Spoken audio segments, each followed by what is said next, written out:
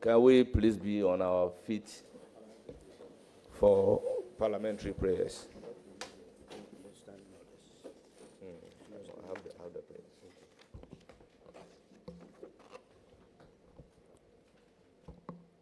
Almighty God, we humbly beseech thee to look with favor upon this Parliament of the Republic of Ghana. Grant that it might perform its high duty as in their sight. Give divine guidance to the President of the Republic, endow members of Parliament and ministers of state with discernment and vision, integrity and courage, that through the labors of government, this land and people may be well and truly served, and their good purpose for the common human life be realized in our midst. O God, grant us a vision of our country, fair as it might be, a country of righteousness, where none shall wrong his neighbor, a country of plenty, where evil and poverty shall be done away with, a country of brotherhood, where all success shall be founded on service, and honor shall be given to the deserving, a country of peace, where government shall rest on the will of the people, and the love for the common good. Bless the effort of those who struggle to make this vision a living reality. Inspire and strengthen our people that they may give time, thought, and sacrifice to speed the day of the coming beauty of Ghana and Africa.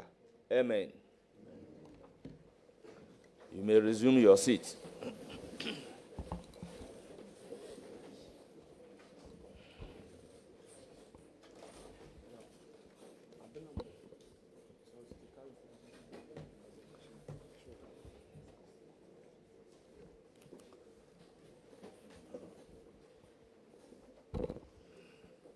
May I have the pleasure to welcome honorable members and our guests to the first sitting of the Appointment Committee of the 9th Parliament of the Republic of Ghana. Honorable members, we have received a communication from His Excellency, the President of the Republic of Ghana, nominating Honorable Kesel Ato Forson to the position of the Finance Minister, Honorable Abdoulaye Jinapor to Energy, and Dominic Akuritinga Ayene as Minister responsible for Justice and Attorney General. Following the communication, a referral was made to the committee. Hence, the sitting of the committee to consider the nominees for approval by Parliament of the Republic of Ghana. Honorable members, the referral letter is dated on the 9th day of January 2025. Honorable members, publication was accordingly done, and we've received letter from the security services. Honorable members, we are set to vet the nominees, starting with Honorable Kesel Ato Forson. Honorable members, I'll pause here and ask my ranking if you also have some preliminary comments to make. Thank you very much.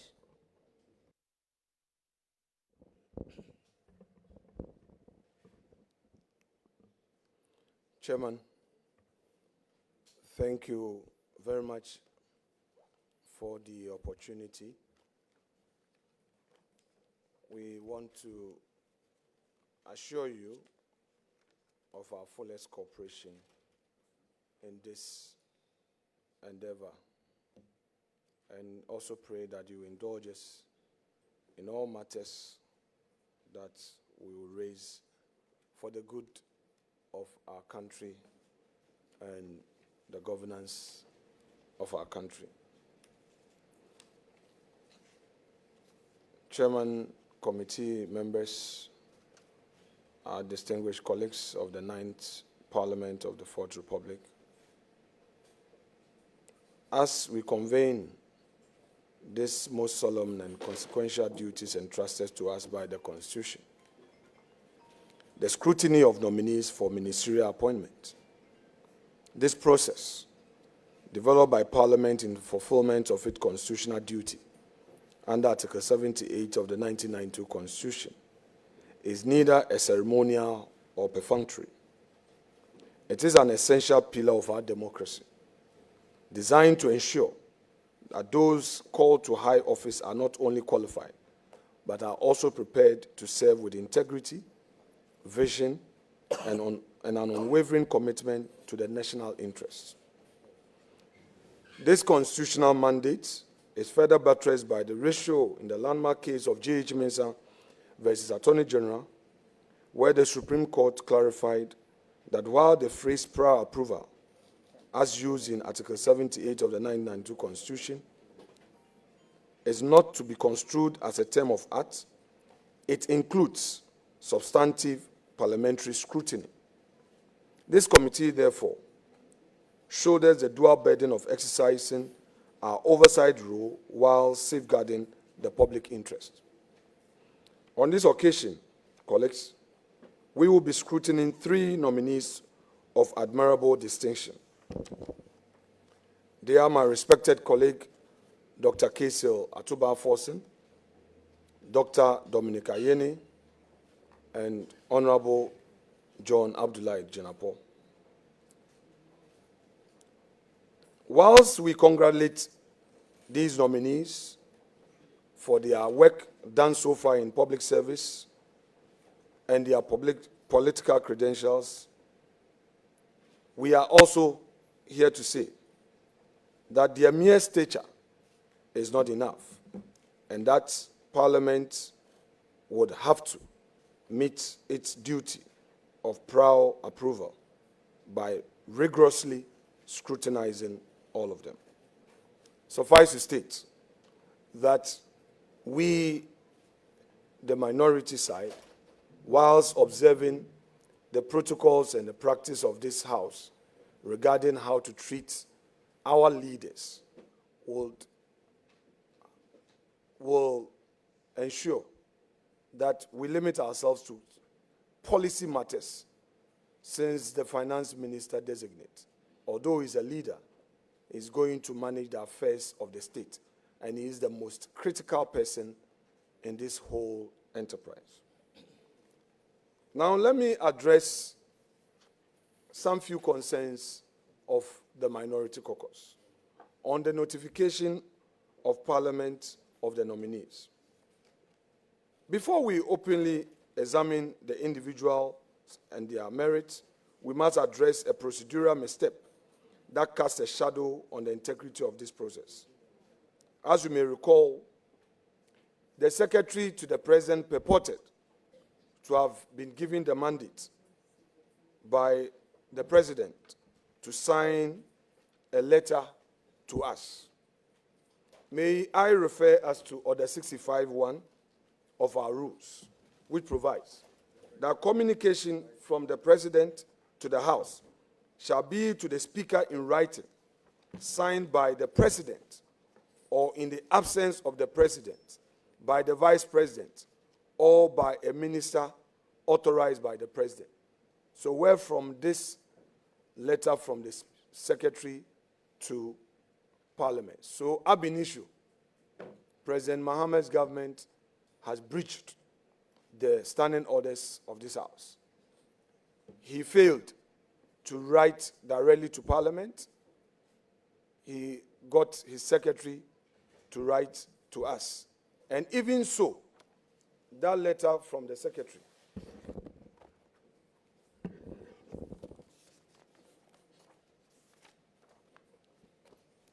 let me read the letter in full. The letter is a letter that is not referenced. This is coming from Jubilee House.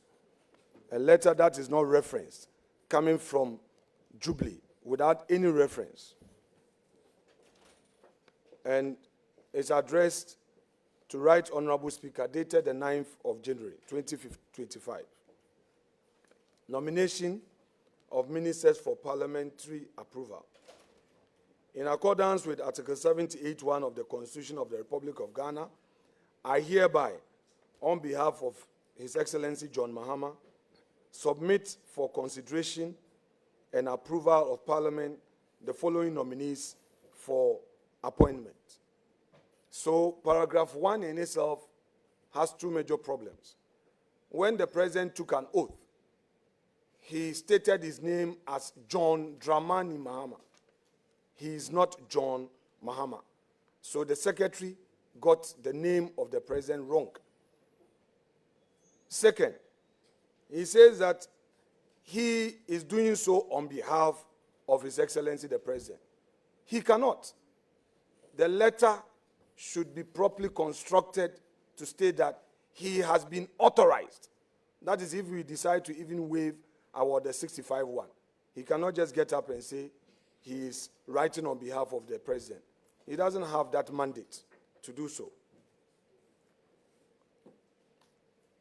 Then the letter did not also comply with the usual salutations that accompany such letters. These are supposed to be very diplomatic letters, and there are standards.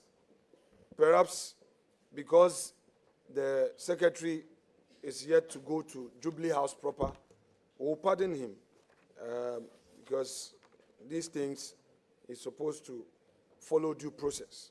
And then he ends by saying attached are their curriculum vitae and supporting document for vetting. I trust that Parliament will expedite the approval process in accordance with constitutional requirements. That's it, and he signs. No, yours sincerely, yours faithfully. He only signs, and then instead of proceeding to say that the president takes this opportunity to extend to Right Honorable Speaker his assurances of the highest esteem or consideration, all these things are missing. And we wonder why he had to do such an informal thing.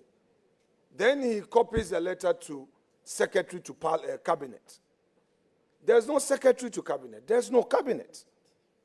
I don't know why. I don't know why.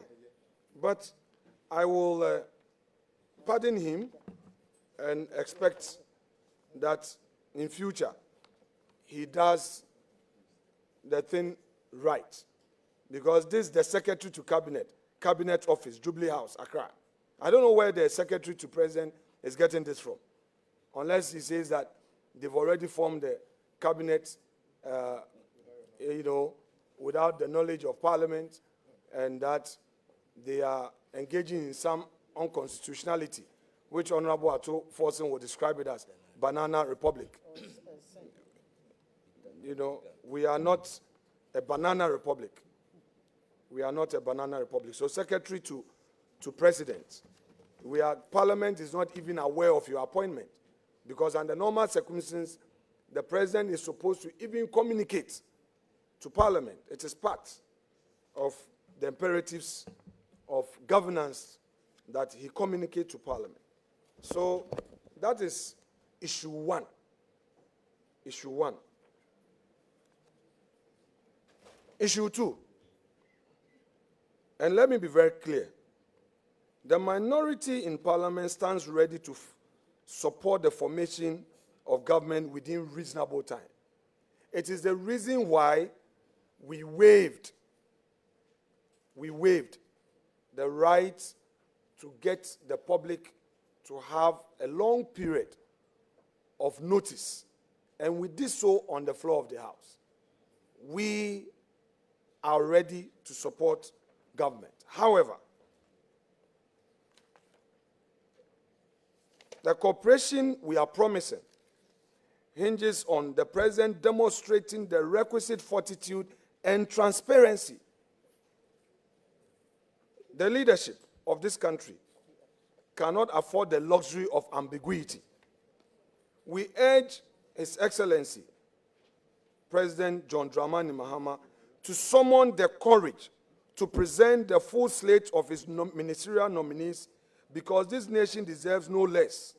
As I said on the floor of Parliament last week, the thought approach to ministerial nominations is unacceptable.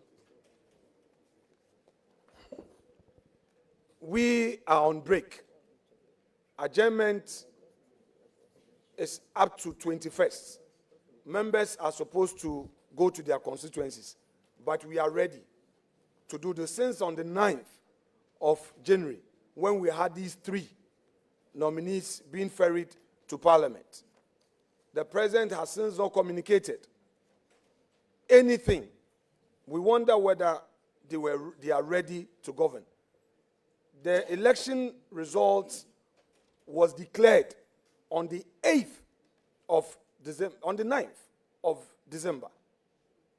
The President had the benefit of having his victory being communicated to the entire country on the 9th of December.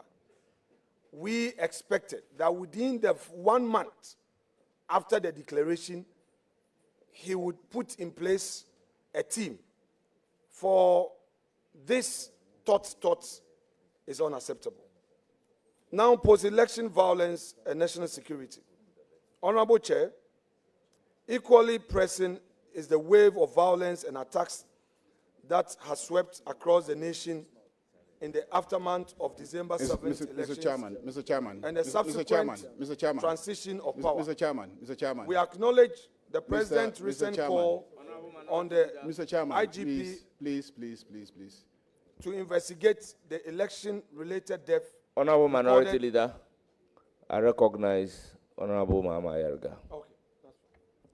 Mr. Chairman, with all due respect, I want to extend my most sincere appreciation to the Minority Leader for publicly expressing his commitment to work with us to secure the vetting and appointment of our ministers. Mr. Chairman, we've been on this committee for decades now, at least myself.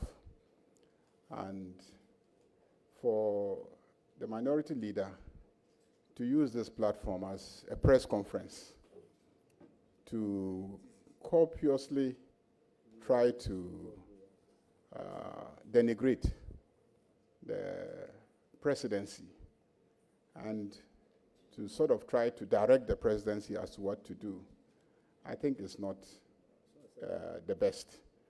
For instance, you cannot be directing the president as to how and when he makes his nominations for ministerial appointment. The president did say that cabinet will be formed within a short period upon coming into office. But you have decided that it should have been from the date of the declaration of results.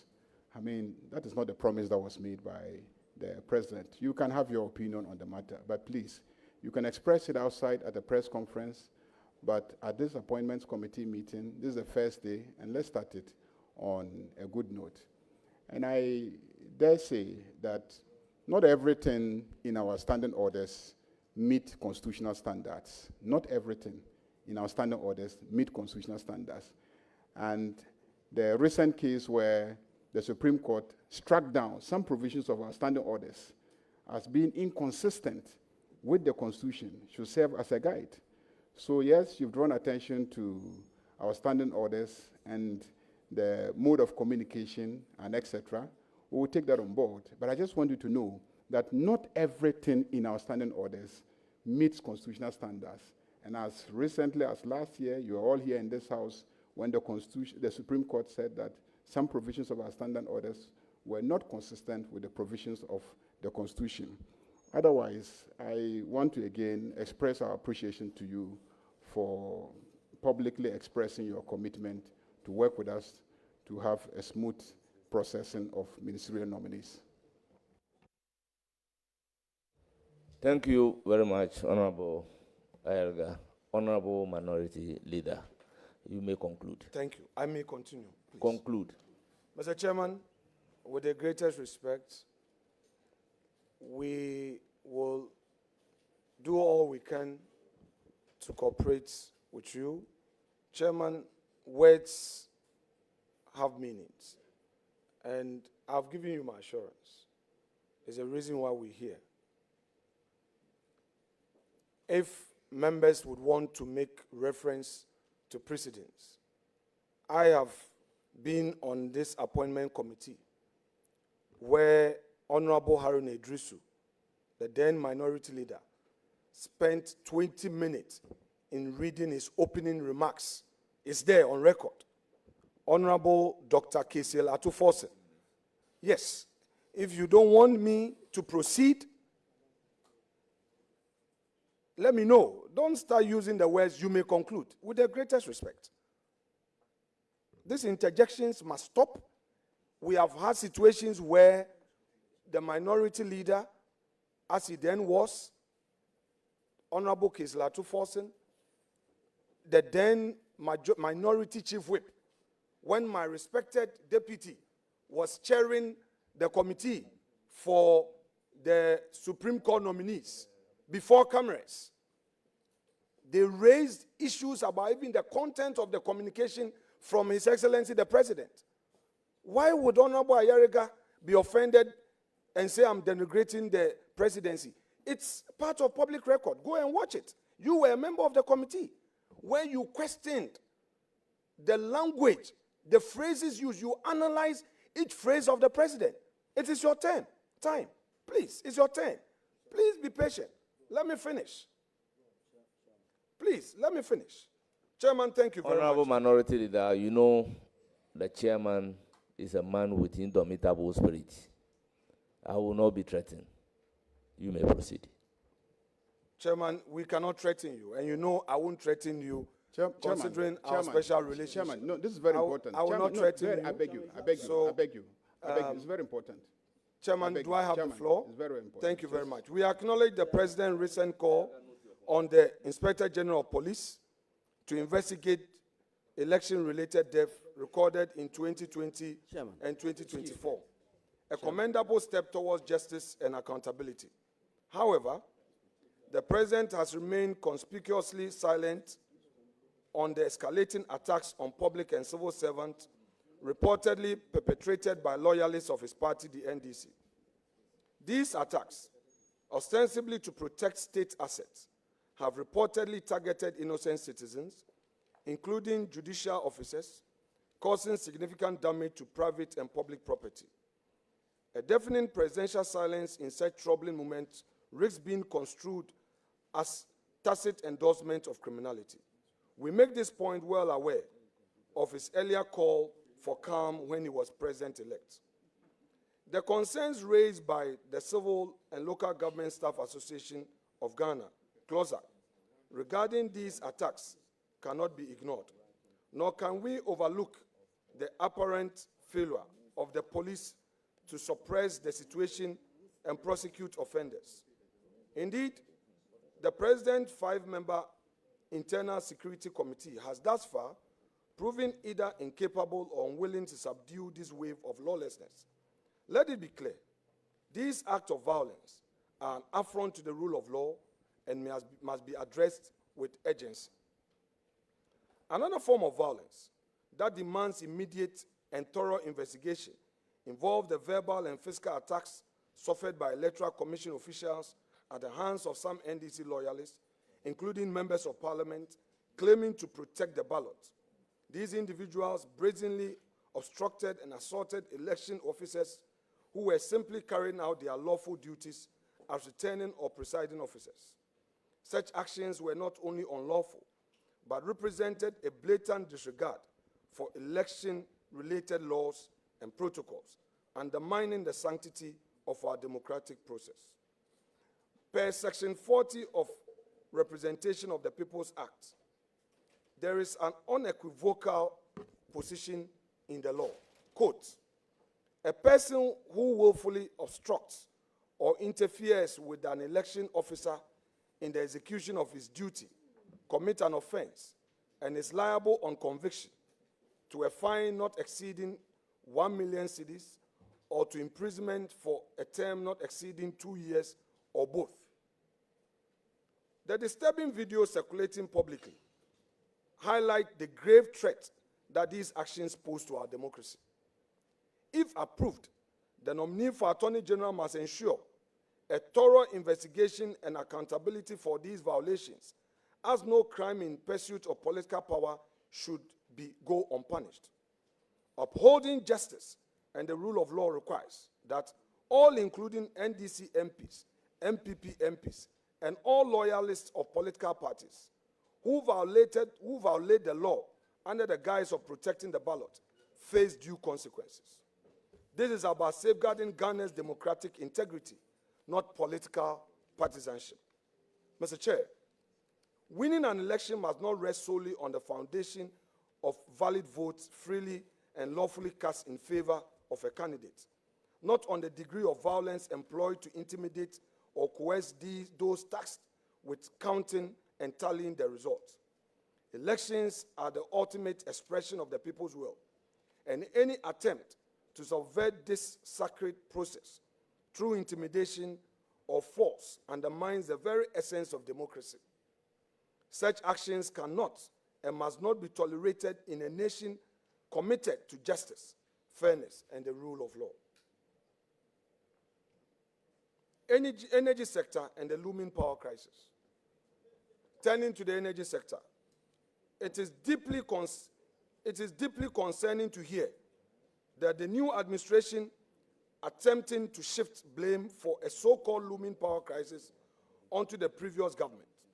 Let the record clearly reflect that the outgoing government, despite certain challenges, managed to maintain a stable and reliable power supply.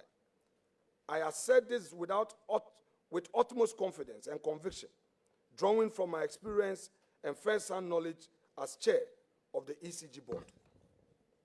Contrast this with the Mahama administration's notorious doomsday era, which inflicted untold hardship on businesses, homes, and communities, stifling economic growth and eroding public confidence.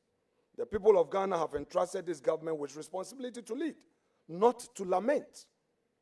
We shall not tolerate any attempt to revisit the failures of the past and to excuse inaction with blame-shifting rhetoric. Accordingly, if approved by this House, the minister nominee for energy must return to the People's Chamber with a comprehensive, detailed, and sustainable plan to ensure uninterrupted power supply. What we expect is clear solutions and forward-looking strategies, not a file filled with excuses or blame games. The people of Ghana deserve leadership that prioritizes action over rhetoric, responsibility over deflection, and result over excuses. Another matter requiring urgent attention is the evolving language around campaign promises. The NDC and President Mahama campaigned on a commitment to scrap certain taxes deemed detrimental to the economy. These taxes include the so-called e-levy and the betting tax. Yet we are now hearing what appears to be a shift in tone from scrap to rationalize. Chairman, this is unacceptable. Campaign promises are not conditional. They are commitments that form the foundation of a social contract between leaders and the electorate. To appear to alter that commitment after assuming office is to betray the trust of the people. Let it be known to this House, particularly the minority side, will hold the government accountable to its promises. If the people were promised the abolition of burdensome taxes, that promise must be fulfilled without equivocation or delay. Accordingly, if approved, nominee for finance must be prepared to take decisive and concrete steps to present Parliament with a comprehensive and actionable plan for removal of the said taxes without delay. These measures must be reflected in the President's first budget and economic policy statement to this House, or even before that document is presented.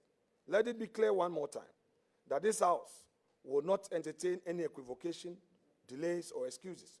Promises made to the people must be honored fully and without hesitation. Now we go to the role of public participation. As we embark on this journey, Ghanaian public is being encouraged to fully participate, get involved, say something and do something. Appointment committee only serves as a conduit for the collective wisdom and vigilance of the citizenry. We urge members of the public, once again, to come forward with memos and any pertinent information regarding the nominees in the public interest. Concluding, Chairman, members, parliamentary press corps, and fellow citizens, the task before us demands clarity of purpose, intellectual rigor, and an unbending commitment to the principles of good governance. And as we begin this vetting process, let us remember that we do not as representatives of the political parties, but as custodians of the public trust. Let us approach this sacred duty with diligence, integrity, and resolve to ensure that only those who meet the highest standards of competence and character are entrusted with the reins of our nation's governance. May our deliberations be guided by wisdom, fairness, and an unshakable commitment to the good of Ghana. Thank you very much indeed, colleagues. Thank you very much, Honorable Minority Leader, for the thesis. Honorable members, we all know that the tone of the communication under reference, comparatively to asking Parliament by way of communication from the President to desist and refrain from submitting a bill passed by the House to the President. I mean, Ghanaians are in to do comparison. Honorable members, it is stated in the case of Boyfio versus NTAC that in all these matters, it is the substance that matters, not the form. May I have the pleasure to invite the nominee to take his seat?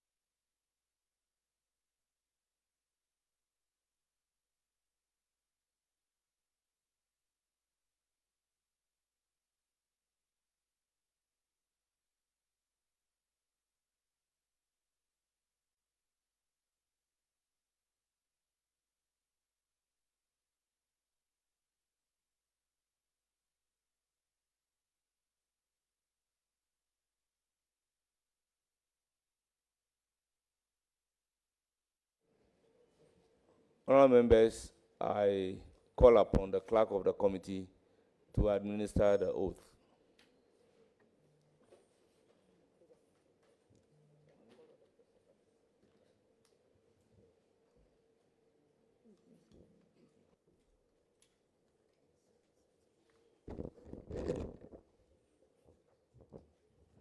I hereby administer the oath to the nominee. I, Kasiel Atoba Forsen, Swear by the Almighty God swear by the Almighty God that the evidence I shall give before this committee that the evidence I shall give before this committee touching the matter in issue shall be the truth, the whole truth, the whole truth, and nothing but the truth. and nothing but the truth. So help me God. So help me God.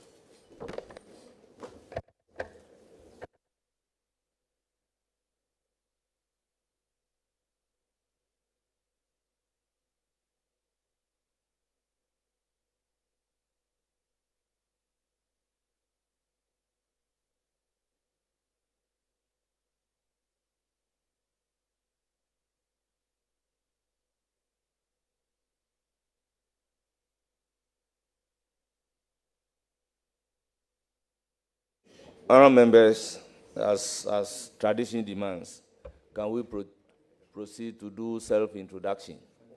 Starting from the chair, my name is Bernard Ahiafo, Member of Parliament for Akachi South Constituency and the First Deputy Speaker of the 9th Parliament.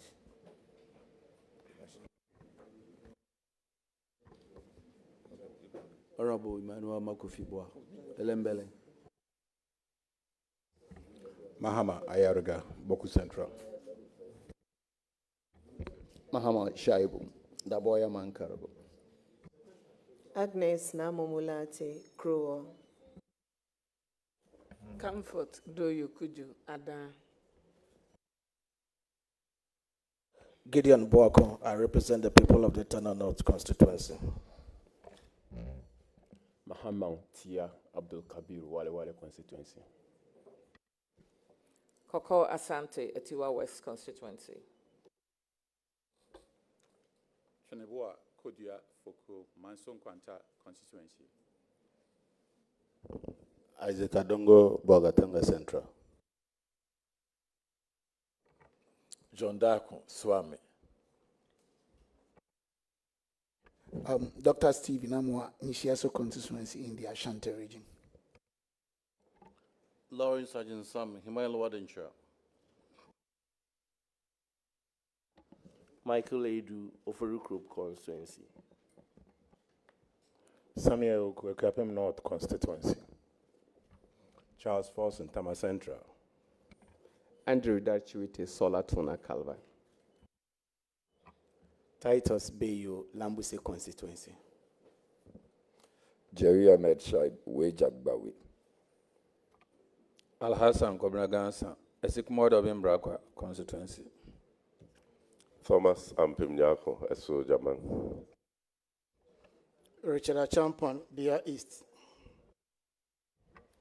Al Hassan Omar, Zabzugu. Patrick Yawamo, Kankri Central. Kwame Abuja, MP for Adaklu. Patricia Apieje, MP for Asukwa. Alexander Kwamena Afenyo Markin, MP for Efutu. Honourable members, we have 11-member committee with 4 coming from the subject matter committees, and the rest are friends to the committee. Honourable members, may I ask the nominee to, you want the permanent? Chairman, thank you. Just to make this point to the nominee, Dr. Forson, the practice of the House has always been that our leaders, because of the peculiar role they play, are treated in a certain way at vetting. Because you are going to hold the public purse, and you are going to be the most important person in this government, the face of all that has to be achieved in terms of fiscal policy, governance, spending, etc. Please bear with your colleagues for some specific matters of policy. I just want to assure you that this right of yours has not been waived, and I would want you to be assured over and over again that that is what all leaders since 1997 have gone through. I watched the vetting of G.H. Mensah. I watched that of Alban Kingsford Smana Babin. I watched that of Honorable Meche Mensah Bonsu. I watched that of Honorable Harun Idrisu, Honorable Benjamin Kumbo. So yours will not be an exception, as in you being denying that. But there are some policy issues that the Ghanaian public will know because of the portfolio you are going to occupy. So please indulge us. Thank you very much, sir. Thank you, Mr. Chairman. Thank you very much. May we proceed?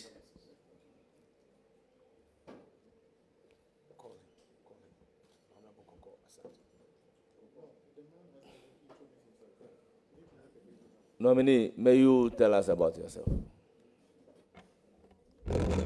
Thank you very much, Mr. Chairman. Mr. Chairman, my name is Kasiel Ato Forsen. I represent the good people of Ejumakon Enyan Esiam. In fact, I have represented them since 2009. So this is my 17th year in representing my constituents.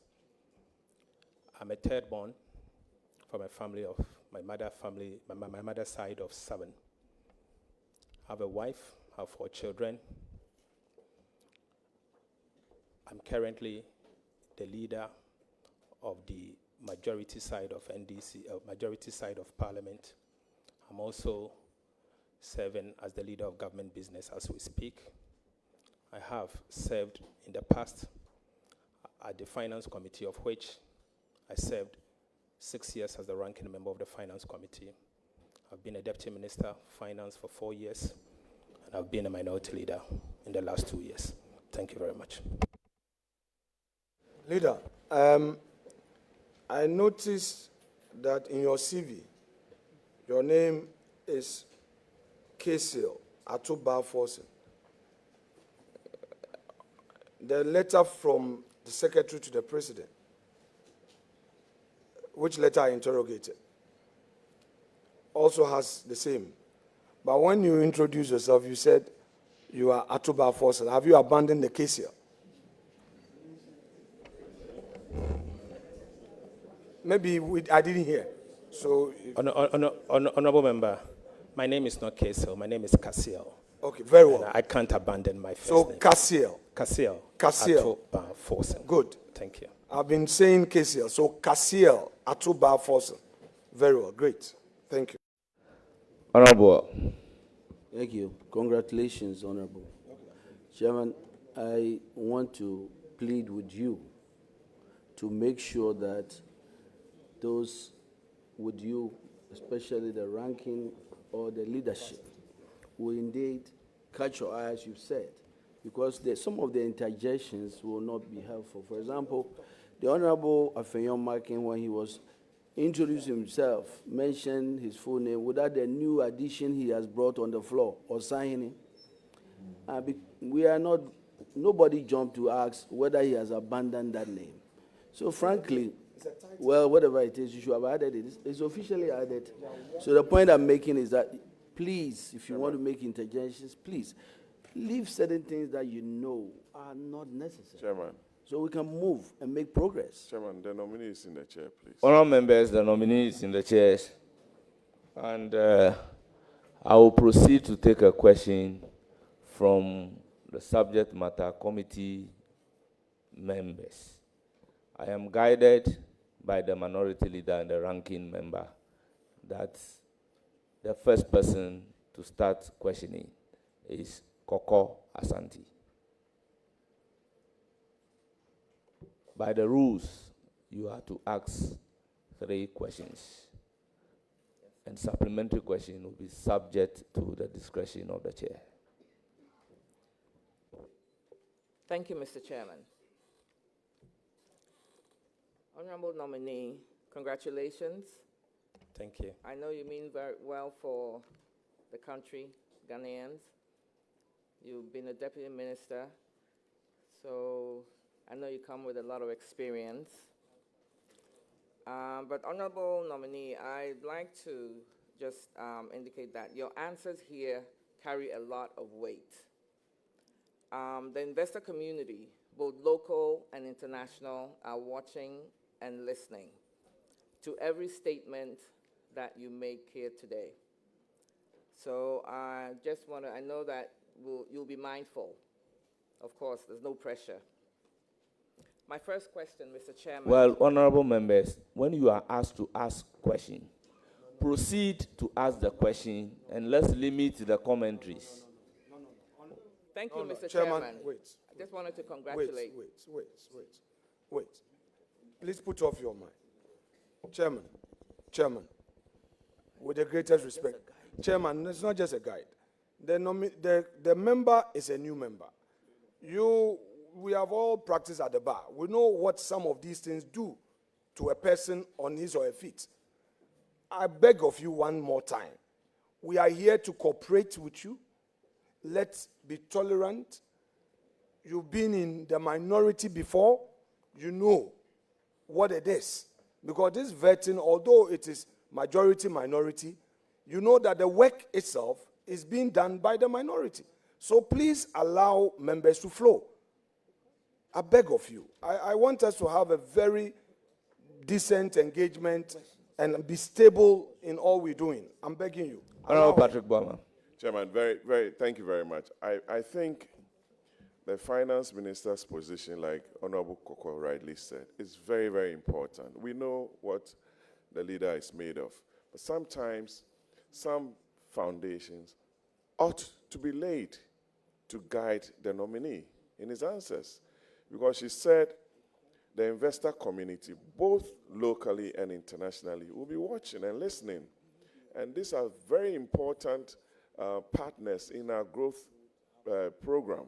So if she's going to ask a question that the investor community will be interested in, please, she ought to be given the opportunity to lay some foundation to the question. It doesn't hurt anybody. Thank you. Honorable Abuja. Chairman, I just want to appeal to all colleagues, especially the respected minority leader. I've been around this table and I saw when Honorable Ato Forson was the ranking and Honorable Joe Wise was the chair. What I saw was I didn't see Honorable Ato Forson trying to be co-chair. At the moment, so far, people watching might think you are a co-chair. So I'm just appealing to you. Your role in this is very important. Without a doubt, it's very important. So for the viewing public, we'll just plead that the two of you should manage such that the interaction between the two of you does not appear as if there's a struggle for power. So I don't have much to say that. We have started well, but if possible, let there be one chair which we all defer to, and then we can make progress. So we good. Thank you, Mr. Chairman. Honourable members, we had a preliminary meeting and we agreed on the roadmap. Therefore, I will not be happy where the committee will resume work and will be denigrating. So, honourable members, ask a question. Please, proceed to ask your question. Thank you, Mr. Chairman. Chairman, as I've taken, I notified you. Chairman, the ranking cannot interject anytime you speak. It's completely out of order.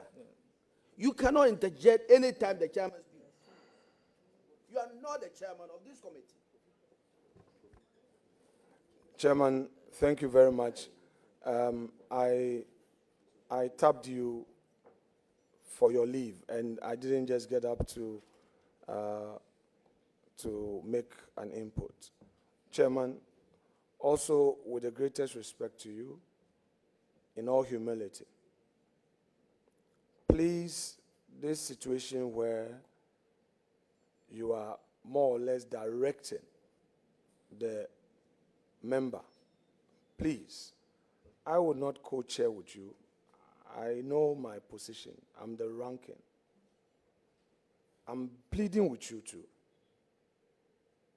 You and I are practitioners, and we know what some of these comments mean. So please allow the member to put her thought together. She's a new member, her first time in this exercise. She is a woman. Let us allow her to build her confidence. Let us allow her to flow. Let us allow her to lay the necessary foundation upon which the question will be mounted, so that the people watching and listening would appreciate, so that the member, the nominee himself, will also appreciate the question. So I am pleading with you. I would not co-chair with you. I have cooperated with you thus far. I will not stand in your way. We are in this together. But please tolerate the views we express, and we'll do so in utmost respect to you. Please. Thank you very much. Please proceed to ask your question. Thank you, Mr. Chairman. Honorable nominee, you're on record, I believe on January 9th, it was reported by Reuters, that you're going to request additional financing from the IMF. What proposal do you intend to present to the IMF?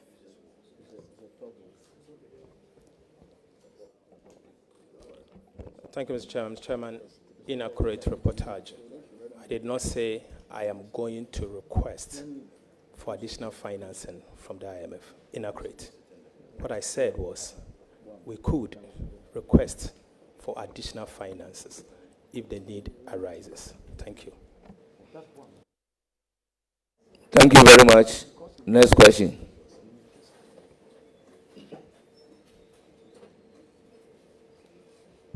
My second question, honorable nominee, is Ghana, like many other countries, depends on taxation as one of the major sources of revenue to fund development. As a matter of fact, one of the conditions of the IMF, the current arrangement with the IMF, is to enhance local revenue mobilization. The NDC party promised Ghanaians to scrap a number of taxes. So how do you intend, if you're given the nod as the Minister of Finance, to bridge the revenue gap?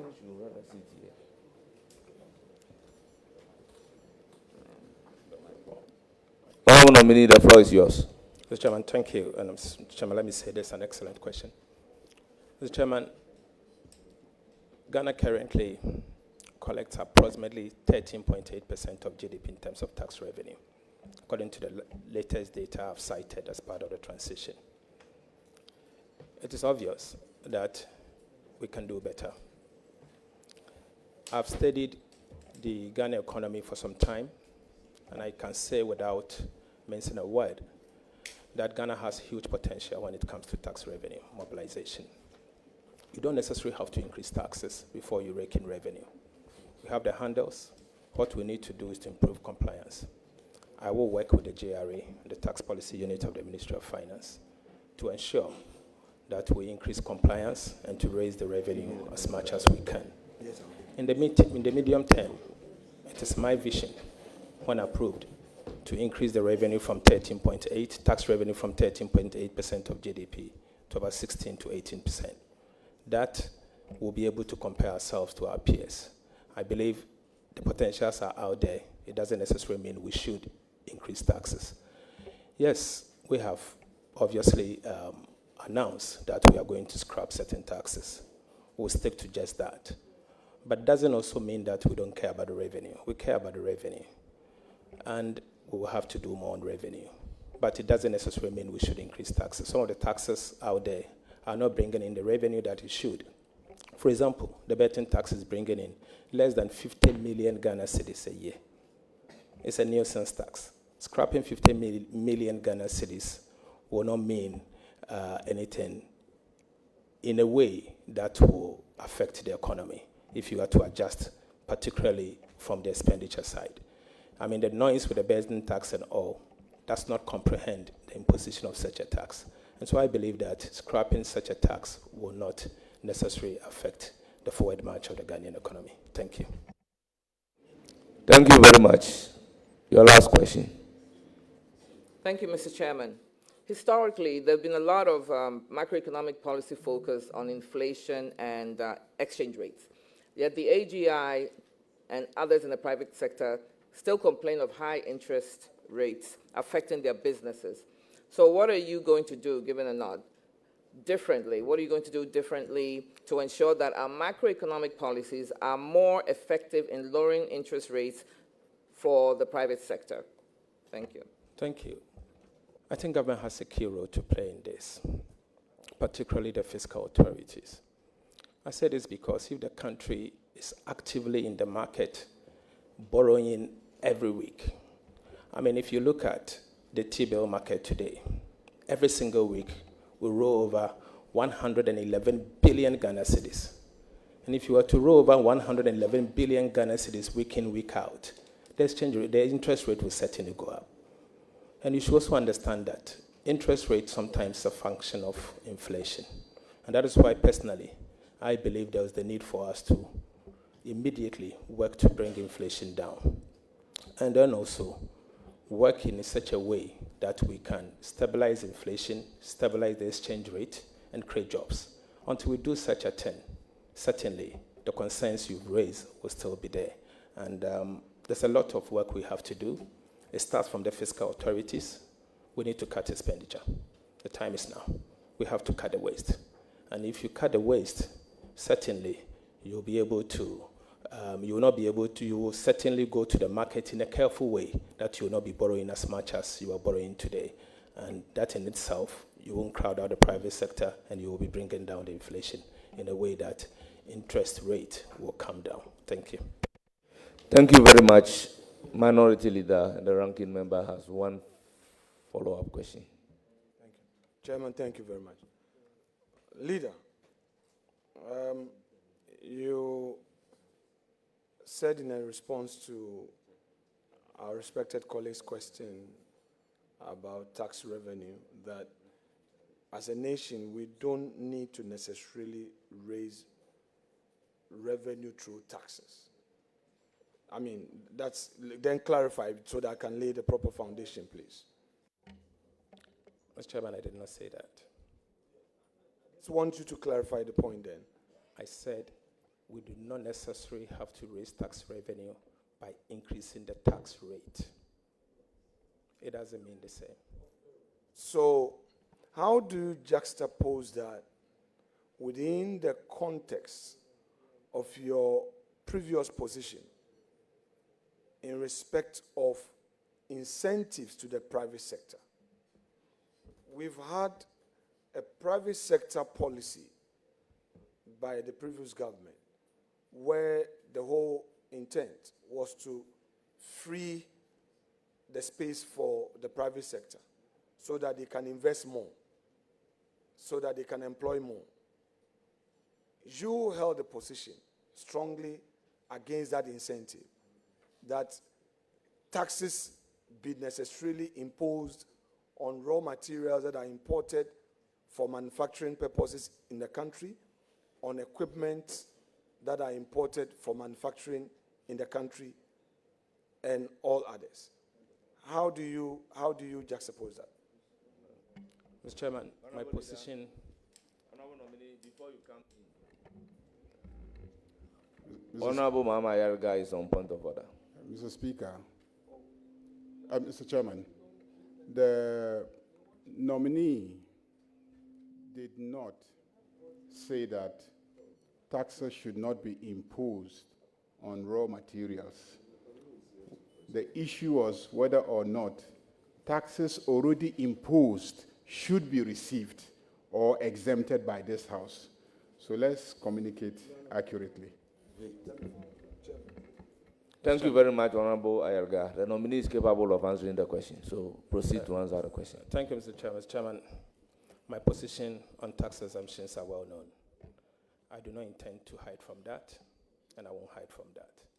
Mr. Chairman, tax exemption is gradually becoming a major source of tax expenditure in our fiscal framework. Unfortunately, it's not properly targeted, and so you see a situation where we exempt huge volumes of our taxes to particular companies. At the same time, because we are exempting those taxes, we end up increasing these tax rates for so many other people to pay. I believe everyone else must be given the opportunity to pay taxes. My concern, particularly with the one that you are making reference to, I'm sure it has to do with 1D, 1F. It is not transparent enough. I do not believe that certain individuals must be privileged enough to get tax exemptions, whilst others doing the same should not be given the opportunity to get tax exemption. And I have contended in the past that if the government insists on tax exemption for 1D, 1F, they should put it in the law and allow everyone else to benefit from such tax exemption. My main concern, particularly my criticism against the 1D1F, has to do with the opaque manner that it has been done in the past. And I still stand by that. If the government, or if this current government still believes that tax exemption 1D1F is irrelevant, then obviously my suggestion is put it in the law. Let everyone benefit from it, but don't pick and choose and decide who should benefit from such a tax exemption. I think it's wrong, and taxation must be fair. Thank you. Thank you very much. Your last follow-up question. Chairman, thank you. Leader, I'm making this point as a result of what you just said. Yes, you complain of the lack of transparency. But for the records, and Honorable Yabuama is here, he chaired the committee. You may recall that as a result of those concerns, government at the time was able to meet those concerns to the extent that there was even a waiver on one item, raw materials. In fact, let me say not waiver, the raw materials component was taken out of the whole exemption. And through scrutiny, the request was very much reduced. Would you say that it was purely political because those concerns were addressed? But you still said no. Mr. Chairman, I have no regrets for saying no. I have no regrets in the sense that when these taxes were introduced, tax exemptions were introduced to us in this house, initially we were called upon to exempt approximately $458 million. Upon my insistence, the Minister of Finance went back to working together with the Minister for Trade and brought it down to about $100 million. So straight away, I saved the nation approximately $400 million, about $358 million, obviously because of my insistence. I still felt there was the need for us to do more. And that $100 million, I could still see things that I disagree. And so, Mr. Chairman, I have no regrets, and I think I did what is right for Ghana and for all of us. Because clearly, it wasn't right for us to grant some of those tax exemptions. I wasn't alone. Colleagues from the Finance Committee agreed with me, and together we fought it. But obviously, I did not champion this alone. Let me also use this platform to pay tribute to Honorable Kweku Kwati. Honorable Kweku Kwati was instrumental in the fight against this tax exemption because he agreed with me that these taxes were certainly not right, and we are working for Ghana. And if we can save $558 million, look at Accra Kumasi Road. We could use that money to fix the Accra Kumasi Road. I think it wasn't necessary for us to approve that tax and those concerns. It's not personal, it's not political, but we did it with the right intention, obviously for God and country. Thank you. Thank you very much. It's now the turn of Honorable Foku Junibua.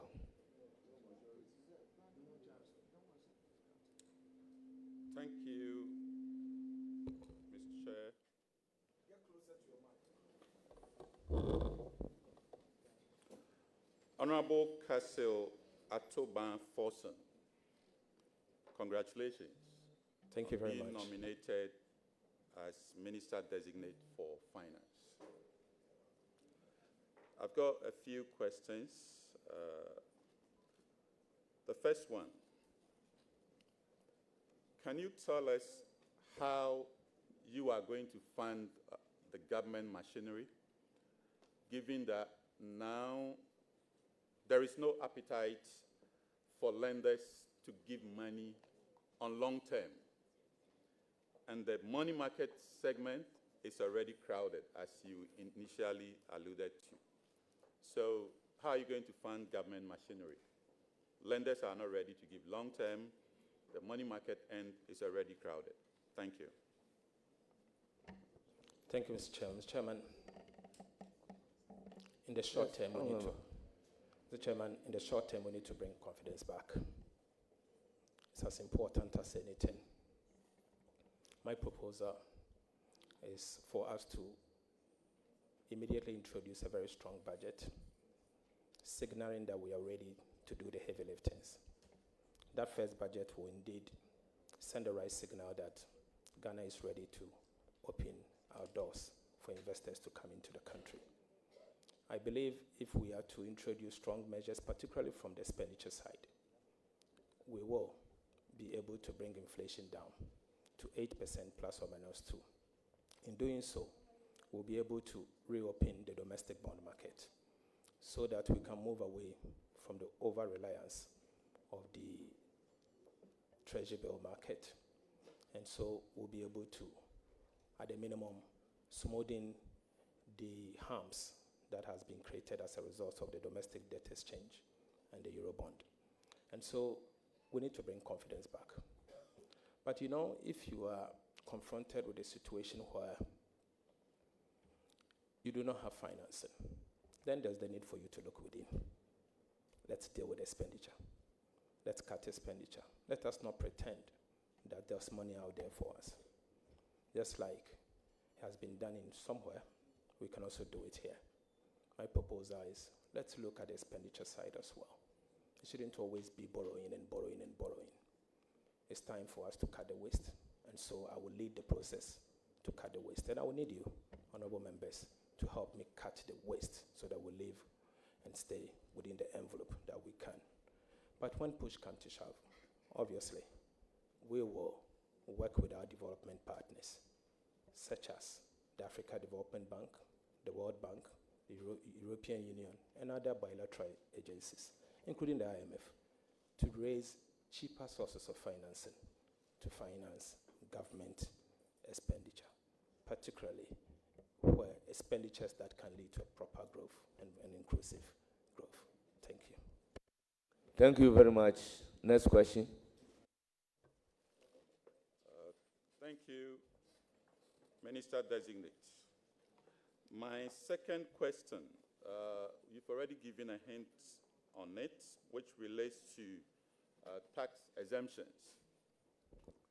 Particularly, what I want to hear from you, or what I would expect you to tell this committee, is that the Exemptions Act of 2022, Act 1083, allows the states to take equity stake in entities that apply for tax exemptions. This has never been applied, though the Act allows it. Can you tell this committee that under your regime, you'll be bold enough to apply this aspect of the Act, the entities that come for tax exemptions, you'll be ready to go in for equity stake for this country? Thank you. Mr. Chairman, I think it's now great. We've done one, I think last year. Honorable Abina will bear me witness. Honorable Kweku Kouaten championed it. In fact, I seconded the motion for us to set the tone and allow to implement the Tax Exemption Act, particularly the portion that allows government of Ghana to take equity stake. So we've done once, and as a champion against tax exemptions, and someone who insists that tax exemption must also count, you can count on me that I will do whatever it takes, that when push comes to shove, that we have to grant tax exemption. The country must benefit. You can count on me. Thank you. All right. Thank you. So everyone has heard and will be watching. My third question. You know, it is commonly known that we generate really nothing much from the informal sector when it comes to taxes. And if you look at the mid-year budget of 2024, if you look at page 107, you realize that tax from PAYE, if you look at the revised budget, it's about 21.113 billion cedis. Whereas taxes from self-employed for the same period just about 1.572 billion cedis. So this is a ratio of 13 to 1. So the formal sector, PAYE, revenue from those taxes, is 13 times what we get from all the self-employed. So the gap is so big. What would you do practically to close this gap? A gap of 13 to 1. What would you do practically? Remember, this is a very valid question and very interesting one. I think there's a genuine concern. First, we need to formalize the informal sector. Second, we need to encourage them to formally register with the Revenue Authority. And third, we need to incentivize them. We can learn from Uganda. Uganda has been able to incentivize the informal sector. And as such, they are collecting more taxes from the informal sector than most of sub-Saharan African countries. The question is, what have they done? What Uganda did was to agree through tax education that a percentage of whatever you pay will be used as your pension contribution, even as the informal sector. And so my proposal is, why can't we encourage, or through taxes education, encourage the informal sector by instituting an informal sector pension scheme where you will plow back, let's say 30%. It doesn't mean quote me for 30%. Let's say 30% of whatever you pay as your contribution from your income tax, as your contribution to your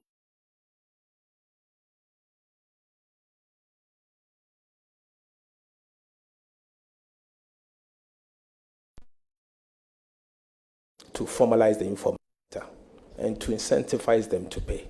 The options are there. I'm open for advice. I will listen, and I'm ready, as when approved as minister, to work with all of you to see what we can do to allow the informal sector also to contribute their widow's mite towards the development of our dear country. Thank you. Thank you very much. I will then move to the majority side to take questions from the leaders of the Finance Committee. Starting from Honorable Azika Dongo. Thank you very much, Chairman. First, I want to congratulate my honorable colleague, with whom I have worked closely over the years, but also to thank His Excellency for the privilege to bring a thoroughbred finance person from this House, who was involved in oversight for 6 years and practiced in government for another 4 years. When I was invited, I asked myself, what questions are there to ask Honorable Afotu-Forsyth? Because we have always been on this side preparing solutions, and I have been in meetings where you and I have led conversations on the way forward to save our country. Honorable Azika, all I can say here is the that commentary and go straight to the question. I believe that my colleagues are better placed because I know your quality and what you bring on board. So I have nothing to ask. Thank you very much. Thank you, Honorable Adongo. It's now the turn of Richard Achampong. Mr. Chairman, thank you very much. Leader, congratulations. I've worked with you since 2013 to date, so I know what you stand for. So, Mr. Chairman, I have only one question for you.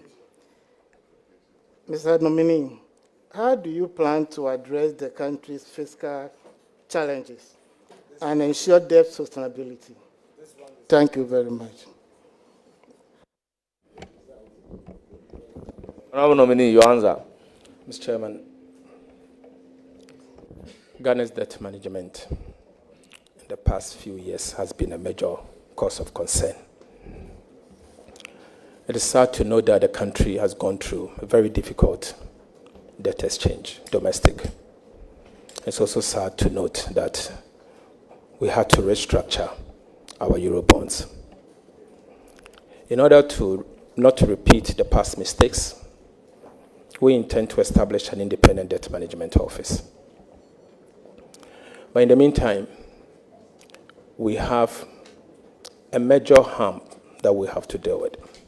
For example, on the 18th of February, about 6.8 billion Ghana cedis will be due for payment. It is our responsibility to make sure we pay. And the Ministry of Finance, I believe, at this time are preparing to make that payment. My responsibility is to make sure what has happened in the past does not repeat.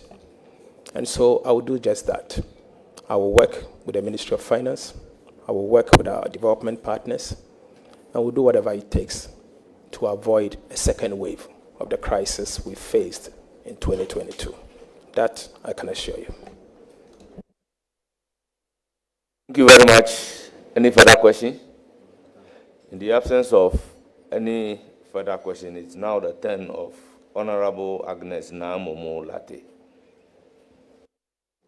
Thank you very much, Mr. Chair, for giving me the opportunity to ask the nominee. I will begin by congratulating the Honorable Leader for this high office being nominated to. I would want to find out from the Honorable nominee his general vision for revenue mobilization. We've heard bits and pieces, and it's exciting to hear more what your vision is. Thank you. Thank you very much. You may proceed to answer the question. Thank you very much. I worked under Honorable Seth Tepe for 4 years, an astute tax practitioner. I learned under him. He used to meet the revenue authorities once every fortnight. As a result, we saw our revenue improving. What I can assure you is that learning from an Honorable Seth and seeing what the way our revenue increased in the shortest possible time, I'll go by the same approach. But aside that, I would dedicate considerable amount of my time towards revenue mobilization. Ministers of Finance often have not paid enough attention to revenue mobilization. I think we should not allow JRA alone to mobilize the revenue.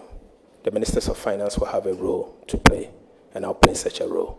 As I said, I will dedicate considerable amount of my attention towards revenue mobilization and to help improve the revenue. Thank you. Thank you very much. Next question. I only want to wish the nominee very well. Thank you. All members, now the turn of Honorable Abana Osei Asari to pose a question to the nominee. You have the floor. Thank you very much. I see you are smiling because I've been in your shoes before. And less than a year ago, I was sitting here and you were sitting there firing questions at me. But I want to use this opportunity to congratulate you. I think you have worked very hard. You put us on our toes when we were in government. And I hope to do the same constructively moving forward. So I wish you well. Just 1 or 2 questions, and that will be it, because you are now moving there. You've been there before. You were there as a deputy minister. You are now going as the the finance minister yourself. And I know that a lot of decisions will rest or come from you. I remember that in 2023, during the budget, you mentioned the fact that His Excellency John Dramani Mahama would inherit a very difficult economy. This is in the Parliamentary Hansard, November 21st, 2023. That's the page 35. But at the end of 2024, and during the transition, we shared some economic data with you. You agree with me that we exceeded revenue. Same GRA exceeded revenue by, I think, 400 million to, it was 178 billion or so. They exceeded by 400 million Ghana cedis. The economy grew from 2.9% in 2023 to first half of the year to 5.8% in 2024. We managed to tame inflation down to 23.2% from 23.8% in December. The banking sector assets have also improved from 274 billion in 2023 to about 376 billion in 2024, October. The private sector credits increased by 28.8% from a negative of 7.5% in the same period last year. The primary balance has improved from a deficit to a surplus, and we leave in a reserve of 7.7 billion, representing 3.5 months of import cover compared to the 2.7 months of import cover of about 5.9 billion in 2023. And you also talked about the debt restructuring. And in there, we also told you how far we have gotten with that. We have done over 90% of that. We are left with just the private sector, the private bits, and we will be done. So, my dear friend, we've known each other way back in our university days, so I can call him a friend. And so, my dear friend, with this data that you have been presented with, how would you describe the 2024 economy that you have inherited? Thank you very much, Honorable Minister. Nominee, over to you. Mr. Chairman, it's early days yet to make a pronouncement on the 2024 outturns. As we speak, there's no outturn for 2024 because whatever you have is preliminary and cannot be said that is outturn. I say this because the transition numbers she's presenting, we did a transition between 9th to about 21st of December. It doesn't give you end year numbers. Mr. Chairman, I heard her talk about revenue, but revenue alone will not give you a picture of the fiscal deficit. You will need to correspond it with expenditure. I'm also aware that between 30th to 31st, we saw the controller paying out about 18 billion cedis. So 18 billion cedis as against the 400 that you gained. There's a deficit. And so let's wait for end year numbers. I don't want to speculate. I will wait for end year numbers, and then I'll present so, if approved, to Parliament. Mr. Chairman, I want to learn from the former president, Sikam Pedide. I will wait till then before I make those statements. And when the time comes, I will present the true picture of the economy. I don't want to speculate at this point. Let's wait for our turns, and the budget will be read maybe next month, so that we don't use this podium to create speculation. And to add to what the first questioner said, whatever we say here today, whatever we do here today has implication.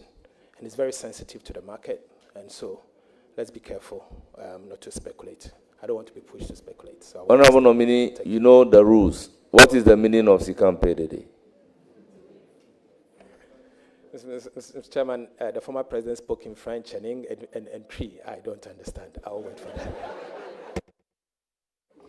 that. Thank you very much. Thank you. Yes, Mr. you may Chairman. proceed with your next question. So, Mr. Chairman, I'm glad my friend has confirmed this, because in November 2023, the numbers we presented were also provisional, and yet he was able to make a declaration on it. And so in November 23, all that he said were speculation based on what he just told us, that he will not speculate, he rather wait for the outturn. But in November 2023, the numbers based on which he made that statement were also provisional. Honorable former Minister, is that your next question? Can I land, Your Excellency? And so, I mean, that's by way of just letting him know that today he's saying that he will wait and not speculate. But in November 2023, these were the same provisional numbers that we gave out, and yet he was able to make a declaration of the true state of the budget. Thank you, my brother. Okay, I move to my second question. And my second question is about resetting Ghana. That's you, yes. Resetting Ghana, and you are in the highest chair to push this agenda. There's a saying that once you first fix your macroeconomy, all other things will fall through. but in your own manifesto, you're saying that you want to shift from over-concentration on the macroeconomy and then prioritize microeconomy.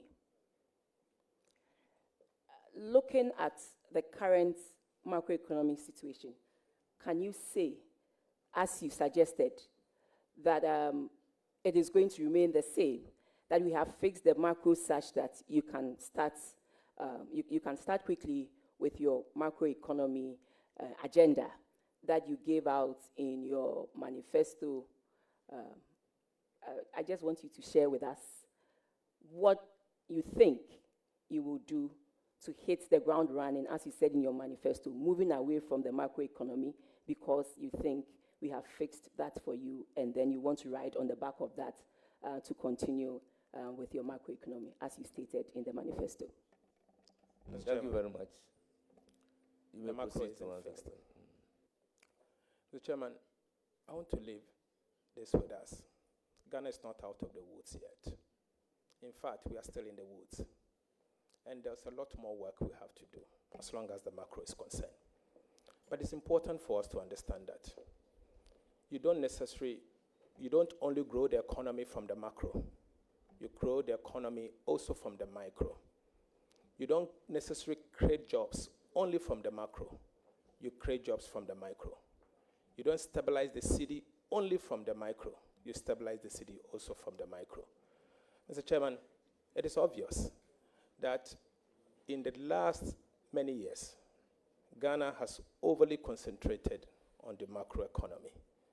I think we need to get back to basics. If you want to fix the city and you fail to deal with the structural challenges you face as a country, you will firefight. In the end, it will be short-term. We need to deal with it. Yes, you can use the macro to deal with the short-term challenges. But what about the micro? Now your oil revenue is dwindling by 30%, in fact 37%. And you want cities. You have hydrocarbon asset sitting, becoming stranded. What are you doing at the micro side to make sure you can pump in the revenue, bring the oil out, and then get enough revenue to support the economy? What are you doing? You have a cocoa industry that is collapsing, moving from 968,000 metric tons per annum to less than 500,000. What are you doing? These are micro issues that we have to deal with. And I believe that ministers of finance should not only be at the ministry just to pay people. That is only a function of the Ministry of Finance. But ministers of finance must and will have to also pay attention to the economic development mandate of the ministry. So I can assure you, what we said in our manifesto, we stand by it. We will have to do something different. And when approved, with your help, I would dedicate once again a considerable amount of my attention towards the development of the microeconomy, the rest sectors of our economy, to help create jobs and stabilize our currency. Thank you. Thank you very much. Before your next question, Honorable Boa has a follow-up question. You are done. Okay. Chairman, thank you. I think the question brought you to the cedi's stability. And you know the cedi has depreciated by over 30%, and it's really a matter of great concern. Can you outline some of the steps you take to stabilize the cedi? Thank you, Mr. Chairman. Mr. Chairman, Bank of Ghana alone cannot anchor the Ghana cedi. The Ministry of Finance will have to play a critical role in anchoring the Ghana cedi. Mr. Chairman, in the shortest possible time, it is our responsibility to make sure we reduce inflation to 8% plus or minus 2, the target band, in the shortest possible time. Inflation, 8% plus or minus 2. And we'll do that through a careful but strong front-loaded fiscal consolidation agenda, expenditure-based, let me put it this way. And when we're able to do that, it will help the central bank, the monetary authorities, to be able to save reserves and be able to protect the cedi or come in to intervene when the need arises. But let me also say that all said and done, that is the short-term measure. But in the long term, as a country, we need to sustainably anchor the Ghana city with a number of policies. And then NDC, through our manifesto, we've announced a number of them. First is the establishment of the Ghana Gold Board, so that we can use the gold in a way to bring in the forex, the needed forex to support the city in the very short term. Second, as part of our manifesto, we said we are going to revitalize the palm industry and the cocoa industry. We're already in talks with the World Bank to have that and to make sure that happens. I believe the cocoa and the palm industry will also go a long way to support, bring in the needed forex to support. In fact, cocoa had been the mainstay of our economy over the years until recent that the forex is not coming in. We have to do some work, obviously, with the non-traditional export as well. And most importantly for me, we also need to deal with the hydrocarbons that over the last 8 years, Mr. Chairman, the questioner was a former minister for petroleum. You agree with me that in the last 8 years, we've not been able to bring on stream any additional oil field. That is a major concern. It's not that we don't have the oil is there. It's not that we cannot get additional forex to support, but we need to be quick. And these are things that the Ministry of Finance will have to play a very critical role. So we will sustainably anchor the city by ensuring that these major policies are introduced in the shortest possible time to ensure that we can have a stable city. And that's my priority. As I've said, and I've said it so many times, my priority is stable city, low prices, and indeed job creation. That is a priority, and I'll work to make sure that happens. Thank you. Now, Honorable, your last question. Thank you very much, Mr. Chairman. Mr. Chairman, I heard my brother say that they are going to, according to their manifesto, there's going to be a gold board being set up. And we also know that Bank of Ghana is also having this gold reserve program. So is it a new name for an existing program, or Bank of Ghana will have to halt the current gold reserve program to enable you implement the initiatives in your manifesto? This is just by the way. But my last question is this, my brother. You mentioned that you're going to work very well to improve our revenue measures and increase revenue from the 13.8% or tax to GDP to 16%. I just want to let you know by way of information that there's a revenue strategy policy of the ministry that in the medium term revenue strategy policy, that in the medium term, we're going to take Ghana from the current position where we are to about 20%. And I hope that you find time to look at it, and where you need to tweak it a bit, tweak it and make sure it is implemented for all of us to achieve this target that we have set for ourselves, because at the end of the day, it is the revenues that will accrue to Ghana to enable us to what is expected of us. You also mentioned that you're going to cut the waste. But you know, in the public sector, expenditure composes of, that is my question I'm asking. Expenditure composes of compensation, goods and services, and capital expenditure. So when you say you're going to cut the waste, you're going to cut the waste, I'm afraid this is what we have. And unless you want to say you want to rationalize expenditure, but if you say you're going to cut the waste, this is the component of it. Meanwhile, in your manifesto, you also mentioned that you are going to roll out this big expenditure and ticket items. Honorable member, you are answering question. You are not asking question. You are making statements. I am laying the preamble to answer. The preamble cannot be a thesis. Because you will need that, respectfully, Mr. Chairman. What I'm saying is that in your manifesto, you mentioned some big expenditure items. That one, you're going to roll out the 10 billion big push policy for strategic infrastructure, which is on page 24 of your manifesto. You also mentioned that you're going to implement an economic transformation agenda, which is also on page 24 of your manifesto.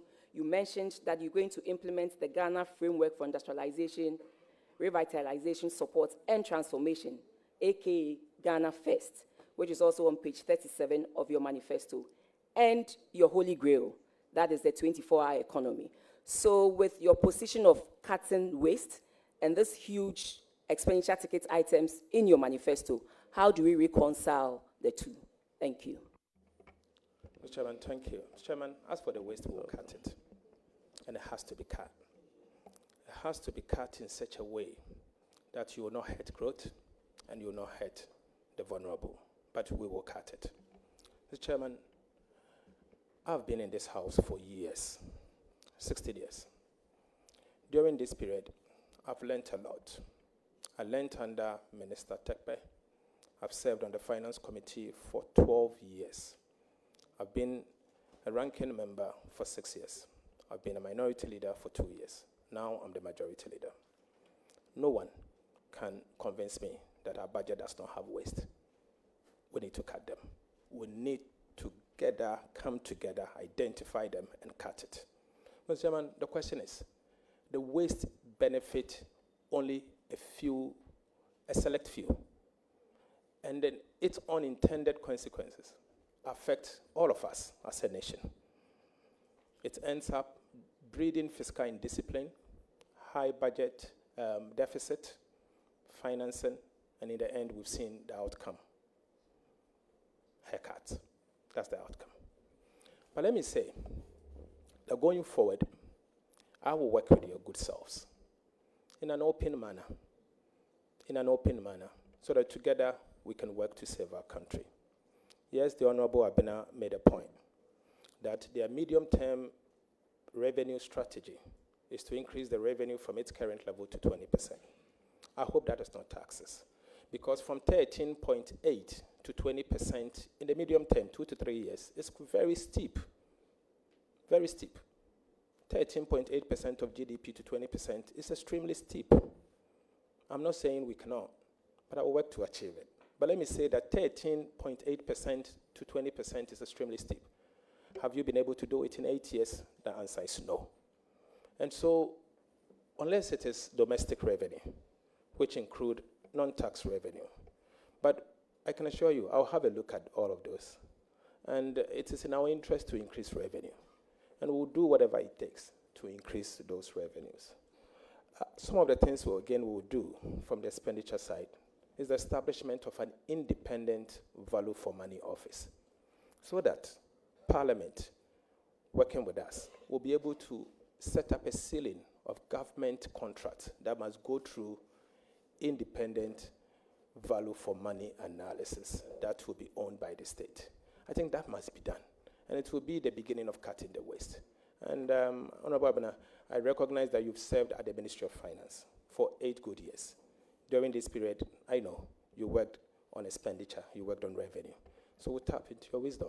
Help us identify some of the waste you may know about so that we can cut them appropriately. Thank you. Thank you very much. It's now the turn of Honorable Mahama Shaibu. Good morning. Thank you very much, Chairman. And good morning, Honorable Nominee, for a well-deserved nomination. My question has to do with investment, the motivation that you have to give to investor confidence. Over the years, we saw major players in our business industry getting out of the country. Now, in a few weeks, however, I've seen some increase in the money market. You have alluded to it here. The available data indicates that the last window of the government treasury bill was oversubscribed by over 2 billion. Can you tell us what plans and measures you have to boost investor confidence? Thank you. Mr. Chairman, from our conversation, particularly with the private sector, a lot of things came out.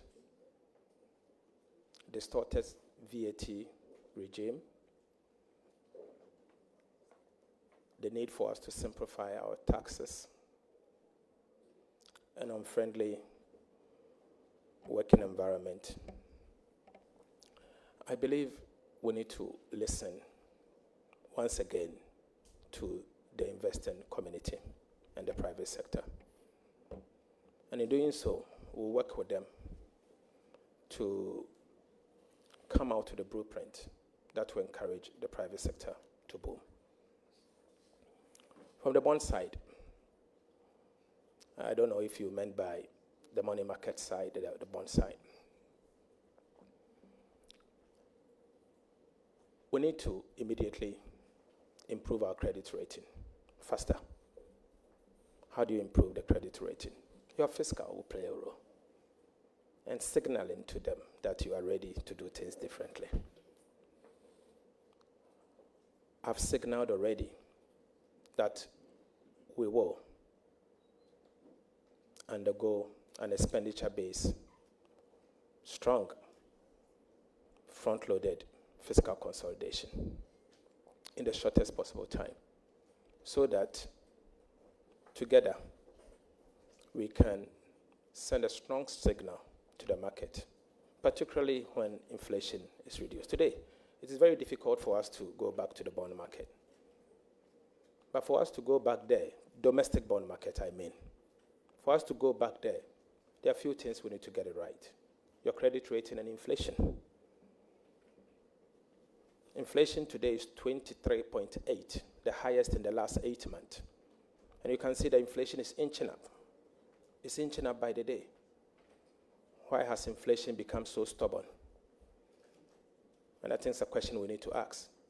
And what do we have to do to be able to bring inflation to a target band, A plus or minus 2%?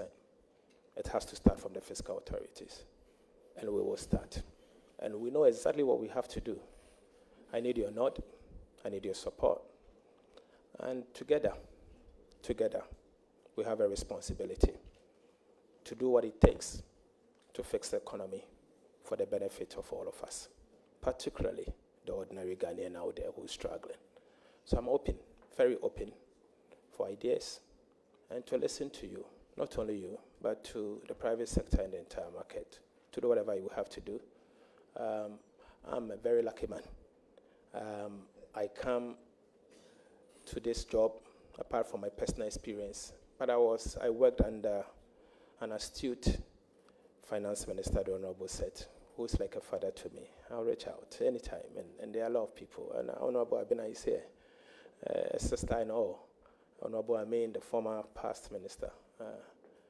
And so, let's see, whatever it takes, we'll do it. Thank you. Thank you very much. I will now give the floor to Honorable Alhassan Umar. Thank you, Chairman, for giving me this opportunity. Mr. Nominee and Leader, congratulations. I have a question on public debt. And I'll base it on the mid-year review, 2024 mid-year policy review. Paragraph 51 stated that the public debt of Ghana is 742 billion cedis as of today. I want to ask you, how do you plan to manage this huge debt? Thank you. Mr. Chairman, thank you very much. Mr. Chairman,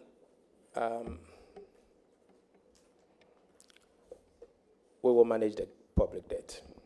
I know it's a matter of concern to most of us, but I can assure you, don't be despaired. We'll do whatever it takes to clear the harms that has been created as a result of the debt restructuring. For example, I've looked at the domestic maturities carefully. And you can see that as a result of the debt restructuring, 2025, this year, we'll have to pay off amortization, debt repayment, not interest, 12.6 billion Ghana cedis, domestic. 2026, you have to repay another 15.7 billion Ghana cedis. 2027, you have to pay 53 billion, and 2028, 48 billion. So you could see the harms that has been created. It's frightening and worrying. You have similar harms that has been created at the Eurobond side. You have billions of dollars. This year already we've paid about 364 million US dollars, and others that are coming up. From next year, you'll be compelled to pay every year 1 billion US dollars from the Eurobond market. From the bilateral official creditors, we don't know yet because they've not signed the MOU and all. I recognize the challenges that we have to face as a country. I'm familiar with it. What I can say is that we need to urgently go back to the drawing board to see what we can refinance and what we cannot refinance, and build buffers to take those ones that we cannot refinance. Currently, we do not have buffers to take off some of this debt as and when they fall due, particularly the external side. No buffers. We have to learn from the past. We have to learn from our mistakes as a country. Rambo Setepe once taught me how to build buffers, and his famous sinking fund. When you have the need to save for during good times to take care of eventualities or during bad times. We did the same. To the extent that when we were leaving office, there was enough buffers for the incoming administration to repay the maturing Eurobond. We did just that. Today, it is obvious that we do not have buffers for the external side. For the domestic side, I don't know of any buffer. But nevertheless, and as I've said, don't be despaired. We will manage this debt. His Excellency, the former president, in his last State of the Nation address said that he did not expect the incoming finance minister to default. I want to use this podium to assure the former president that we will not default. We are very much aware of the harms that has been created.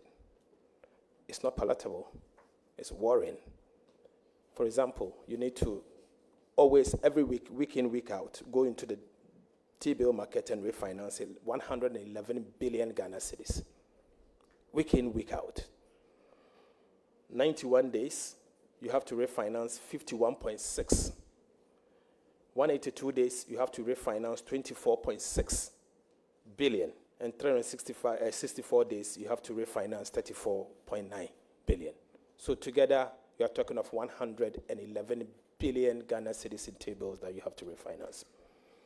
Or probably roll over. Aside the domestic payment debt that I spoke about. But we will implement an effective debt management program, and we will establish an independent debt management office. I think I said it earlier. And this independent debt management office will manage our debt better, and going forward, avoid past mistakes. I think that is very important. I think we don't have to dwell too much with the past. The past is behind us. We have a country to take care of. We have citizens that are struggling. And so we'll focus on the way forward and forward march of our people and do what is right. But be assured, we'll manage the debt better. Thank you very much. Any more questions from Omar? Honourable members, against the ground rules, I've exercised my discretion as the chairman of the committee to welcome a question from Sami Auku, a friend to the committee. Thank you, Mr. Chairman. Mr. Chairman, I would like to just ask a follow-up question, if it pleases Mr. Chairman, and then I can go on to my substantive. Congratulations, Honourable Nominee. Mr. Chairman. No. Mr. Chairman. We had an understanding. The leader of the minority made a valid point to allow a question from a non-member of the committee. Against the existing protocol, the chairman agreed for the person to ask a question. It is not appropriate for that person to now say you want to ask a follow-up question before his substantive question. That is not allowed. So go on and answer your question. That is I think the point I'm making to chairman. That he is allowed to. Honorable Samia Okume, you do exactly the same. Mr. Chairman, basically it has to do with. Chairman, today is Monday morning.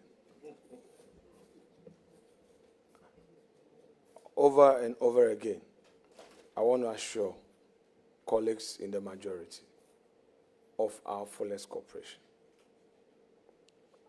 I am pleading with all of you in the majority. No attempt should be made to intimidate my members, especially the new ones.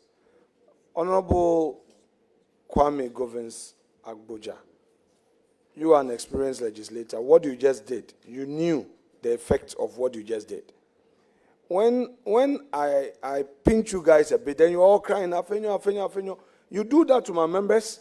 I've been calm, I'm watching. You try to take the power from the chair, and then when I'm reacting, you say, I'm being like a co-chair. Don't let us go there. We have started a good morning.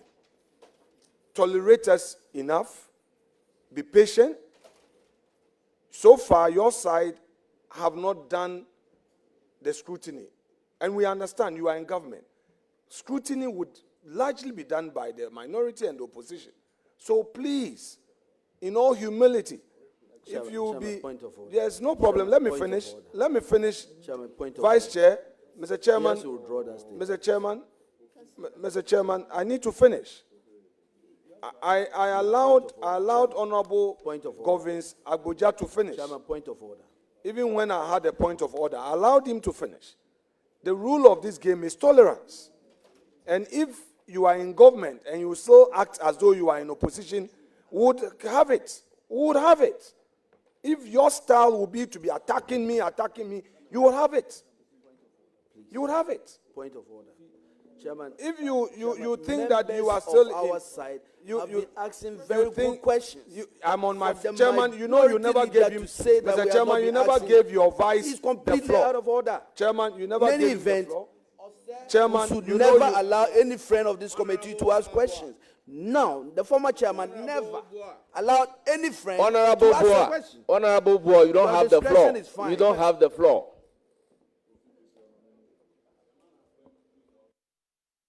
Chairman, I would accord every member of this committee utmost respect. And our side will continue to treat all of us here with utmost respect. Colleagues, I'm compelled to make this point. We are here in good faith. The minority has cooperated with chairman for us to get here in good faith. The letter got to us in Parliament. An advert was done. We cooperated for the advert to be placed in the paper same day. We were supposed to start this vetting tomorrow. Chairman reached out to me regarding some exigencies. I convinced my side that there is a need for the new government to proceed to form a government. The president needs his team. So let us not obstruct. Let's cooperate. I still have communications asking me, leader, why are you changing from Tuesday to Monday? I am here to do the people's work with my team. This posture of attack on me, colleagues, chairman, with the greatest respect, I will not take it anymore.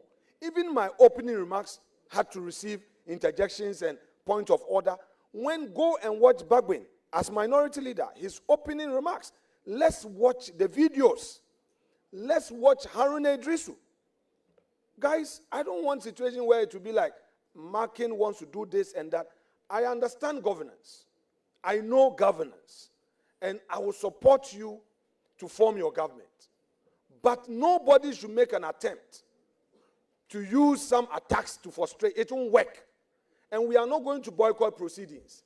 As Honorable Governor Agboja once said on the floor, even laying paper, even for him to oppose, he says that there will be chaos. That was his threat. We know what he did to my vice chair. No, it's not payback. I will never do that. I'm not petty. I know what they did to this 67-year-old woman who was then the chair of the appointment committee, our mother. We know what happened. The cameras watched it. So, colleagues, you are now in government. Your duty is tolerance. Tolerance. If you don't want to tolerate us and you don't want to accommodate and you are talking about rules, then we'll also go by the rules strictly.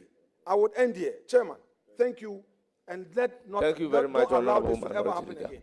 Thank you very much, Honorable Minority Leader. The presidents are there.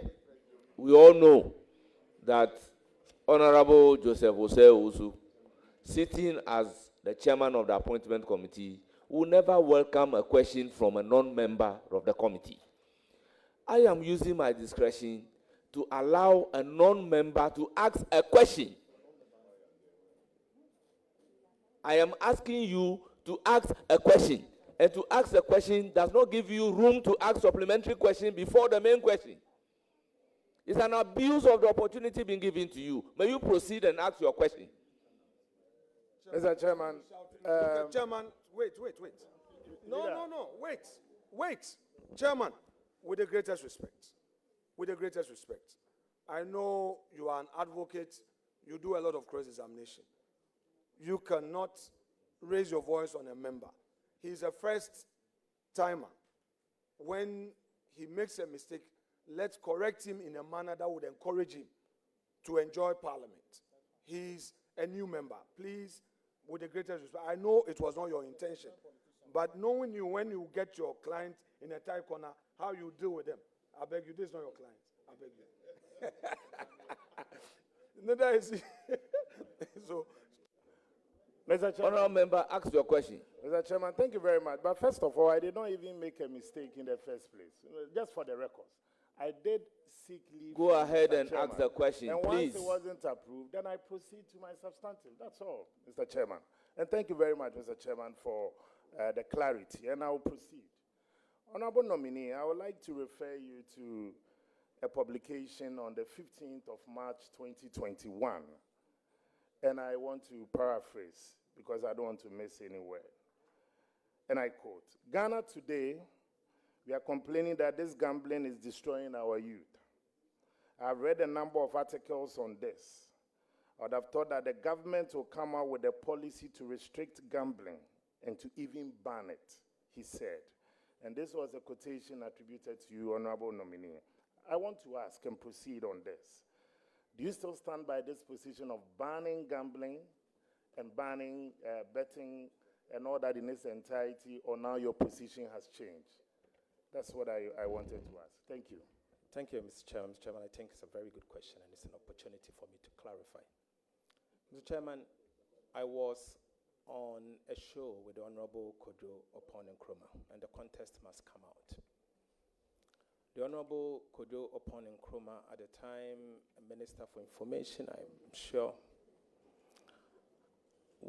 had the responsibility to sell a government policy on betting.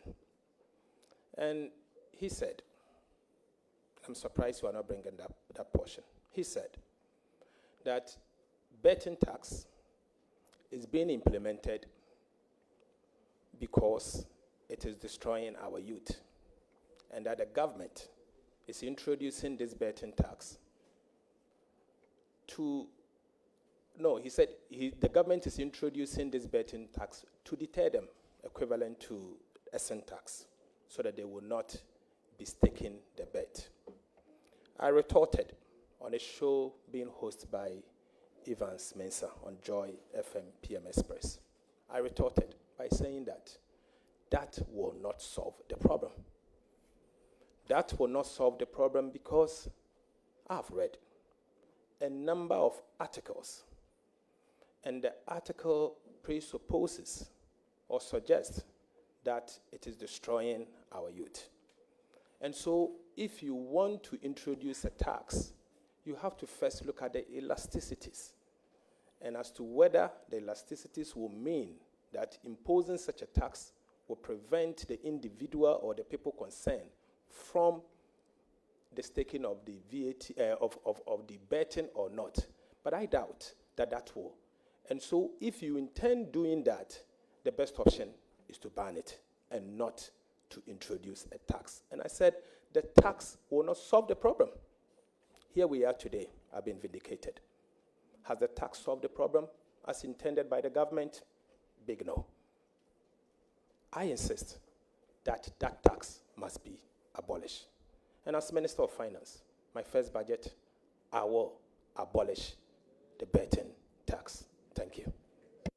Thank you very much, Honorable Member. We don't do that in Parliament. We say here, here. No, but they are not.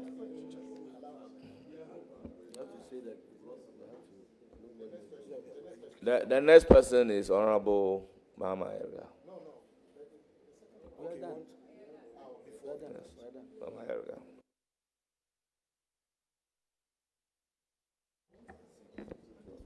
I thought somebody was my friend until I was given an opportunity to ask a question. And she started heckling me even before I've asked the question. Congratulations, my leader. My real question was to ask you how prepared you are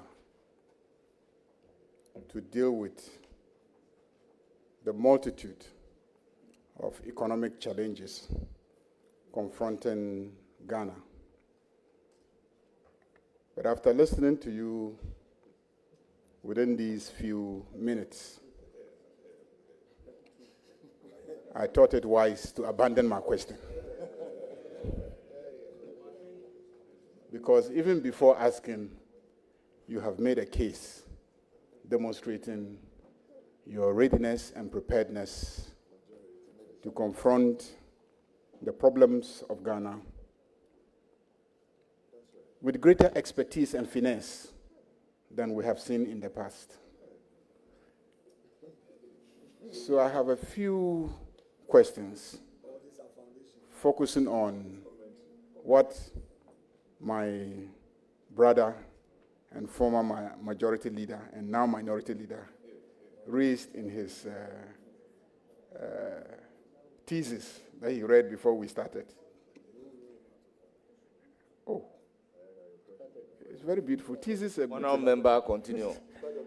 Proceed. Number one, will you abolish the e-levy?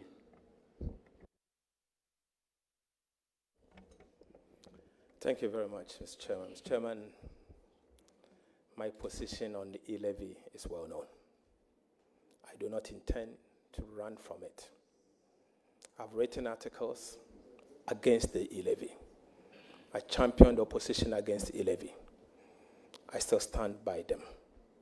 Mr. Chairman, the e-levy is neither a direct tax, indirect tax, or an excise tax. I don't know how to classify the e-levy as a tax practitioner. Mr. Chairman, it doesn't mean that I do not recognize that the e-levy brings in certain revenue. But the fact remains that the e-levy retards our progress towards a cash-light economy and the fintech. We need to abolish the e-levy. I have said, and I'm on record to have said, that given the opportunity to abolish the e-levy, I want to restate that position, that if approved as part of the first budget, I'll be privileged and I will announce that we will abolish the e-levy as part of our first budget, recognizing my earlier stance and the commitment that His Excellency the President Mahama said that as part of our 120 days agenda, we will abolish the e-levy. We stand by that. We stand by that. And I can assure you, the e-levy will go within the 120 days calendar that we've announced. Thank you. Thank you very much, Honorable Mama Ayarga. The minority leader and the ranking member wants to do a follow-up on the question relating to abolishing e-levy. Thank you, Chairman. Chair, my respected colleague and leader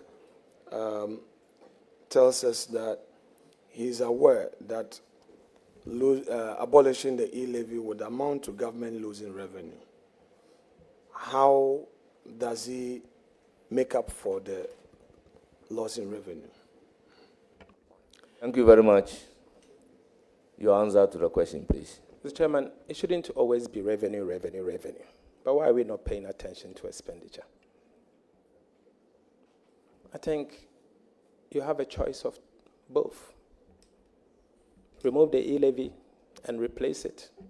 Or remove the e-levy, don't replace it, and cut corresponding expenditure. The option is on the table. As minister, I will obviously consider the e-levy holistically and the fact that it's going, and look at its impact and assess it appropriately. But my commitment will not change. The e-levy has to go, and it will go immediately. Thank you very much.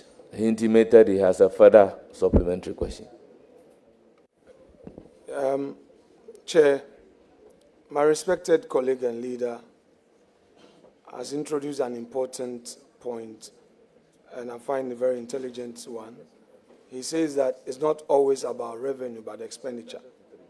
We are aware of several expenditure lines. These are largely social intervention programs. Is he saying that he's going to do away with some of the social intervention programs to enable him succeed? Or has he been able to identify a particular expenditure line to be able to deal with? Because to say you are going to abolish it on good authority and you are not going to look for another source of revenue to replace it, but you're going to cut on expenditure, it so suggests that you've identified one. Have you been able to identify one? Mr. Chairman, the quality of expenditure matters. I have said here, and I'm on record to have said that as part of our short-term measures, we will indeed implement a careful but a strong expenditure-based front-loaded fiscal consolidation agenda without hurting growth and the vulnerable. The vulnerable obviously means protecting social protection. Mr. Chairman, I'm a social democrat. My party, the NDC, is a social democratic party. We stand by our ideals. We will not be the ones to hurt the vulnerable. We will protect the vulnerable in our society. Our expenditure cut will be careful, will be done in a way where the vulnerable will be protected. And I've said the quality of expenditure matters. It matters in the sense that expenditure must drive inclusive growth. And so if the expenditure is wasteful and it's not properly targeted and it's not achieving the desired outcome, then you have to relook at it. So we'll be guided. Remember, aside my professional expertise, I'm also a politician. I have won a mandate, and my constituency is a rural constituency. I understand the people of Ghana. I understand the needs of the vulnerable. I understand the dynamics of the political economy. I have monitored Ghana's economy for close to 20 years, 2 decades. I understand its trends, and I can assure you that whatever policy that we will introduce it in such a way that it will drive inclusive growth and help all of us. Thank you. Thank you very much. The ranking member is really enjoying the answers to the question. We may now move on with Honorable Mahama Ayarga. Honorable Atufosan, you have been talking about cutting down on expenditure. You've repeated that several times this morning. Is the reduction in the number of ministers and the reduction in the number of existing ministries, is that part of the measures being taken at the highest levels to cut down on expenditure? Mr. Chairman, the size of government matter. It feeds into the expenditure framework. Reducing government ministries from 30 to 23 gives you a savings of 7. 7 bureaucratic agencies. 7 bureaucratic agencies comes with its own cost. Therefore, it is part of the envelope. So straight away you can see the envelope. Today, the Ministry of Finance will have to populate the budget as approved by Parliament for expenditure in advance of appropriations. It has, as part of it, 30 ministries. Immediately, they have to realign to 23. So straight away, you have cost centers of 27 that you have to eliminate. Some are fixed, but they are variable costs that you immediately cut. And so you can understand that as part of the government's policy to cut down expenditure, we have already begun. And I'm sure in the next budget, you'll be very impressed with us, what some of the things we'll do. I don't want to preempt it. I'm not a minister yet. I will count on you to approve me very fast so that I can start the work. Thank you. My last Thank you question, very much. Your last question. My last question is,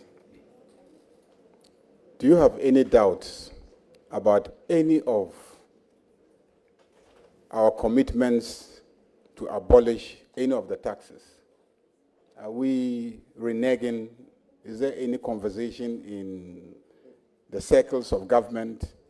Is there any doubt in our mind about any of the taxes that we said we will abolish? Mr. Chairman, certainly no. Certainly no. Thank you very much.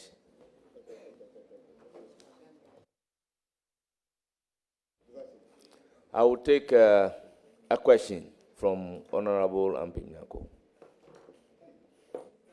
Thank you, Chairman, and congratulations to Honorable Dr. Atufosan.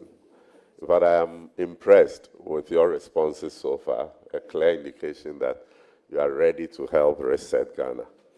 But I have a quick question. The previous government, in the process of introducing e-levy, abolished road tolls. As you have committed to remove e-levy, would you consider to bring back road toll collections? And what is your take on property rate collections as well? Because they attempted to centralize it and they reversed it with the previous government attempted centralization of property rate collections, and they reversed it with the explanation that there were some challenges. Thank you very much for your question. Road toll and property rate? Mr. Chairman, thank you. Mr. Chairman, the previous government indeed removed the road toll. But getting to the end, they signaled that road toll is coming back. Mr. Chairman, they submitted to Parliament, it was not laid, a concession agreement with the company to reintroduce the road tolls. I have a copy. Mr. Chairman, the NDC indicated from day one that the road toll will come back. We are not running away from it. In fact, the Honorable Haruna Idrisu, at the time, the minority leader, said that the NDC promises to bring back the road toll. the Hansard will bear us out. We have not run away from that fact. So I can assure you, we are a party that sticks to our promises. And whatever we have promised to do, we'll do just that. If the road toll is a way to raise revenue, we'll raise the revenue. And the road toll, if you use the road, you have to pay a toll. And it's all over the world. Ghana won't be the first country, won't be the last one. You have to contribute towards the road maintenance.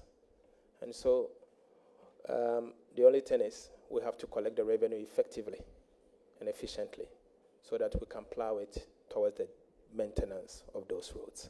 Thank you. Thank you very much. I will take a question from Gideon Buako. Dr. Gideon Buako. Thank you, Mr. Chairman. Mr. Chairman, the honorable nominee per series affiliated to the Kwame Nkrumah University of Science and Technology Business School.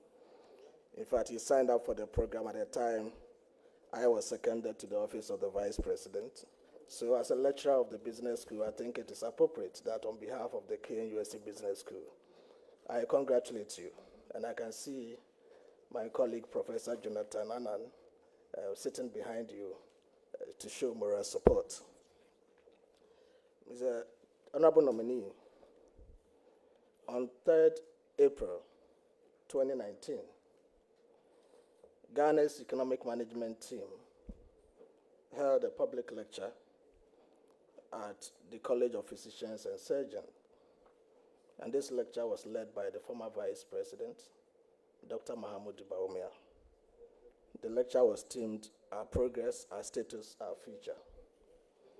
A day after that lecture, there was another public lecture organized by the Coalition for Restoration that is affiliated to your party on 4th April 2019. And you spoke at that public lecture, which was themed The State of the Ghanaian Economy, Myths and Truths.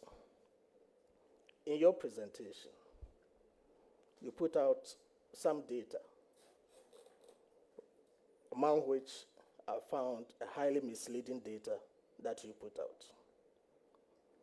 And to quote you verbatim, you said, and I quote, Mr. Chairman, the official data from the Ministry of Finance indicates clearly that overall deficit by end year 2016 was 7.8% of GDP, into brackets, 6.1% of new rebase GDP. But the figure you put out, Honorable Nominee, was utterly untrue.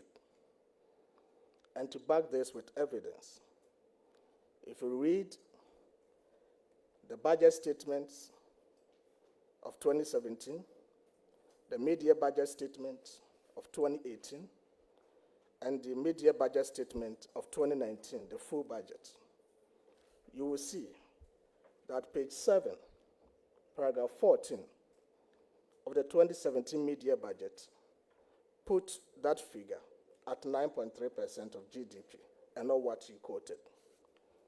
Again, page 12, paragraph 45 of the 2018 mid-year budget put the figure again at 9.3%, and not what you quoted. Lastly, page 3, paragraph 14 of the 2019 full budget statement puts the figure at 9.3%, and not what you quoted. Where did you get that figure you quoted from? Would you consider apologizing to the Vice President, Dr. Mahamudu Bawumia, and Honorable Nominee, former Vice President? Honorable Dr. Gideon Buako, it doesn't lie in your mouth to ask the nominee to consider apologizing. So withdraw that from Thank your you, Mr. question. Chairman. I submit to your guidance on this.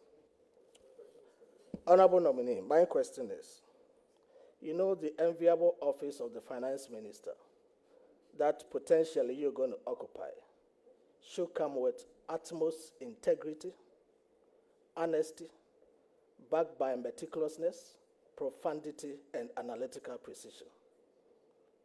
In your capacity as minority spokesperson, you misled the public with wrong public data. Can you assure this committee that you are not going to sleep on the job and make some of these data presentational errors that we have even experienced in the past, for which Ghana was charged for some misreporting by the IMF? That's my question, Mr. Chairman.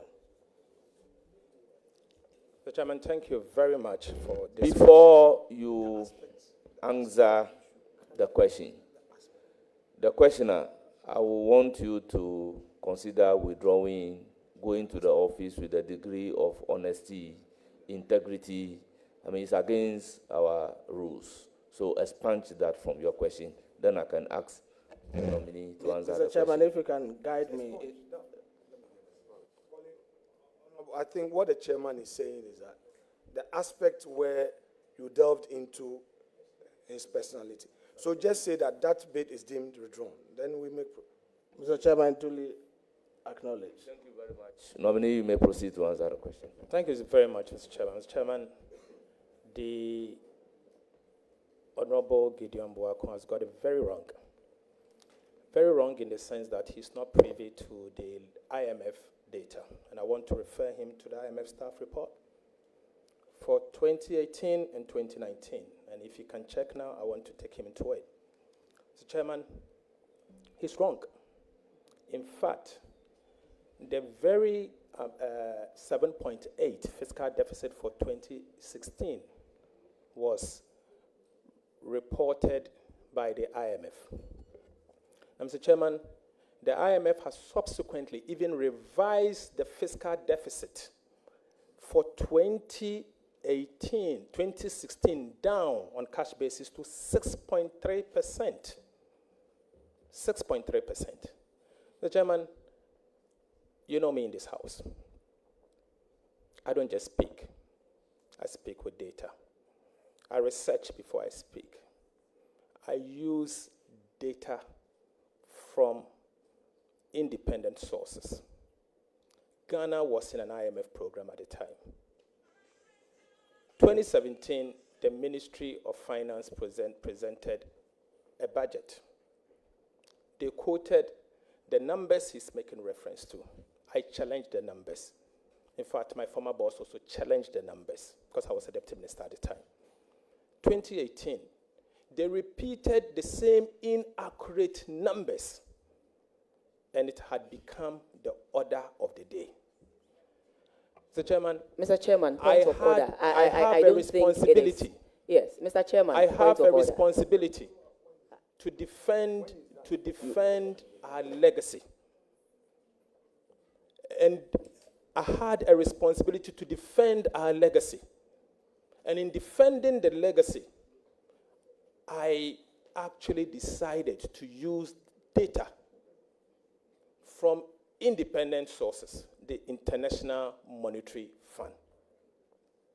And in doing so, the IMF presented this data. Mr. Chairman, I'll give you this. This is a dashboard I asked the Ministry of Finance to tabulate for me. Ministry of Finance's own data. I did not compute this data. It's coming from Ministry of Finance. According to the same Ministry of Finance, the fiscal deficit, cash basis for 2016, was 6.3% of GDP. Mr. Chairman, this is not coming from me. So the 7.8%, I was extremely charitable, extremely charitable, because I've weighed off 1.5% of GDP. Because that was what the Ministry of Finance has reported. They gave it to me this morning when I asked for it. This is coming from the Ministry of Finance. So there's no basis for me to apologize. I stated a fact. I stated what is coming from the IMF, what I had earlier on objected to, and I've asked the government to consider relook at the numbers again. Thank you, Mr. Chairman. Thank you very much, Honorable Nominee. We indicated earlier that he doesn't have the power to ask any nominee to apologize. He doesn't lie in his mouth. and it was withdrawn. So I will move to the next questioner, member of the committee, Honorable.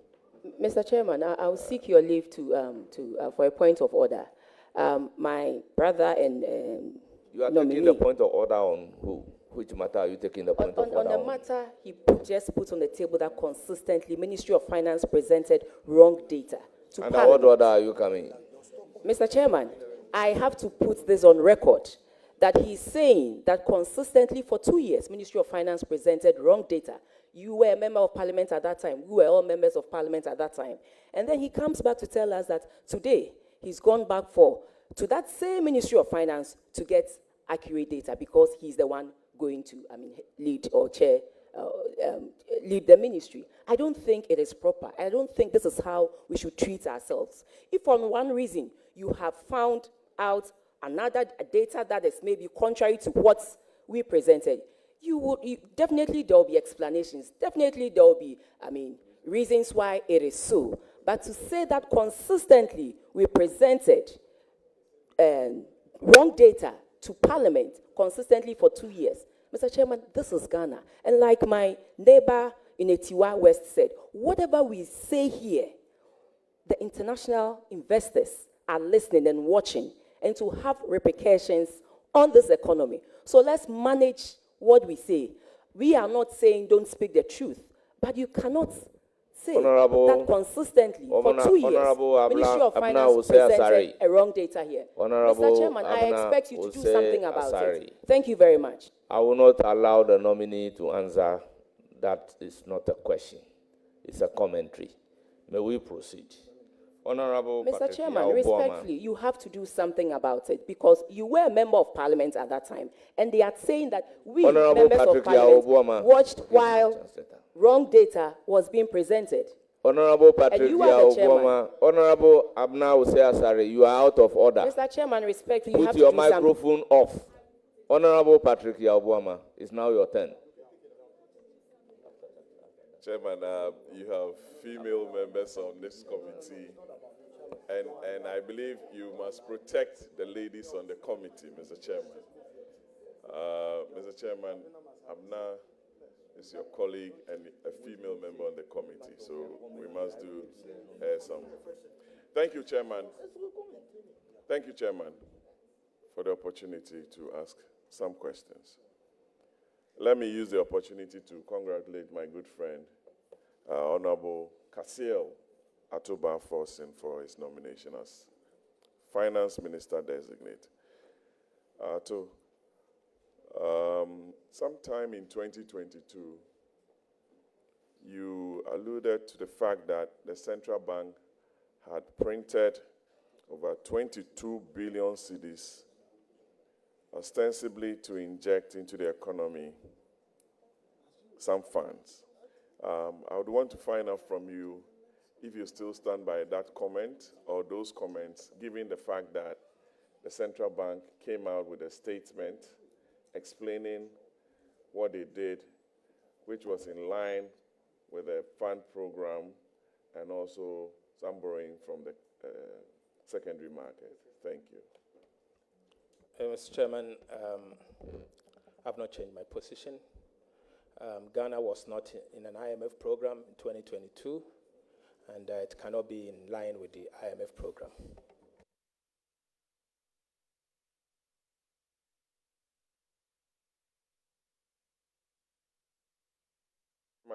I didn't get the answer correctly from my good friend. Honorable nominee, can you repeat your answer? Mr. Chairman, he said what the central bank did was in line with an IMF program. Ghana was not in an IMF program, and I stand my position that the central bank indeed engaged in monetary financing, in other words known as money printing. Much for repeating your answer. Your second question.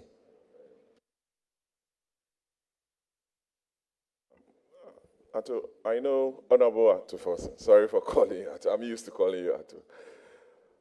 You are someone who loves to read a debt report. And you've always engaged me on the debt report from the Ministry of Finance. may I know your thoughts on the debt report, particularly 2022.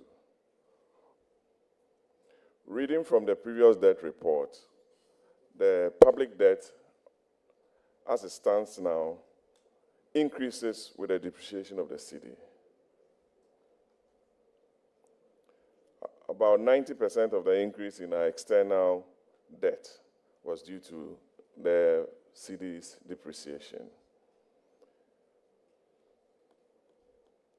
which is mainly outside the purview of the central bank or the Ministry of Finance. What are you going to do differently to ensure that exchange rate depreciation do not have a very negative effect on our balance of payments? Thank you.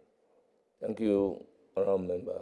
Honourable Nominee, your answer to the question. Mr. Chairman, thank you very much. Mr. Chairman, yes, this House always considers the debt report. The Finance Committee always considers the debt report. We started raising the red flags and asked the minister to act far back 2020. In fact, we deepened our call in 2021 and asked the government to act immediately. Our major concern at the time had to do with the exclusion of certain lines. ESLA bond, Sino-Hydro loan, Dache bond, and many others. And we said, what they are doing is wrong. And that as long as you are going to use government revenue, public revenue to repay this debt or service the debt, you should count it as part of the debt. So the debt that they were reporting excludes some of this debt that I've mentioned. We were ignored. But in the end, when Ghana went into the IMF program, we were compelled to add Sino-Hydro loan to the public debt. We were compelled to add ESLA bond to the public debt. We were compelled once again to add Dache bond to the public debt. So we came back to the basics. We in the NDC felt vindicated, but we don't seek that. We think it provides a very excellent lesson for all of us in the way we report our debt. Fast forward, that is why the NDC, we've pledged in our manifesto to establish an independent debt management office so that we can report our debt in a very transparent manner to avoid past mistakes and to move on. The exchange rate issues you've mentioned are very genuine and very germane. Yes, as long as you borrow in another country's currency, foreign currency, when the cedi depreciate as against those currencies, because you express it as, in your currency, it will have an impact, and so your debt will be going up. But remember, it's also your responsibility to manage the currency, and it's not someone else's responsibility. And Central Bank, the Bank of Ghana, has a role to play in the management. In fact, they have to manage the currency and stabilize the currency. But the Ministry of Finance has a role to play. So the behavior of the fiscal authorities will have some positive or negative transmissions at the monetary side. And so together, we have to do it. When approved as minister, I will work or coordinate effectively with the central bank for us to be able to anchor the cedi together, so that between the Ministry of Finance and the central bank, we can anchor the currency. That must be done. I strongly also believe that monetary finance must be eliminated. We've done it in the past in 2016, and monetary financing has a role to play in the inflation that we saw in 2016 and the cedi that we saw depreciating to a level that you are talking about. So we need to work together and find a way to deal with the concerns that we've raised. I'm committed to that, and we'll work to do that. Thank you. Minister, there's just a question to the chairman, to the nominee. I know there are some cocoa farmers in and around Ejumako and Yanesiam. Asin area, Denchira, Ashanti, Western North, they are all listening to you. And they would want to know from you as Minister of Finance, because under the previous administration, Cocoa Board was moved from the Ministry of Finance to Ministry of Agric. People had issues with it. They want to know from you, from a cocoa growing area, whether you are immediately going to increase, as promised, the producer price of cocoa to 6,000 Ghana cedis per bag, as promised. Thank you very much, and I wish you the very best, Ato. Thank you, Mr. Chairman. Mr. Chairman, Go ahead, please go ahead. Mr. Chairman, as we speak, the chairman of the Producer Price Review Committee is the Minister for Agriculture and not the Minister for Finance. The government changed the position. In fact, President Akufo-Addo brought a bill to the House for us to consider and change it. Until that changes, I will not be the chair of the Producer Price Review Committee for me to commit. But what I can say is that, you know my passion with cocoa. I do not have a cocoa farm myself, but I recognize the work of the cocoa farmer. And I have fondly spoken about cocoa, and everyone knows that. I think the cocoa farmer must be prioritized. One of the reasons why our cocoa is going down is that we are not paying the cocoa farmer a fair price. As a result, there are no incentives for the cocoa farmer to cultivate cocoa. And our volumes are dwindling from almost 1 million metric ton to 400 and something thousand metric ton. Today, we are second largest producer of cocoa. Ecuador is fast approaching, and if care is not taken, Ecuador will overtake us. Cocoa has supported Ghana's economy over the years.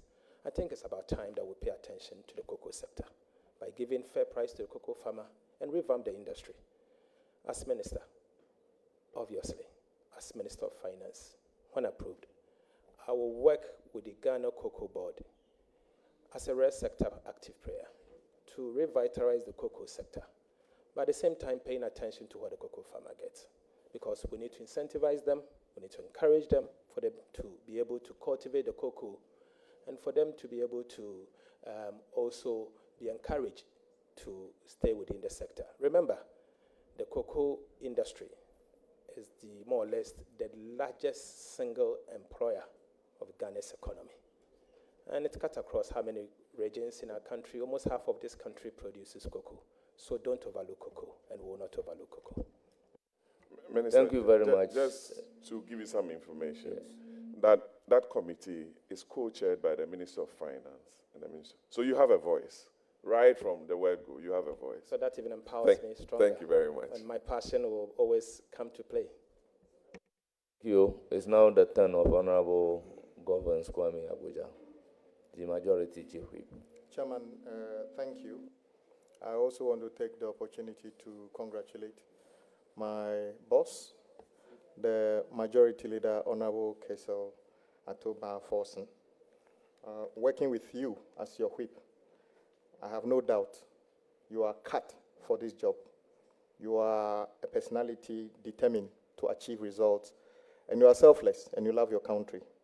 I believe with you in the chair, you will be able to drive, on behalf of the President, the economic reset that we all desire as a people of this country. Chair, I have an observation. I haven't served long enough on this committee, but I have this to say. This is the longest vetting of a leader since I entered Parliament. Though my very good friend, the respected Minority Leader, made the point that there's a convention that leaders are vetted differently. And I was here when even the Deputy Majority Whip at the time, Honorable Lydia Alassane, was vetted. That rule even applied to her as a Deputy Whip. we are approaching 3 hours of vetting. There's a perception that these things only apply when our colleague NPP are at the receiving end, i.e., when they need to benefit, these rules apply. And we on the NDC side follow through. Let this just be on the record that one day, if a leader gets vetted 3 hours, 4 hours, it wouldn't be that, oh, because it's NPP or NDC, but you have actually set the precedent. Let me go to another observation. My very respected leader, I know he knows his numbers, and he actually goes not only read Hansards, but actually watch videos of proceedings in Parliament. And we all learn from him sometimes. Though I came to Parliament with him, his premium on details are correct. In his, what I call the press, using this platform for a press conference initially, he spoke about a lot of things. One of the important things he spoke about was the communication from His Excellency the President to this House, where he suggested that Order 65-1 says that that type of letter should be signed by the President, Vice President, or a minister designated by the President. And he took issues with Dr. Kalisu signing that letter. I have here in my hands a letter dated 21st January 2021. And this letter communicates President Akufo-Addo's nominees for ministerial and regional ministerial designate. And guess what? The person who signed this letter is not even the President's Executive Secretary, but somebody called Honorable Eugene Ahin, Acting Director of Communication, Office of the President. So whilst I agree with you that, yes, address to the Speaker, the thing says, it's all here, I'll hand it over to you. So what I'm saying is that I agree with him that Order 65-1 should be adhered to.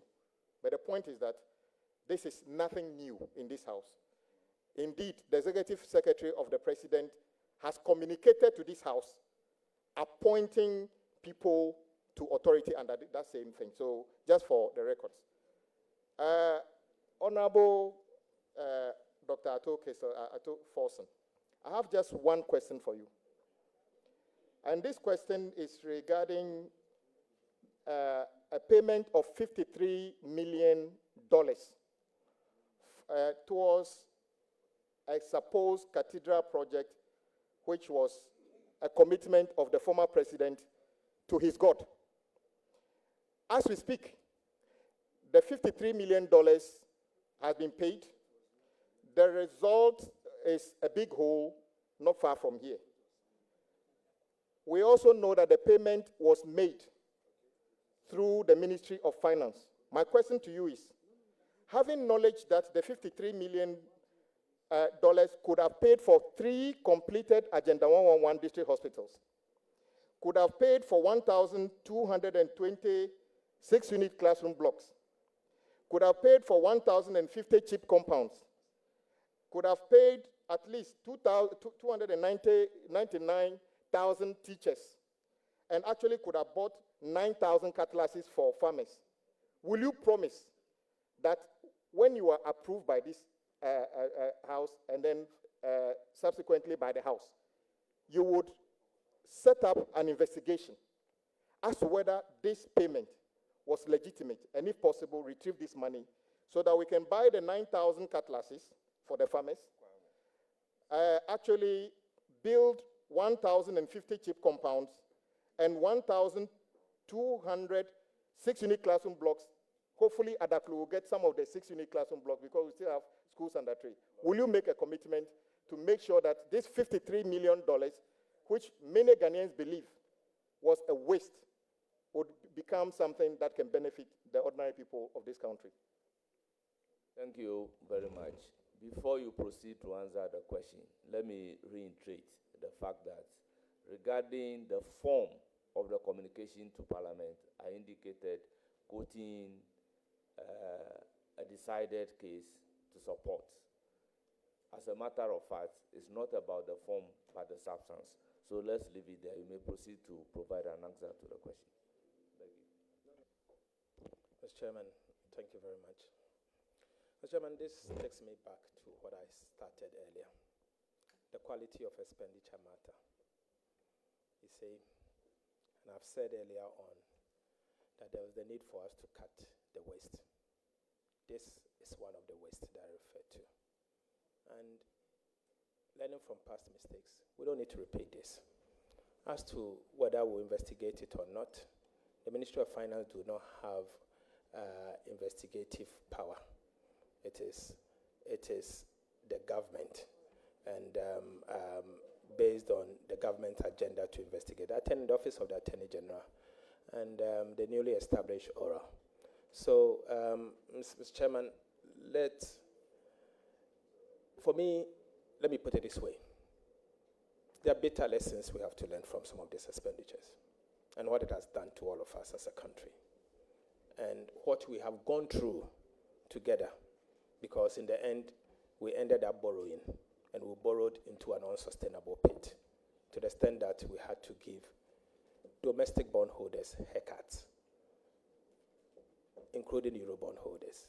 So we have to learn from it. And I've said that we need to identify some of these kind of expenditures. You are now aware of this one, but maybe there are a lot more that we are not aware of. Can we identify some of them? Can we pledge together, the political class, the governing class, not to continue some of these things and allow the private sector to deal with some of these things concerned?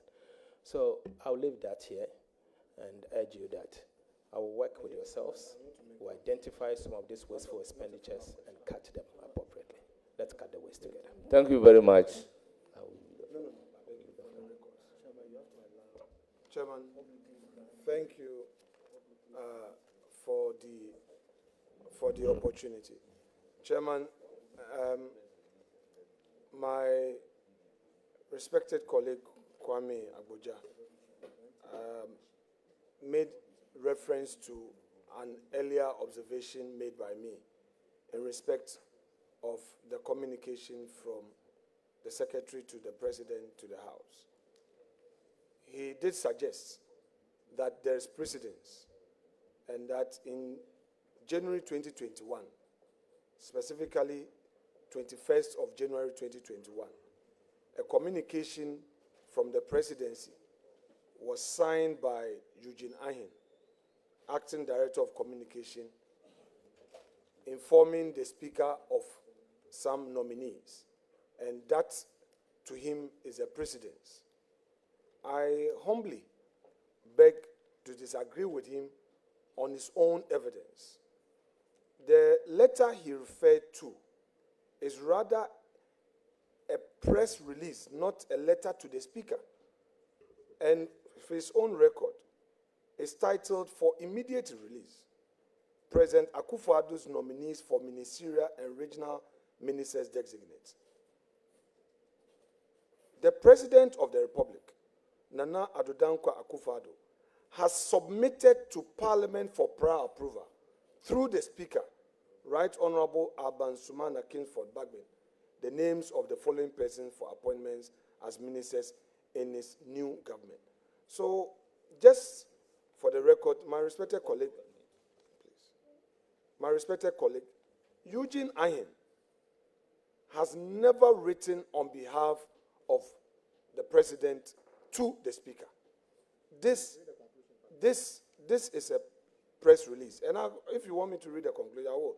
President Akufo-Addo is hopeful that Parliament will see to the prompt approval of his nominees so that they can assist in the delivery of his mandate for his second term in office. This is the press release. And in fact, our colleague, Ufosu Kwachi, as the acting spokesperson for the President, has actually also released a statement in respect of the nominees that got to Parliament. So I'm saying that, get the fact right, Eugene Ahin, for records, never wrote to Parliament. And that was not what I was referring to. I referred to the letter from the Secretary. In any event, I relied on the rules of the House. So please, Eugene never wrote to us, and I did not mislead the public, neither did I quote the wrong law or neither was I suggesting that there was no such precedent and that this is something that, I got wrong. I couldn't have gotten it wrong, with respect, sir. Leader, the point well noted. Do you have a further question? Yes, I think I was just reinforcing the point he made because the orders are clear that such communication should be signed by the president, the vice president, and I agree with you. So I'm just saying that because I know that the president's executive secretary have communicated to this house on a number of occasions. But as the chair directed, we'll leave it there. Leader, the people of Adaklu have heard a lot about the debt of this country. We have heard you say sometimes if we were to share the debt, my Auntie Peace, would have to pay 20,000 Ghana cedi as part of our debt. But so far, I've not heard you speak about, in your view, going through the transition, how much does this country owe now? What was it in 2016? And what is it now? And how much my auntie is supposed to pay? If we're asked to pay that money, everybody is supposed to pay today. Thank you very much for your question. How much do we owe now? What was it in 2016? Mr. Chairman, please go ahead with your answer. Mr. Chairman, the NDR debt numbers has not been finalized. And I would wish to wait for us to finalize NDR numbers, and then as part of the budget, we can announce same. And maybe His Excellency the President, during his State of the Nation address, will have to announce those accurate data. For now, I will urge that we wait until they finalize NDR numbers because the fiscal fits into the debt. And so we'll be able to know exactly what is Ghana's public debt. I don't want to say something and change my position tomorrow. So I beg that you leave that to the NDR numbers. Thank you. Honorable, it's now the turn of the Deputy Leader, Honorable Patricia Apiaje.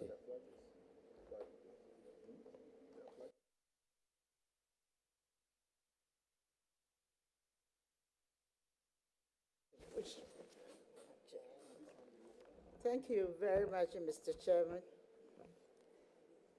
Honorable Leader, that's my favorite leader. Having been here for all this while, I've been wondering how many sins this committee has committed to fast-track your vetting today. I've been wondering how many sins we have committed, and I've been wondering whether Banana Republic has been transported back to Ghana. So that's my first question. Should I treat it as a comment or a question to the nominee? I need an answer from my leader. Mr. Chairman, thank you very much. Chairman, I remember enumerating the number of sins she's committed as the vice chair of our appointment committee. So, Chairman, I'm not a member of the appointment committee. I cannot be too sure the sins they have committed. That one is between you and your God. I think you mean you don't know the sins we've committed as a committee for fast-tracking your vetting today? A vetting that was supposed to be held tomorrow and is being held today? And we were even expecting it to be held in the next 2 weeks. Anyway, I like your answer.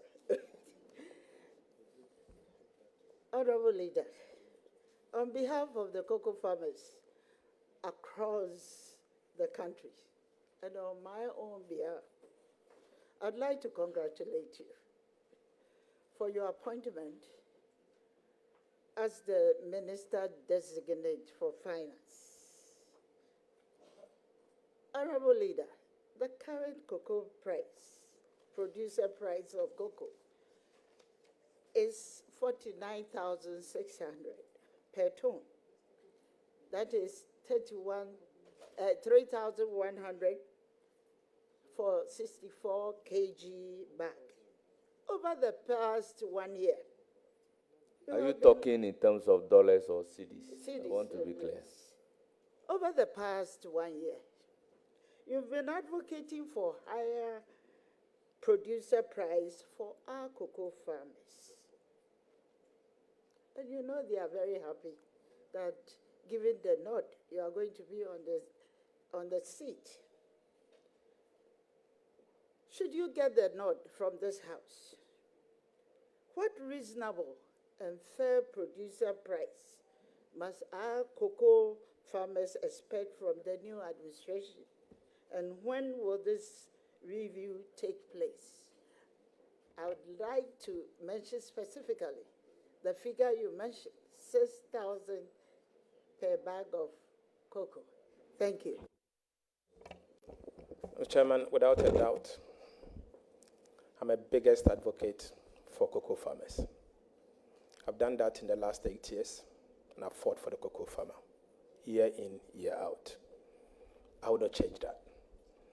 I will work to improve the lots of the cocoa farmer, recognizing their contribution to the economy, recognizing that the cocoa sector has been the mainstay of Ghana's economy for years.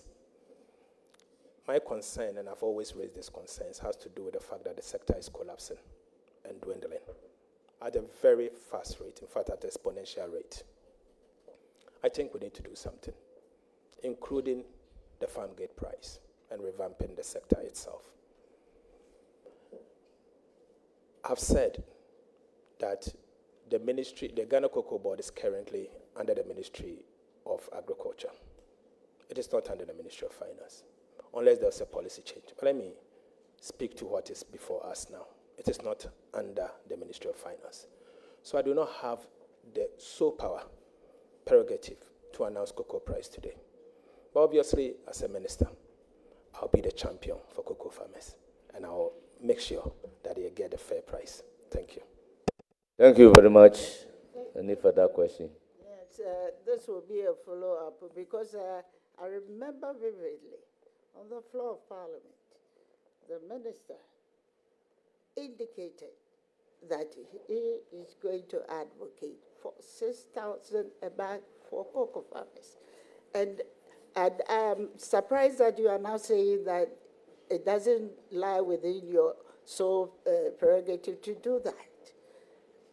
You were emphatic to do that. So should we demand that from you, that farmers are listening? Mr. Chairman, thank you very much. I don't think this is one of the sins that I enumerated, but I said I will advocate, and I've said that I will not change my position. I can certainly change. Thank you very much. Another question, please. Right. Thank you very much. Honorable Member, with the growing population of young people entering the workforce each year, what is your plan to address youth unemployment? And may I continue by asking if you could outline any specific programs to support entrepreneurship, skills training, or expansion of industries that have high job creation potential? Thank you. Thank you. Any program to support Mr. entrepreneurship Chairman, and innovation? As a government, our job creation measures have been announced as part of our manifesto. As a minister, my responsibility is to mobilize the needed resources. In consultation with Cabinet, I will have to allocate them effectively to the sectors that will create employment and for them to be able to create jobs. When we talk about jobs, Mr. Chairman, and what you said, we've announced our 24-hour economy. And I strongly believe that Ghana has the huge potential of increasing our GDP with the same resources and the same human resource. That in itself will create enough jobs. Jobs that will be able to cater for our teeming youth. But in the meantime, what you said about skill training and all, His Excellency the President, President Mahama, and the manifesto of the NDC has not minced words on this. We are going to set up a structure to train skills, give them access to the required training, and give them the tools for them to be able to learn the trade. I'll fund it as a minister, if approved, or when approved, in such a way that the skills that we lack as a country, we can train them locally and give them employment. Today, most of us, anytime you want to get good artisans, you go to our neighboring countries and bring them in. But we have the youth here. Why don't we give them the training? I think we need to revisit that. And I'll work with the sector ministers and be able to allocate the needed resources to them. And as I've said, that is my role as a minister responsible for finance. So we'll locate the revenue, the resources to them for them to be able to. Then I will mobilize the resources and be able to allocate them effectively and efficiently. Thank you very much. Any further question? Yes, I'm very much interested in your answer to my last question. But I'm looking at the development of women, and I'm highly interested in your manifesto promise to set up a women development bank,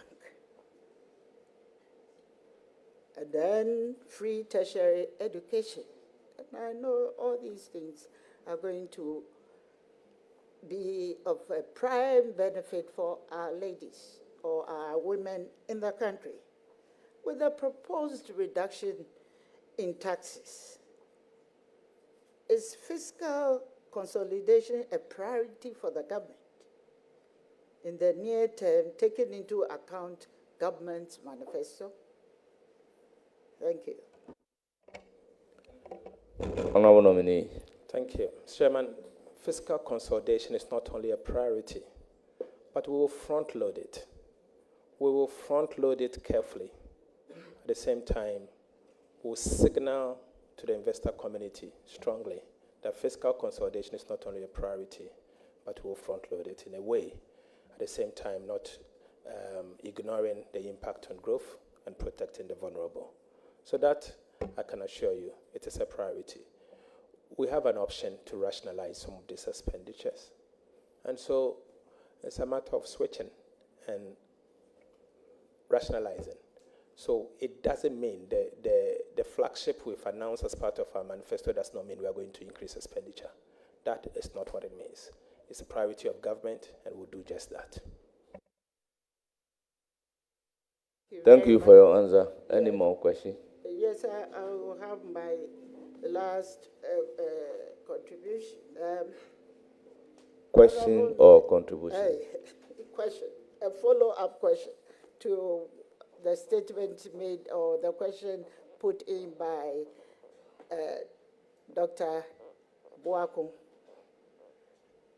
Honorable, you agree that data for end of year usually is validated on the first quarter of the ensuing year.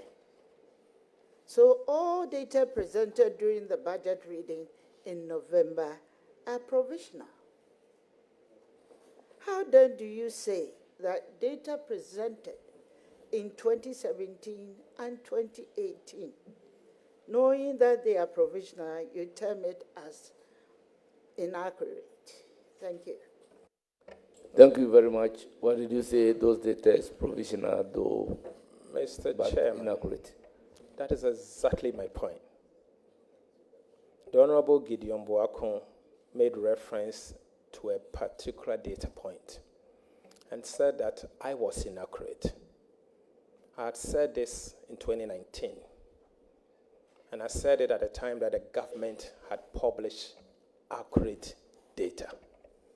I said it at the time that the IMF, at the time, and remember, Ghana was in an IMF program, had gone to their board to present to their board their final numbers.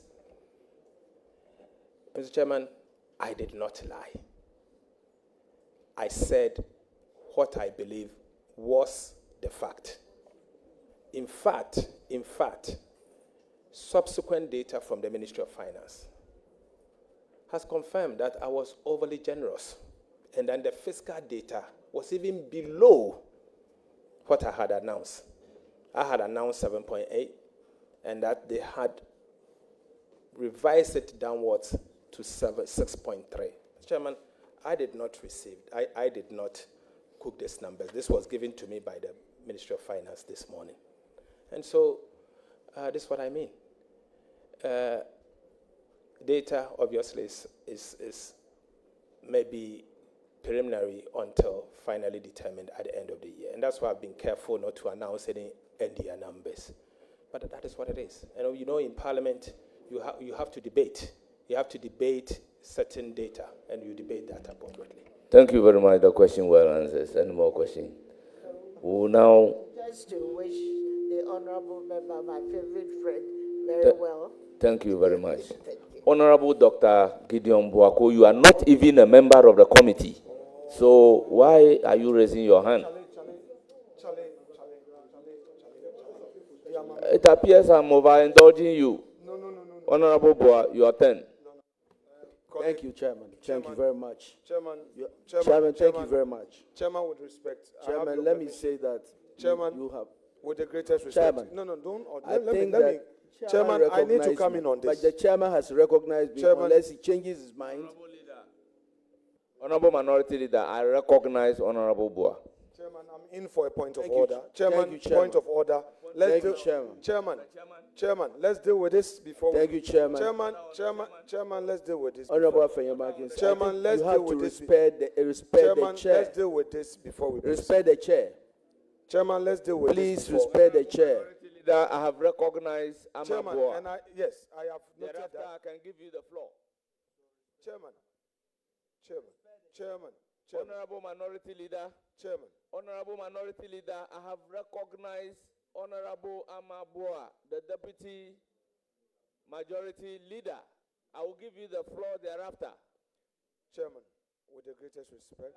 Chairman, let me go ahead. Chairman, with the greatest respect.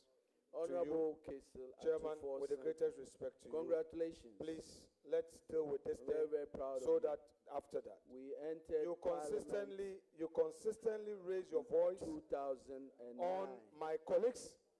Mr. Chairman, you consistently raise your voice on my colleagues. The way you address them, the way you address my colleagues, respect the chair.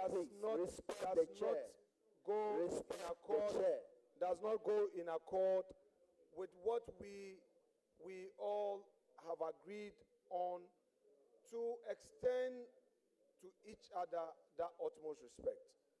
This is my fourth time of humbly pleading with you and craving your indulgence.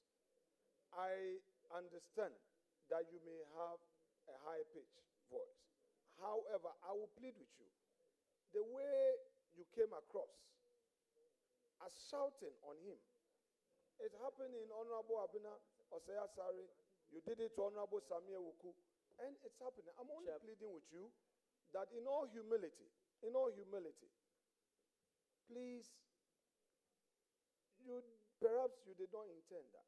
And I'm here. If you feel that any of my colleagues is doing something or there's something that is not acceptable, we can work together. But the way very well, you did it, I'm pleading with you. Point well made. Please, Chair. But, Honorable Leader, with all due respect, I indulge non-members of the committee to ask a question contrary to the practice and the procedure of this particular committee. Therefore, I do not expect any non-member, after exhausting that right, to be craving to ask more questions. I think we should conduct the business in a very orderly manner. So, Honorable Amabua, your turn. Chairman, let me say that the only reason why I yielded to Honorable Afenyomakin is not because he's macho than anybody here, but because I respect this parliament and I respect the chair. Honorable Deputy Majority Leader, proceed to ask your question. I respect the chair. Proceed to ask Chairman, your I'm question. going to ask my question. Let me put it on record that, Chairman, you've been very kind to the minority today. And I've been here for a long time. And, Chairman, this extension of courtesies never happened when we were in the minority under the former chairman of the appointment committee, Honorable Osei Owusu. It never happened. And we have to make it clear that you are the only chairman that can allow anybody to speak. Honorable Afenyomark is the ranking member, but you have to give him the right to speak. Anyway, congratulations, Honorable Kesil Atuforsen. I entered Parliament with you in 2009. I know that we were about 42 on our side, and then the other side also had a number. We were all together about 92. Today, after 16 years, well, we are only 4 left. That speaks volumes about the attrition of Parliament. But I am very, very, very proud of you. So if I say I know you very well, I know you very well. You are a man of complete integrity, and you speak with data and facts. And I am very, very confident that that's exactly what you do. I'm very proud of your performance today, and I think you've calmed the nerves of the people of Ghana and given them the assurance that you are going to really lead, quite frankly, the finance ministry to success. So, my respected leader, I must also congratulate you on behalf of our colleague.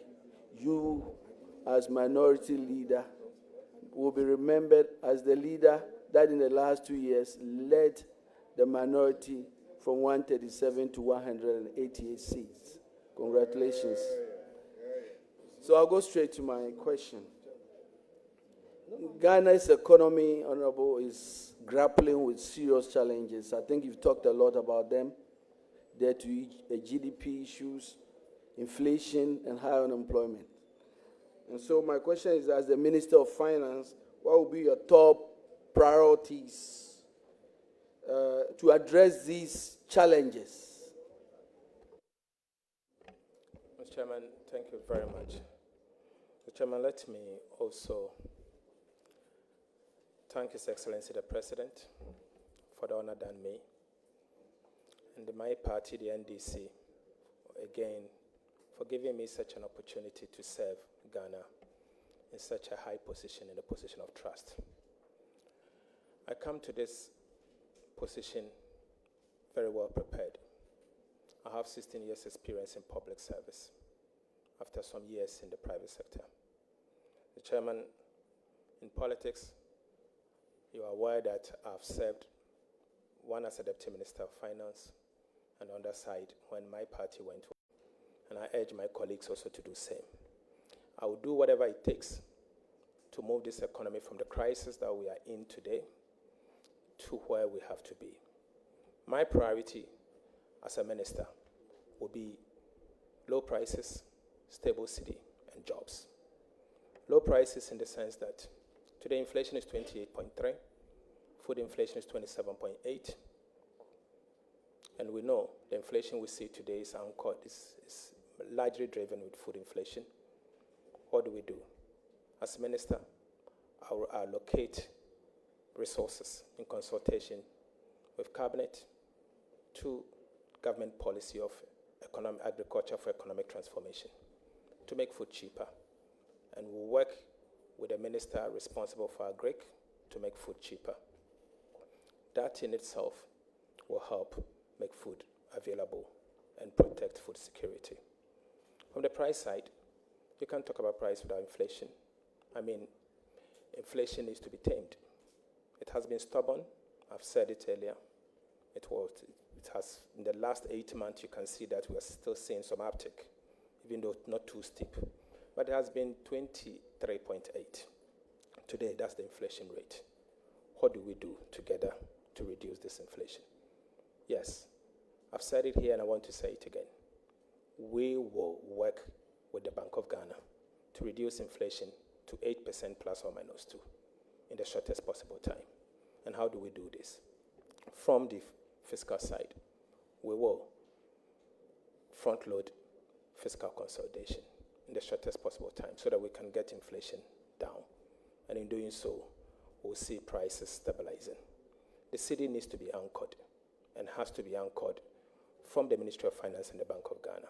You can't leave the Bank of Ghana alone to anchor the city. The fiscal authorities has a role to play. I'll work with them. I will work and coordinate effectively with the central bank, the monetary authorities, so that together we can anchor the currency. Monetary financing must be eliminated, and we'll work to eliminate it. I'm on record to have spoken against monetary financing. My position has not changed. It's economics, and it still remains economics. And I will do exactly what it is to make sure we anchor the currency. On jobs, I've said it all.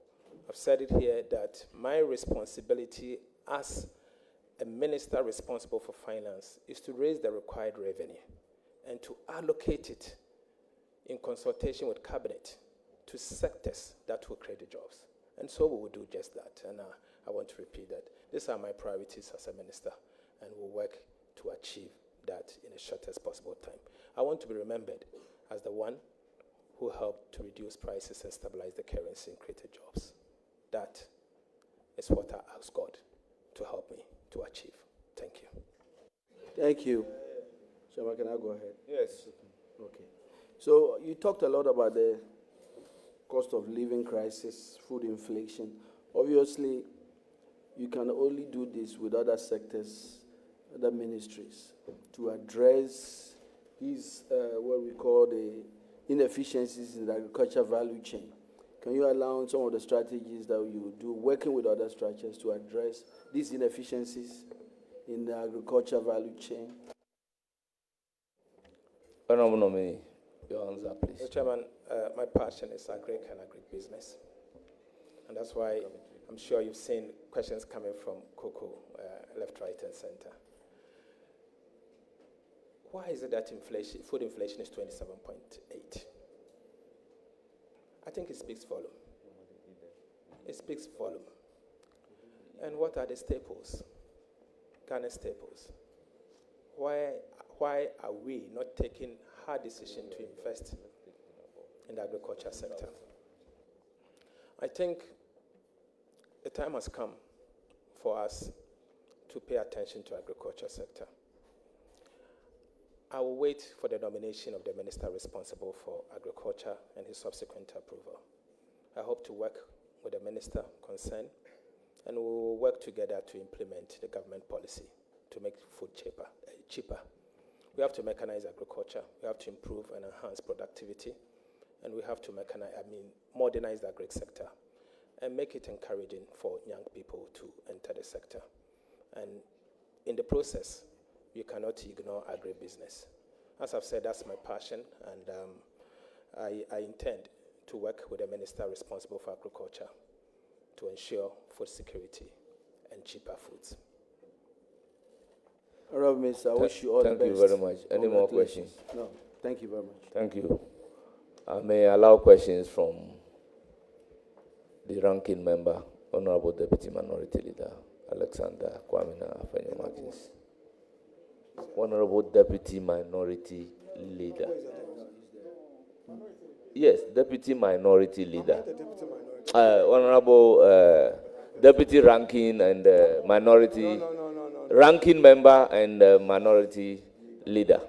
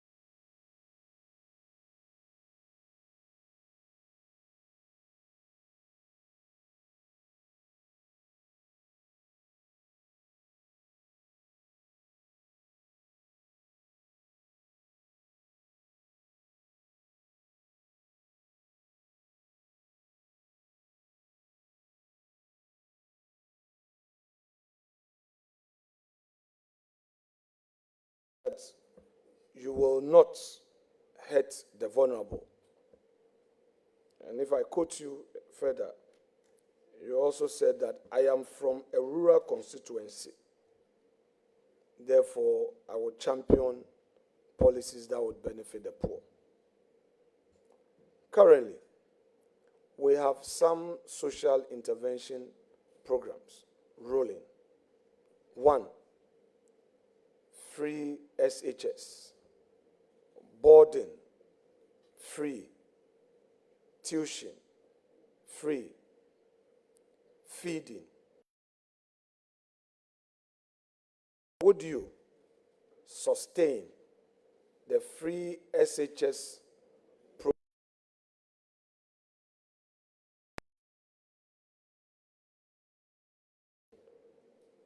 The quality. Thank you. Thank you very much, nominee, your answer to the question, whether you will sustain and improve upon the free senior high school program. Mr. Chairman, thank you. Mr. Chairman, myself and the minority leader has a history. We plan to enter this chamber together. Unfortunately, in his first attempt, he couldn't make it, and I made it. Mr. Chairman, he lost that primaries, and I won. And my party's position on free senior high school has been well articulated by His Excellency the President. We do not intend to cancel the free SHS. In fact, President Mahama has said that the free SHS has come to stay. I don't think you need any further assurance. The President of the Republic of Ghana has made this statement. Who am I? As a minister that he has appointed. So you have the assurance from the highest level of government to preserve the policy. I don't think I have what it takes to give you additional assurance. It's done. And he will be coming to this house as part of his State of the Nation address. I'm sure he will re-echo that position. I'm only a servant. My responsibility, if approved, will be to allocate resources to his priorities or to the priorities of the government. And I'll do that.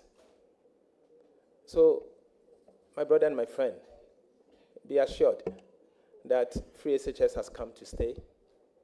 And if there's anything, we'll come to this house for us to work together. But the president has said it. The budget will be presented to this house for us to peruse, consider it, and approve it. So let's not jump the gun.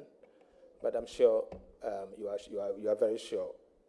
You are very much aware of what His Excellency, his pronouncement in the last few years. Thank you very much. Any further questions? Chairman, I would like to know from our leader, as the holder of the purse, whether the school feeding program will be sustained. Thank you very much. School feeding program. Mr. Chairman, I said earlier that I come from a rural constituency. And I know the impact of school feeding program. My concern is that the amount you give today per child as the cost you pay to the caterer is not enough to pay to feed the child well. In fact, it is not enough even to buy egg. That's what it is. It's not enough to buy egg. And so we will not only sustain it, but we'll make it better. We will make it better. Because as I've said, our policies will be designed in such a way that those strong will preserve growth and protect the vulnerable. And the vulnerable is what we are talking about. Remember, the school feeding is not in Achimota. It's not in Achimota school. It's somewhere in the village. And for them, this 1 square meal or twice is enough. Right. So, Chairman, just for clarity and for the records, the caterers out there listening to you should take it that the current amount being paid to them is going to increase once you take over. With that assurance, what percentage should they expect? 20%, 30%, 40%, 50%? Because you say that the amount being paid is woefully inadequate. You didn't just say inadequate, you say woefully inadequate. So please let the caterers know, as the holder of the purse, the percentage you are going to increase their costs. Mr. Chairman, Thank you very much. But Chairman, before you provide your answer, the minority leader is putting words in my mouth. yes, but before you provide your answer, can you state how much is it now? Well, Mr. Chairman, I never said we are going to increase. I never used that word. I said that we will sustain it and improve on it, and made reference to the amount we pay and said it's not enough, because I've heard the caterers complain. So, Chairman, this is a house of records. Whatever we say here goes into the Hansard. I never said that. And so, Mr. Chairman, thank you very much. You don't just increase. You need to engage the sector. And so it will be difficult for me to sit here and just announce. I don't work like that, arbitrary. What is the basis of just announcing 20%? I don't work like that. I'm a careful person. So I cannot announce things that I don't know. Chairman, the honorable nominee said that he's aware that the caterers have been complaining. That is a fact that is coming from him. 2, he says that they are not being paid enough, considering even the cost of an egg. He referred to that. And he's going to improve upon it. Now, what is the definition of improvement? This is a matter of cost. If you say the amount is not enough, even the cost of an egg, and looking at how much they are being paid. So obviously, you are suggesting to them that you are going to increase the amount they are being paid. And if you cannot give us a percentage, that's fine. I won't push. But I want you to be on record that upon assumption of office, the caterers should expect an increase in the amount being paid as compared to the current payment they are receiving. Just for the record. Mr. Chairman. Honorable member, I think from your answer, the indication is clear that the amount is woefully inadequate and it will be improved. He attests to the fact that sitting there, you will not be able to indicate the percentage improvement. So the answer is already per the record. Mr. Chairman, just to also add that we have to first pay the caterers, because I know not long ago, last week, they were picketing and demanding their payment. And so the first attention is to make sure you pay them, the caterers, because some of them had to borrow before they engage in such a business. So let's pay them first and settle with them. I don't know the quantum of arrears. We need to know the arrears, the amount of money the government of Ghana owes these caterers. We ascertain it, pay them, make them happy, and then we'll move on. Mr. Chair, as for this, I know it as a fact. So I will give a voluntary answer. Honorable leader and my respected colleague, government paid all caterers, and I want you to quote me. The last term, it's only this term that is, which has just begun, that government does not owe, that perhaps government owes, because the term would have to end. But I want you to know that I am aware that government paid all outstandings to caterers. The MPP government, at the time of leaving office, had paid every single caterer every single caterer was paid. There is no outstanding. And that it is this current term which has just begun, that upon completion, they will send their invoices for validation. So just for the records, that, and I pray that with assurance that there's going to be improvement in the amount being paid. You are saying that you won't use the word increase, but you will use the word improvement. Well, it means the same. So they expect that this current term, God willing, as you take over as a fresh ATO, they are going to enjoy an improved payment. Thank you very much. Mr. Chair, having put that on record, let me go back to the issue of cocoa price per bag. In an earlier response to questions that came from the floor, my respected colleague indicated that, well, the cocoa sector is under the Ministry of Agri, and that if there is any policy realignment, he will look at it. He also indicated that he's a key advocate for cocoa farmers. He did also indicate that he would advocate for the cocoa farmer. Now, the issue is beyond advocacy. You are now the man in charge of the press, and you know the pressure on cocoa farmers.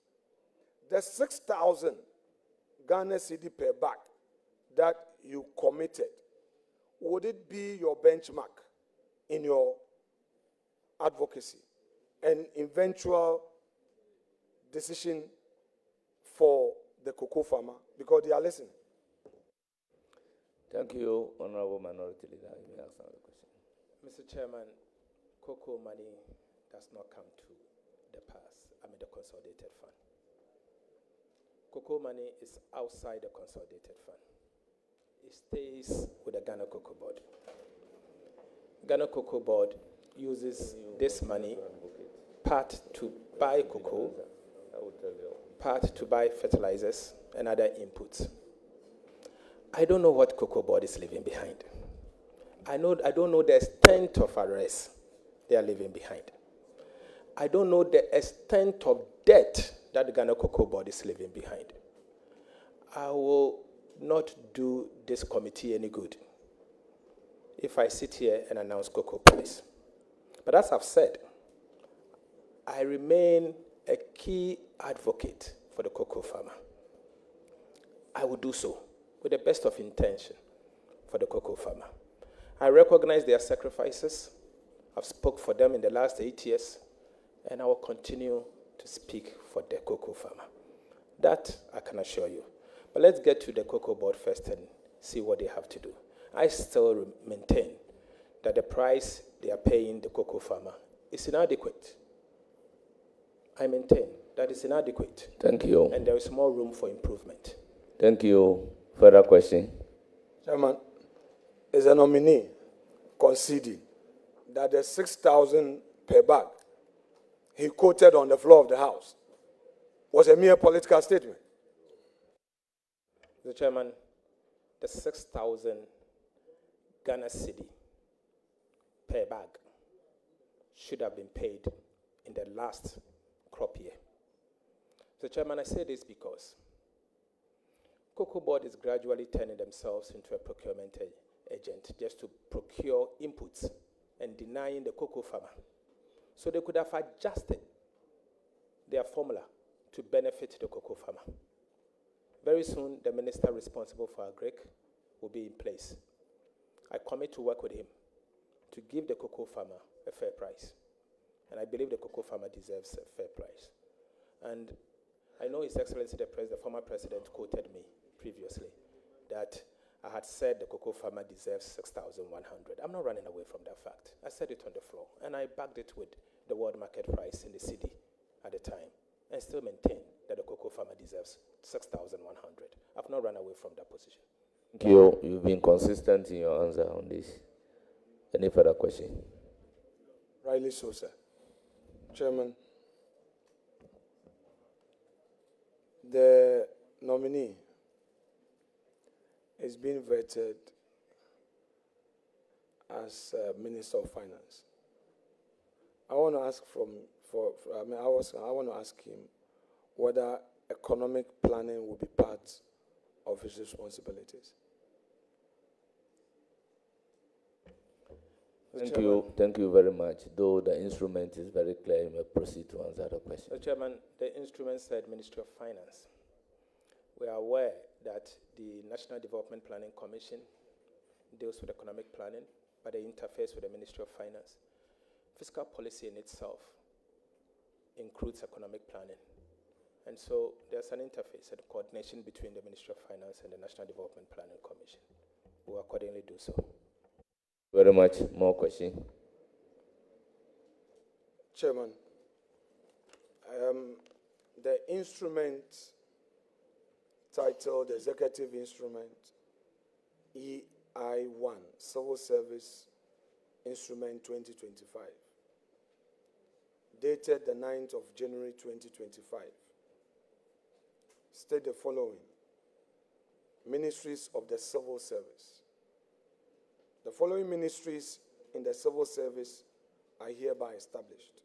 A, Ministry of Finance. If you go to the unreferenced letter from the Office of the President, signed by Callistius Mahama, PhD.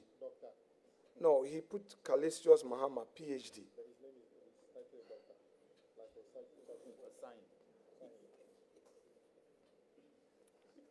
My colleagues like to heckle me. When I give them a small dose, then they'll be crying. Anyway, signed by Callistius Mahama, PhD, Secretary to the President.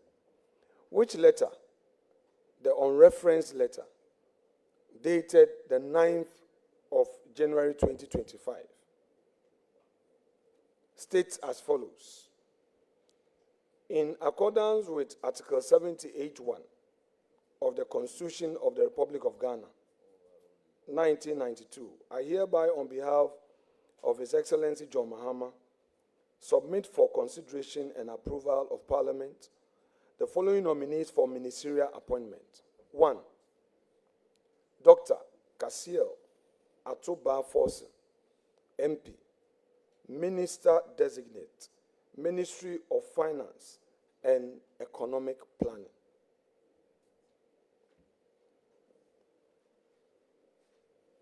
I'm staying a bit longer on this because the instrument is dated 9th. The letter, communication to us, is also dated 9th. Which is which? Honorable nominee, before you come in, leader, you know that the EI will take precedence over the letter.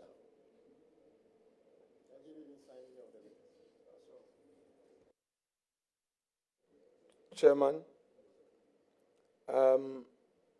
does that mean that we should put the nominees' vetting on hold and expect the presidency to communicate the correct designation to us? Because what you are saying, which I agree, that the instrument which comes under constitutional provision, Article 11, if we go to Article 11, for the avoidance of doubt, may we go to Article 11 of the Constitution, the hierarchy of laws.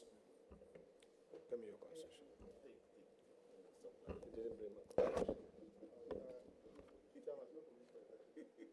No, but they are instruments. No, they don't need to be.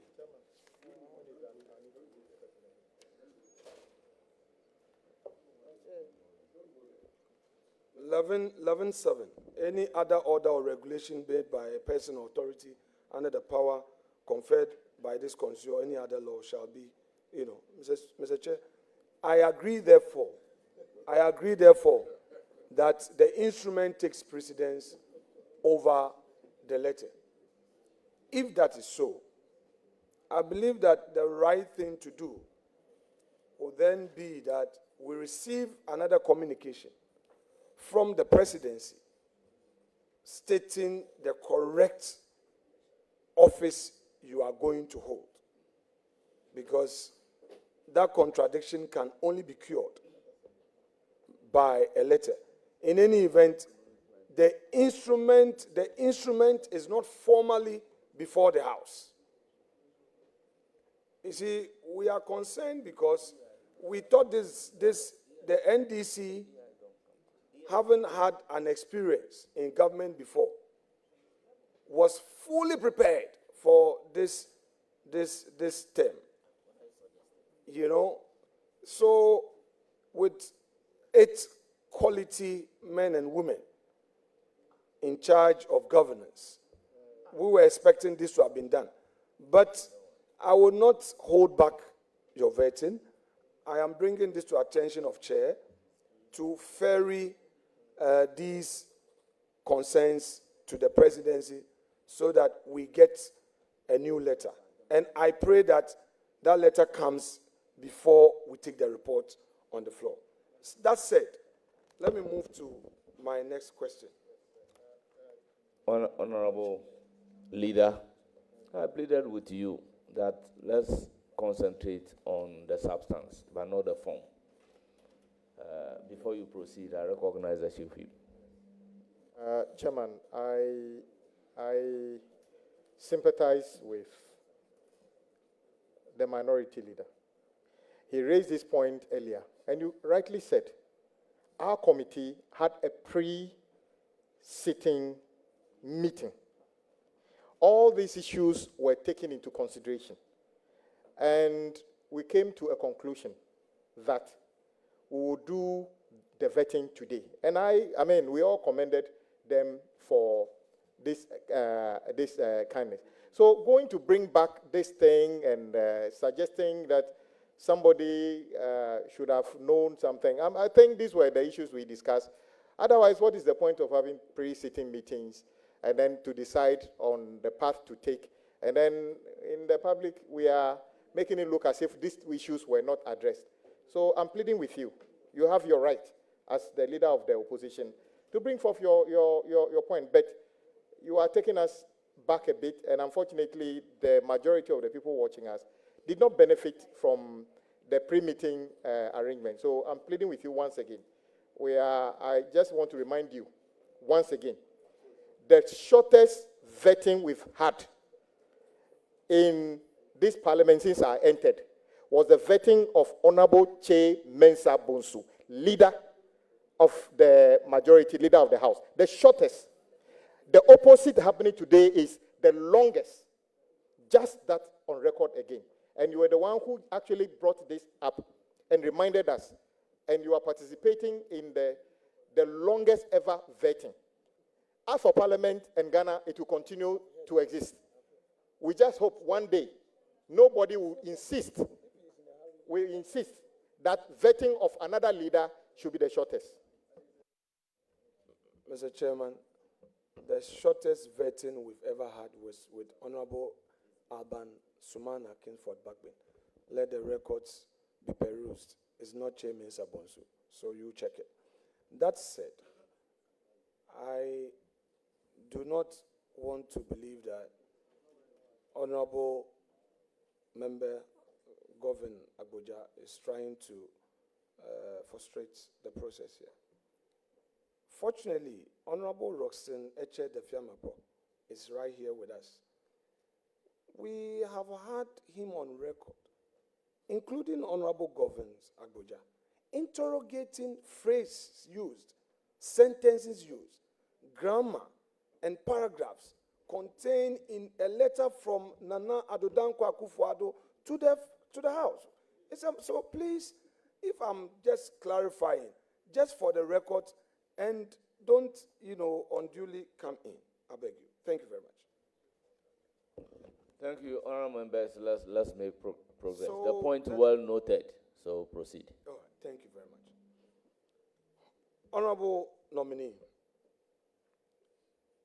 we assume without any doubt that the president has serious confidence in you, your capacity to help finance his flagship projects, and obviously values your insights and contributions in crafting policy. May you share with us if there is any planning and modeling to guide the development of the 24-hour economy policy. Mr. Chairman, His Excellency the President has appointed the Honorable Guzitando as the Special Advisor for 24 Hours Economy.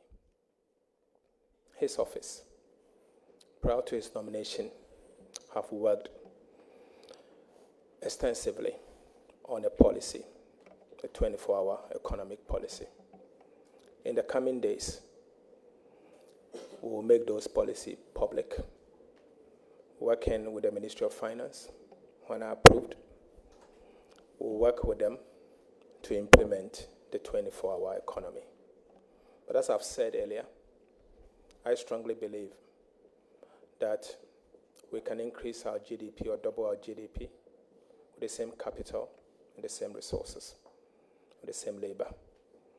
I think it is up to us to work closely with the Office of the Special Advisor to the President of the 24-Hour Economy and this House, so that together we can twerk it. Look, let me say that if Ghana succeeds, we all succeed. And so we'll have to work together.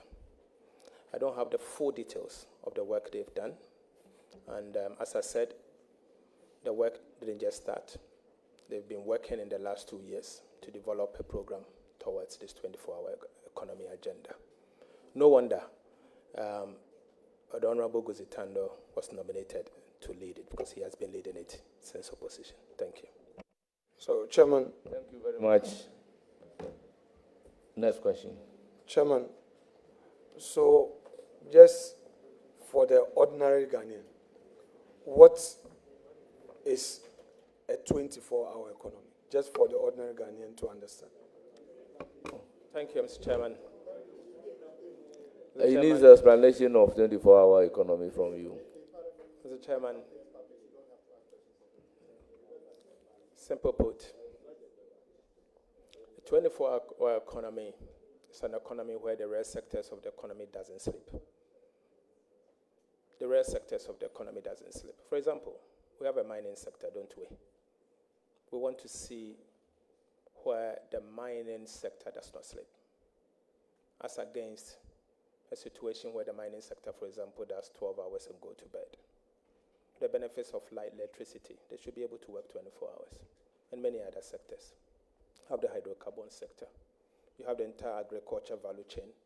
It's not just going to farm, but after farm, the produce must go to a warehouse. And you have to, obviously, process it into agribusiness. And so we don't want the value chain to go to sleep. We believe that if implemented properly, we'll be able to increase the workforce. And we've said, one job, just like we have now, can end up employing 3. So 24-hour economy is a structure where we'll end up implementing a 3 shift for the economy and going forward, bring out productivity. Thank you very much. Are you okay with the explanation of 24-hour economy? Chairman, stay out of this matter. Honorable nominee, are you suggesting, therefore, that the structure of our economy as it stands now has no such input as 24-hour economy already subsisting?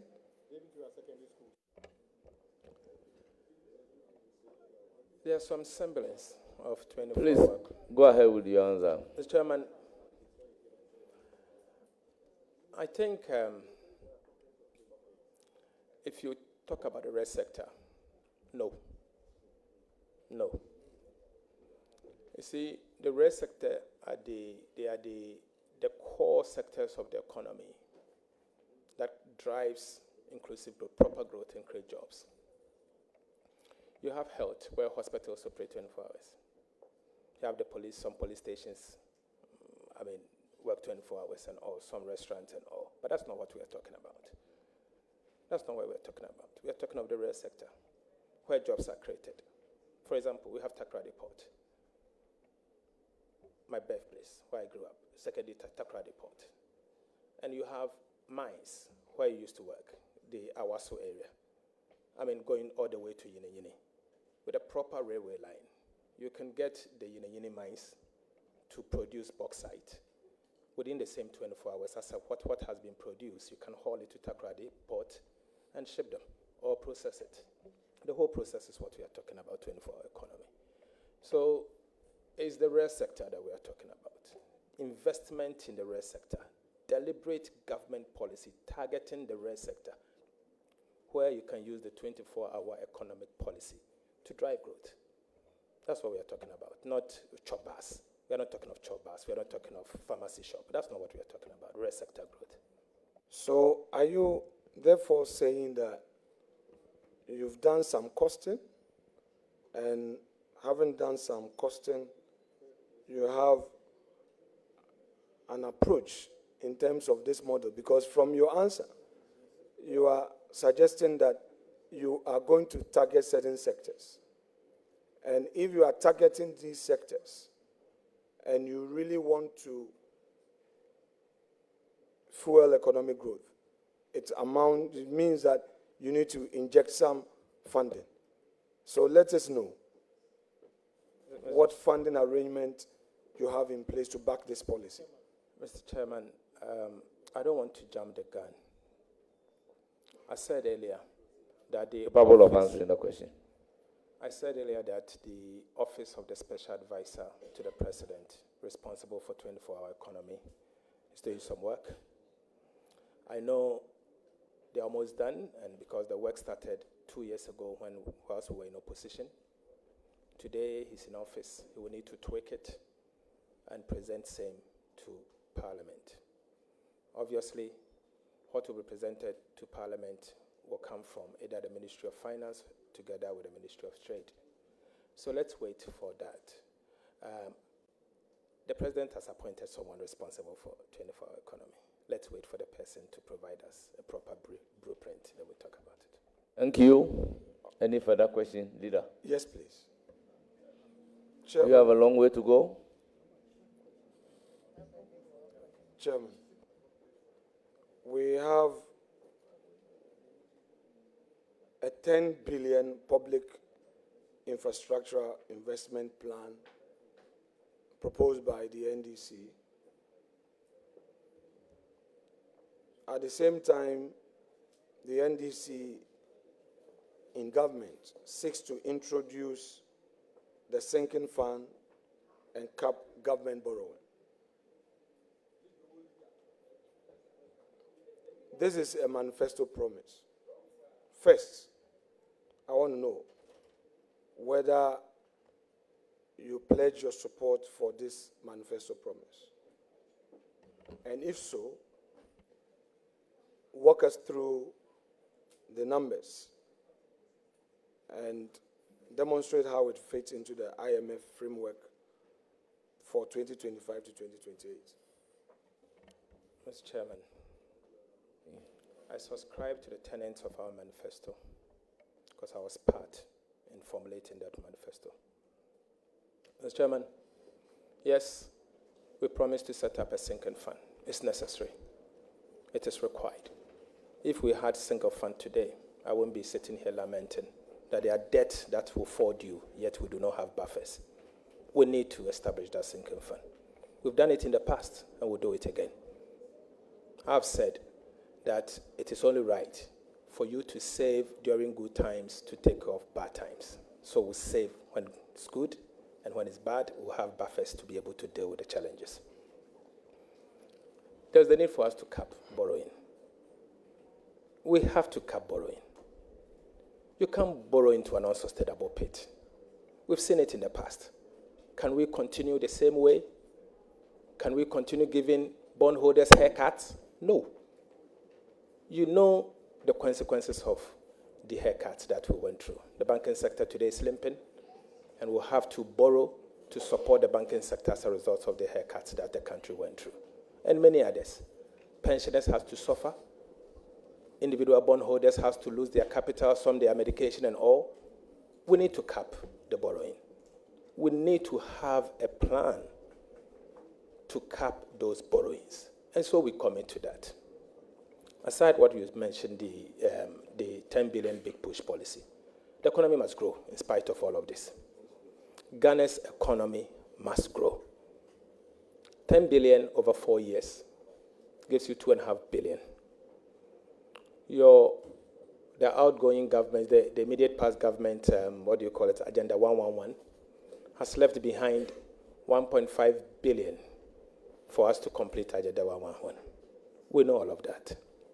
But I can assure you that in spite of the challenges, we have to carefully invest in the rare sector. And you know my biases already. Hydrocarbons, mining, infrastructure, agric and agribusiness, and SMEs. We need to finance the sectors, and the rare sector development is key. So 10 billion US dollars, we can fund it over the medium term, over a 4-year period. And I've said here, the quality of expenditure matters. You have a choice to take 58 million US dollars to build National Cathedral. In the same vein, you have a choice to use 4 times that amount to be able to construct a proper highway between Accra and Kumasi.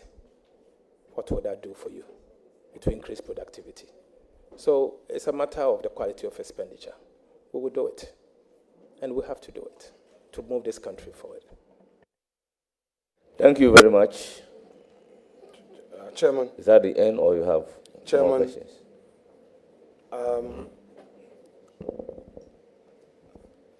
I learned something from Dr. Forsen. I'm not an economist. Mine is law, but we are learning. He once said there's a difference between releases and payments. So government will release to controller, and then controller would have to effect the payment. So when you can talk about actual payment when you are in receipt of your payment.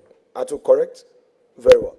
So I would want to use that to clarify an earlier point that I made from the school feeding secretariat, that government released the entire 72 days owed the caterers to controller. And the actual payment received out of those release letters, the letter that goes to controller, payment received by the caterers was for 42 days. And that the 32 days outstanding is yet to be received by the caterers. So I just wanted that on record. And that becomes your first responsibility, to ensure that the controller complies with the releases. Are you ready to ensure that the controller complies with the releases? Mr. Chairman, you are aware that... Well, before coming to answer the question, I thought you said they have fully paid. But now that you are admitting that payment has not been paid and they are agitating... Chairman, with respect... I would ask the nominee to respond to your clarification. No. Chairman, we are politicians, and I understand languages when they are coded to mean something. I've been in this business with you, so wait. I've noted that since it got to my turn, all my questions, you find a way of repeating. We've been doing this. I was playing number 6 when I was on government side. So I understand the game you want to play. But wait. No. Chairman, I was doing... Which number am I playing? I don't know. But it's for you to determine the number you are playing. But let's get back. We all learn.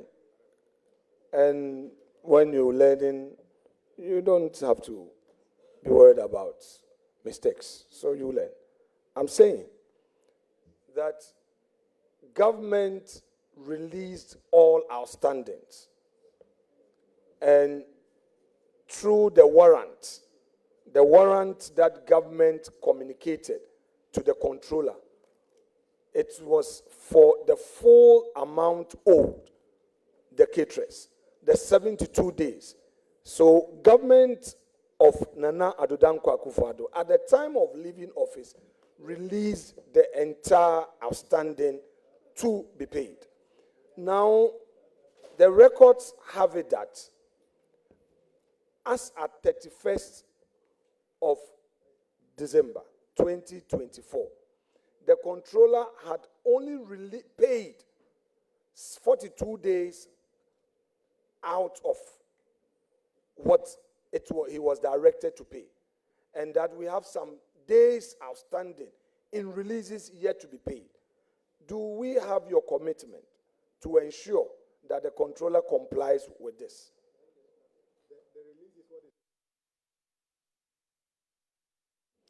Honorable nominee, your comment.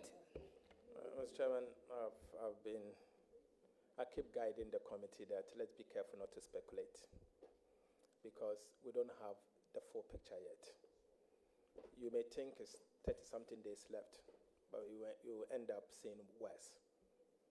So I urge that let's take our time, get to the ministry, do a proper assessment as to the arrest due, and have a plan to repay. Mr. Chairman, today the government pays 1 cedi 50 pesos for a child to be fed. 1 cedi 50 pesos. Okay? And I've said that it is not enough even to buy egg. I've also said that there are some arrests we need to pay. Let's get to the ministry. And when we get there, we'll work to make sure these caterers are paid first. And then we can look into the future, what we can do for the school feeding. Thank you very much, Leader. Chairman, now back to the issue of your 10 billion Public Infrastructure Investment Fund.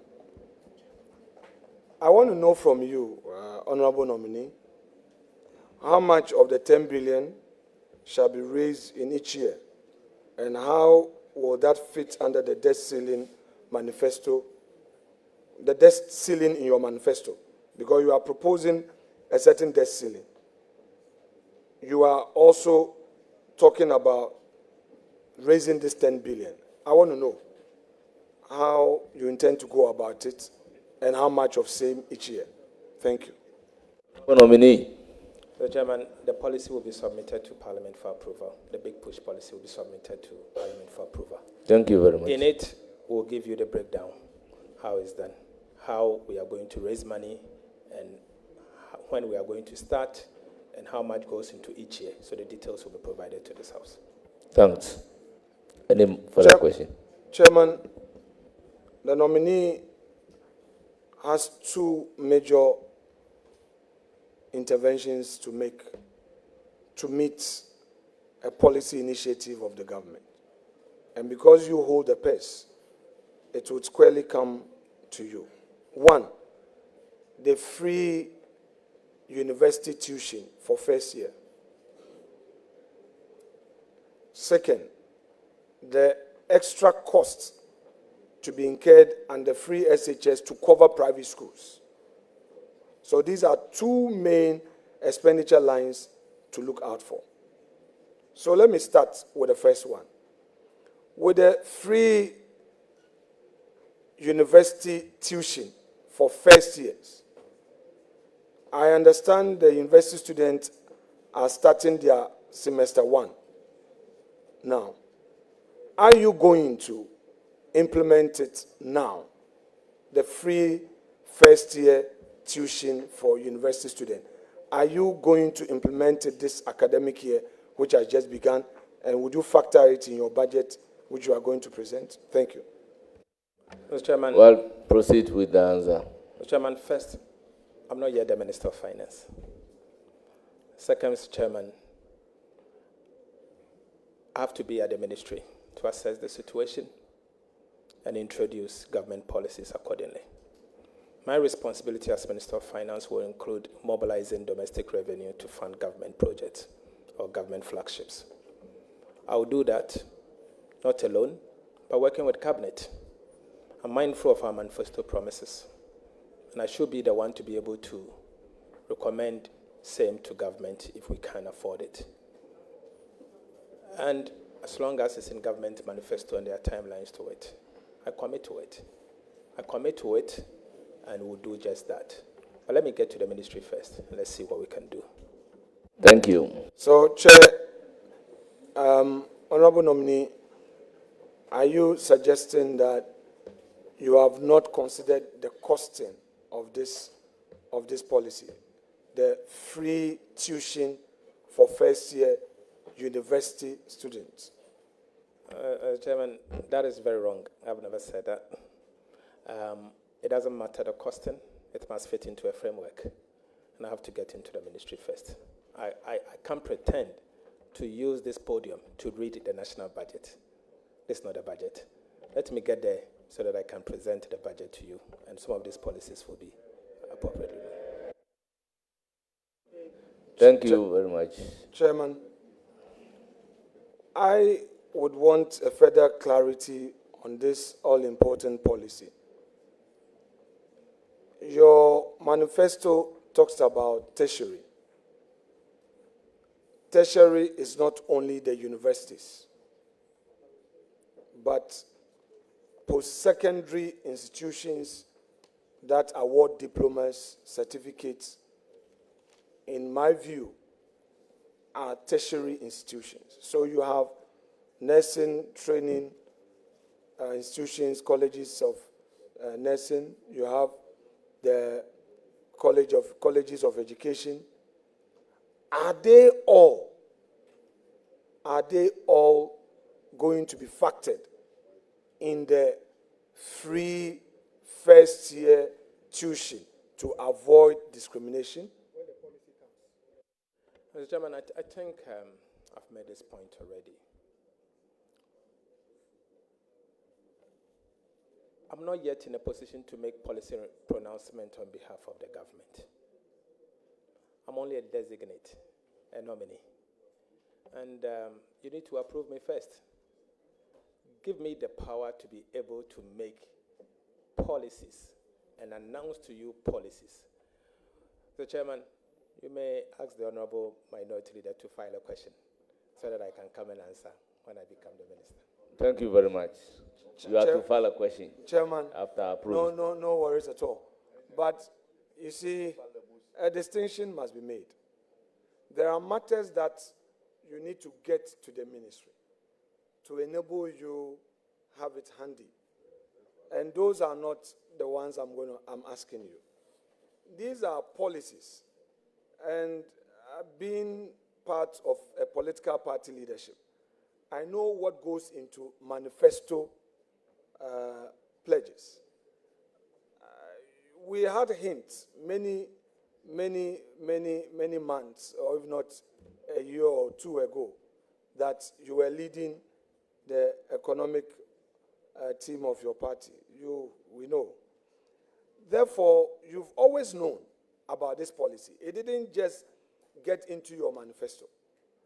What I want to know from you are facts within your domain, whether colleges of education, colleges of agriculture, colleges of nursing, and other institutions that are tertiary institutions are part of this free first-year tuition.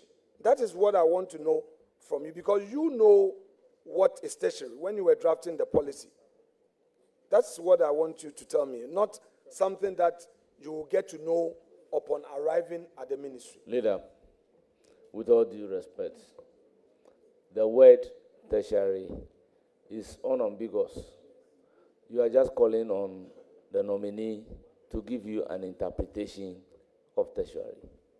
I think we should give the word tertiary its ordinary meaning, and then we can proceed. Chairman, thank you very much. I can understand where you are coming from. But you see, we are a political class, and we are dealing with a social intervention deliverables. Those watching us would want clarity. And that is all I seek to do, so that somebody at Legon would not assume that university is university and that he or she will benefit. But somebody at the nursing college in Winneba who is doing a diploma in nursing would think that because they did not explain it, he or she will not benefit. So I know you had the benefit of knowing what tertiary means at the time you were drafting this policy, when you said you would give first-year tertiary students free tuition. You pay for them. Government will pay. So parents would not need to pay at all. You know? So I just want a clarification. Mr. Chairman, I think it's unambiguous in our manifesto what we said. I do not seek to reinterpret what is in the manifesto. And it's as clear as possible. In the next budget, if you have any doubt, we can clarify those in the next budget. Thank you. Fair enough, Chairman, fair enough. So let me come to the next leg of this social intervention, the free SHS. So you have promised that you will extend it to the private secondary schools. You are going to be a major advisor to government. Have you planned, do you have a plan as to the number of students in the private secondary schools? And if so, have you looked at the cost? Mr. Chairman, the number of students in the private school as at yesterday cannot be the same as today. It moves. So whatever target or whatever costing that was done was done with the data as at the time they did assessment. I was not part of the group that did assessment. Today, we are in office.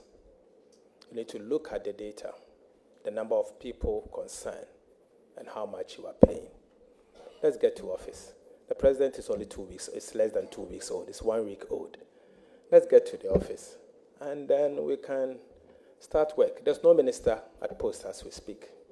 And so you need to help the president to constitute his cabinet as soon as possible so that they can advise him for him to come to Parliament to deliver his State of the Nation address. Thank you. So the private secondary schools that you propose to extend free SHS to is going to include Ghana International School, Lincoln, Association, because all these are private schools, secondary schools. Are you going to include them? Well, the nominee is capable of answering the question. Other than that, private school is private school. Mr. Chairman, I'm not aware that Ghana International Lincoln undertakes WASI. They don't write WASI. I'm not aware. I'm not aware that Ghana International School goes through West Africa Examination Council. They do GCSEs and A-levels and others. I'm not aware that you can equate Lincoln with a school fees of $30,000 to Achimota School. I'm not aware of that. The Chairman, let's get to work. And when we get there, we'll present to this House a comprehensive program. The Chairman, the previous administration was unable to pass the free SHS bill. You are aware of that. And, Mr. Chairman, we will regulate this free senior high school policy properly to make it sustainable, so that it becomes part of our nation's development. I think His Excellency the President has made this pronouncement, and so we'll do what we have to do. The Honorable Minority Leader knows me well, that I'm a man of my word, and I can give him that assurance that whatever it takes, we'll come to this House and seek your approval. Chairman. Thank you very much. Is the nominee fully aware that in respect of the promises by his party in the health sector, the party engaged an independent body, which body gave it a minimum cost of 18 billion? Are you aware of this? And do you agree to that? The health sector promises that your party made. Mr. Chairman, I'm not aware. The only thing I'm aware of is during the transition, I was told that Agenda 111 would take 1.5 billion US dollars to complete. But I'm not aware of this 18 billion. I don't know. Are you committed to completing the Agenda 111 with that amount? Are you committed to that? Mr. Chairman, the immediate past government was in office for 8 years. They announced the Agenda 111 in 2020. We were told they were going to complete it within a year and two. Mr. Chairman, this is 4 years. They have not been able to complete Agenda 111. We have huge debt awaiting the next government. What we know is that His Excellency the President has committed that he is going to complete all ongoing projects. I'm a servant of the President.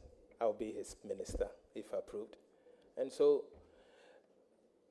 when you approve me as minister, I'll assess the situation. I'll find out what you are leaving behind and be able to advise the President appropriately. But at the moment, I'm not in a position to advise him because I do not have the full data of what is the true state of Ghanaian economy. Thank you.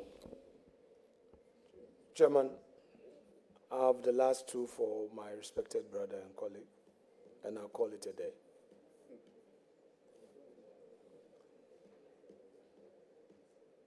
Leader, your government has indicated that its financing needs will be alleviated from second quarter in 2025 as debt service payment to bondholders resume. Considering that T-bills will not be sustainable to meet the financing needs, tell us what strategies you intend to pursue to meet the high financing needs without jeopardizing debt sustainability. Thank you, Mr. Chairman. Mr. Chairman, financing is a function of the budget. If you throw out a huge deficit, you have to finance it. So you have to throw out the deficit first. We don't intend to throw out an unsustainable financing, where the gross financing needs is in a way that if you go to the market, you will not be able to finance and put further pressure on the market. So, as I've said, we'll front-load the fiscal consolidation on expenditure base. So let's introduce the budget, and when we introduce the budget, we'll know the financing needs, and we'll make sure that we'll be able to finance our budget. But there are options. There are options. We'll work with our development partners. There's World Bank, there's IMF, there is EU and all. So if there's any financing need, aside the market, both domestic and external, we'll be able to tap into the financing, our financial request from the development partners. So these are options that we can do. Now, as a follow-up on that, I'm quite curious. So how would you raise this 10 billion without borrowing? This 10 billion, you had indicated to me earlier that you will present your plan to Parliament, and in that we'll know as a house how much you intend to raise each year. Now, you are so sensitive to your debt servicing strategy. Now, how do you intend to still achieve this without borrowing? Mr. Chairman, I've never said we are not going to borrow. I've said that financing needs are a function of the budget. And it depends on the fiscal deficit you throw out. If you throw out a fiscal deficit of 10% of GDP, you have to finance the 10%. Where are you financing the 10% of your GDP? Are you financing it from debt? And if it's debt, what kind of debt? Is it domestic, T-bills, or long-dated? Is it external or kind of? So I'm saying that your concern will be dealt with the kind of financing we throw out. If we throw out 1%, 2%, 3%, 4%, and the market can accommodate it, so be it. So let's look at the options available. But all of this will depend on your financing needs. So for us, fiscal discipline will be the anchor. And we'll be mindful of the market needs and what the market can accommodate. Thank you. Chairman. I thought you said 2 questions. No, there was a follow-up. Chairman, so is that the last question? The nominee has addressed us on some key issues, and I'm happy with his approach thus far. I would want to ask him, he's aware that a key development partner, the IMF, entered into some agreement with us. And in that agreement, they required of us to put in place certain measures. He is aware that the e-levy and the betting tax and other taxes he considers are nuisance taxes have been captured as part of our revenue sources in this agreement with the IMF. So government really has no unfettered discretion. How do you justify the repealing of these tax laws without hurting the very agreement that you have with the IMF? You think, in other words, you think that you can freely repeal these tax laws and without introducing a new revenue measure, the fund will be happy with you and will not see that your repealing of these tax laws amount to breaching an existing agreement with them? Thank you.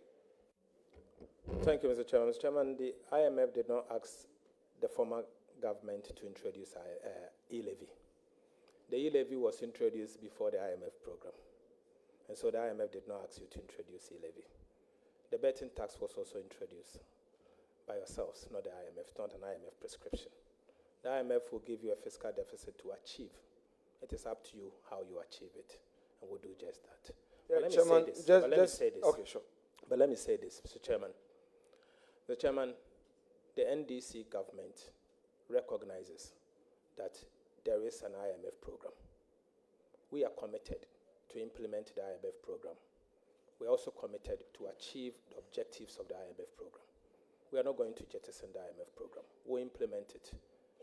It is an agreement between the Republic of Ghana and the International Monetary Fund. Today, we are in government. We have a responsibility to implement it. I'm on record to have said that we will implement the IMF program. And so we'll implement the IMF program. We are not running away from that. And so whatever it takes, we will not run away from the implementation of the IMF program. And we'll implement it to the latter and achieve the objectives of the IMF program. So, Chair, is the nominee therefore suggesting to us that repealing these tax laws, these taxes that he considers them nuisance, repealing them without introducing new taxes or other forms of taxes in their place will not amount to breaching the IMF agreement? Mr. Chairman, you can rake in other form of revenue through compliance. you can use compliance measures to bring in additional revenue to replace these taxes you are removing.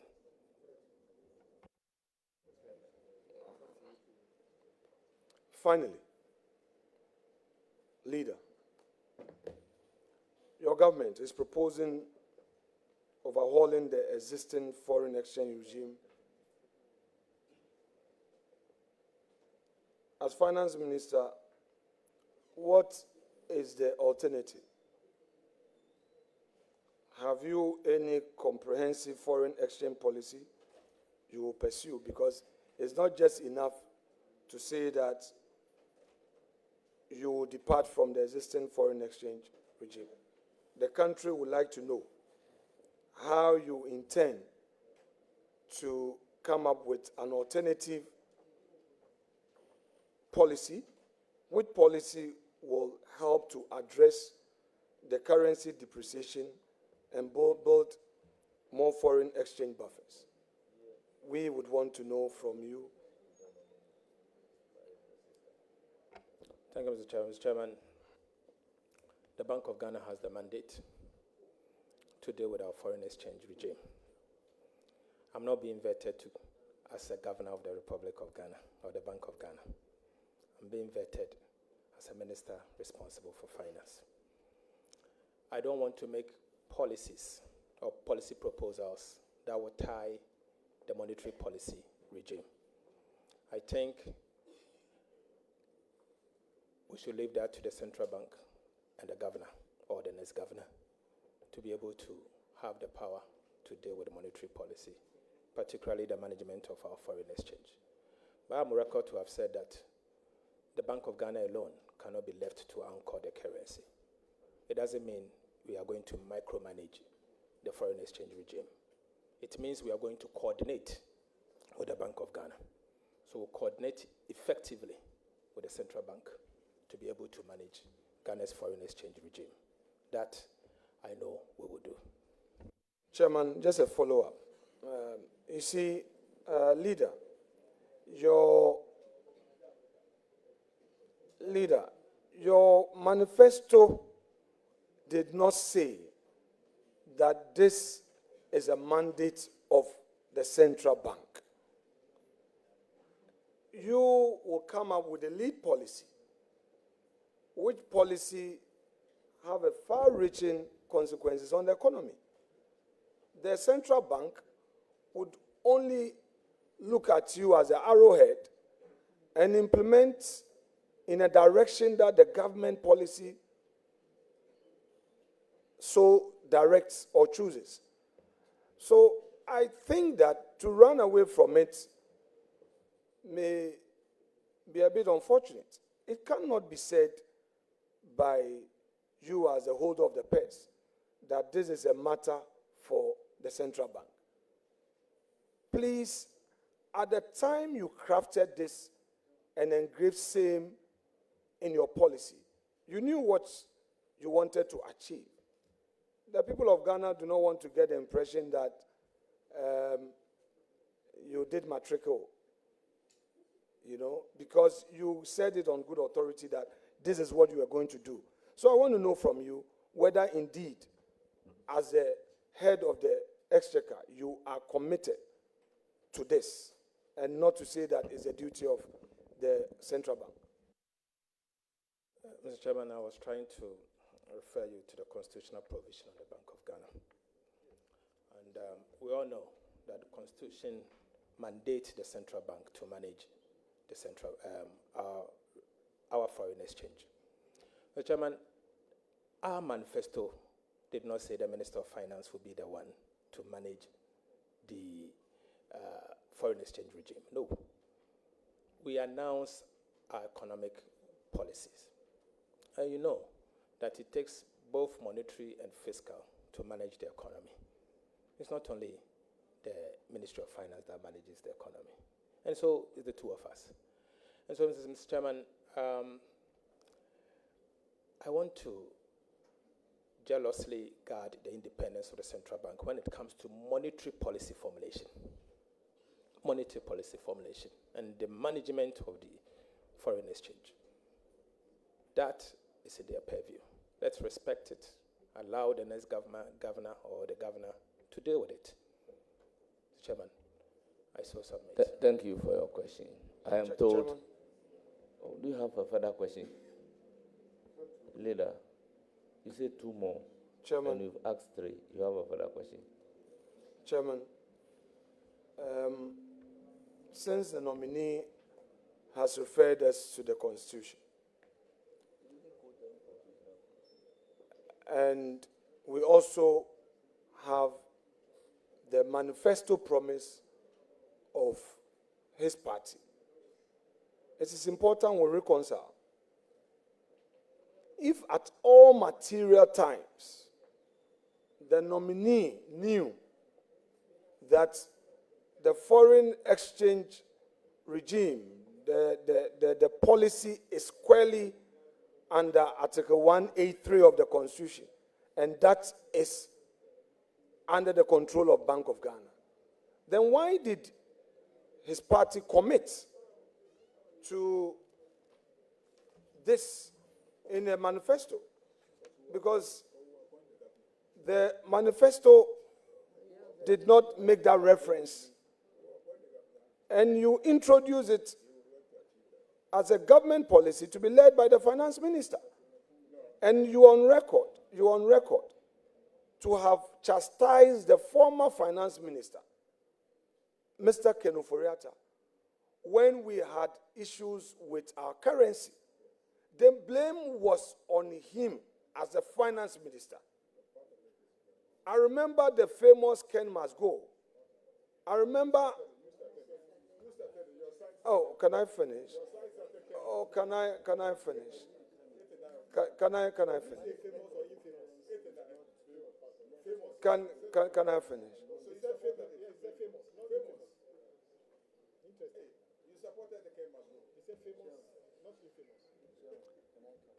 The duty, a certain British politician once said, the duty of His Majesty's opposition leader is to oppose. Rather, and we are opposing with all the energy in us, and we are being reasonable. But let's take the last question. Please, let's finish. But if the heckling is coming from the majority, then we have every cause to be concerned. Please, let's finish this. Nobody is talking. You have the microphone. Okay, I hear you. Thank you. So my question to you is this. When we had the depreciation of the cedi, your side in Parliament chastised the finance minister for not showing leadership in managing the cedi. To you, it wasn't about Bank of Ghana. And I'm saying that today, in your manifesto, you have re-echoed that same policy. And if you are now going to quote the Constitution to say that that is going to be the responsibility of central bank, then my question to you is that, did you mislead the Ghanaian people when you engraved that in your manifesto? Mr. Chairman, that is inaccurate. Mr. Chairman, let me also refer you to the same Constitution, Article 184, 183, 1834. Mr. Chairman, it says the following shall apply to the governor of the Bank of Ghana. He shall be appointed by the President, acting in consultation with the Council of State for a period of 4 years. Mr. Chairman, the governor will have to be appointed by the President. The governor will have to subscribe to the ideals and the vision of the President in foreign exchange, the foreign exchange management. The President has a social contract. He signed a social contract with the people of Ghana. His appointment or his appointee must reflect exactly that.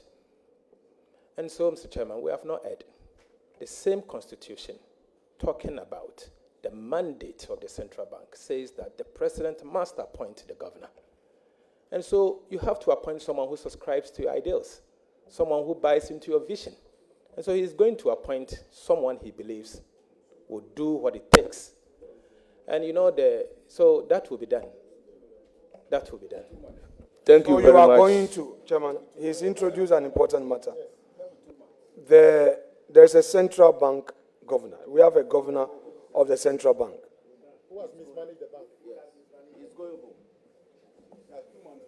Central mismanaged the mismanager of the bank, not the manager. When is his tenure coming to an end? Chairman, you should be telling us, but I know he has had his 2 terms, 2 maximum terms, and he has some months to go. So certainly within the next 4 years, the president will have the opportunity to appoint a governor. I mean, after he has retired? I am not appointing authority. Pardon? No. Mr. Chairman, we need some protection here. The majority, exactly. Honorable nominee. Chairman, I have a point of order. Honorable nominee, you are telling the committee that the governor has some few months to go. I want to ask you that this new appointment you are referring to, would it be after his retirement? Honorable members, the Constitution states clearly the tenure of office of the governor.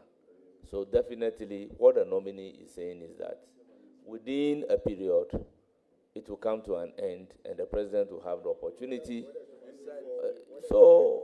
This issue as whether when exactly it will end is not a question for the nominee to be asked. Chairman, I think your ranking member is done. Yes. So if you raise new issues, you may invite him again. Yeah, so honorable members, it's now my turn to answer a question. To ask a question, but I have no question for the nominee. I will use the period to acknowledge the presence of some guests in our midst who are here to give moral support to the nominee. They are Nana Efua Esiwa II, Paramount Queen Mother, Ejumako, Ama Forsen, sister to the nominee, Kwesi Forsen, Kojo Forsen, brothers to the nominee, Sechiwa Claudia, sister, Reverend Pa Kojo, brother, Mr. Afrifa, brother, Professor Ferdinand Ahiakpo, staff, James Ajeni Mboatin, staff, and Professor Jonathan Annan, Ejumako Enyen SCM constituency chairman. May I have the privilege to say you are most welcome.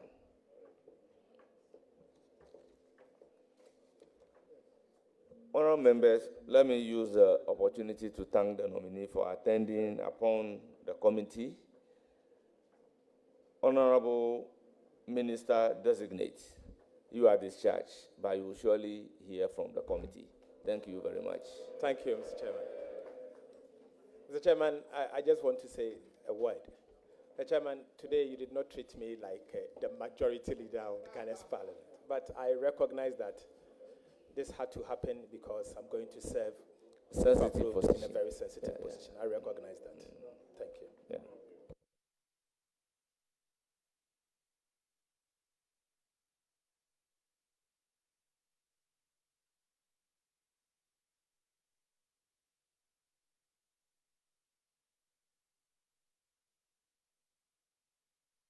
Honourable members, we'll have 30 minutes break to ourselves. We'll resume. Yes. Yes, 30 minutes. 30 minutes.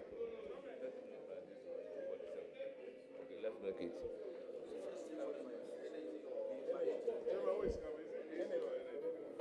Energy.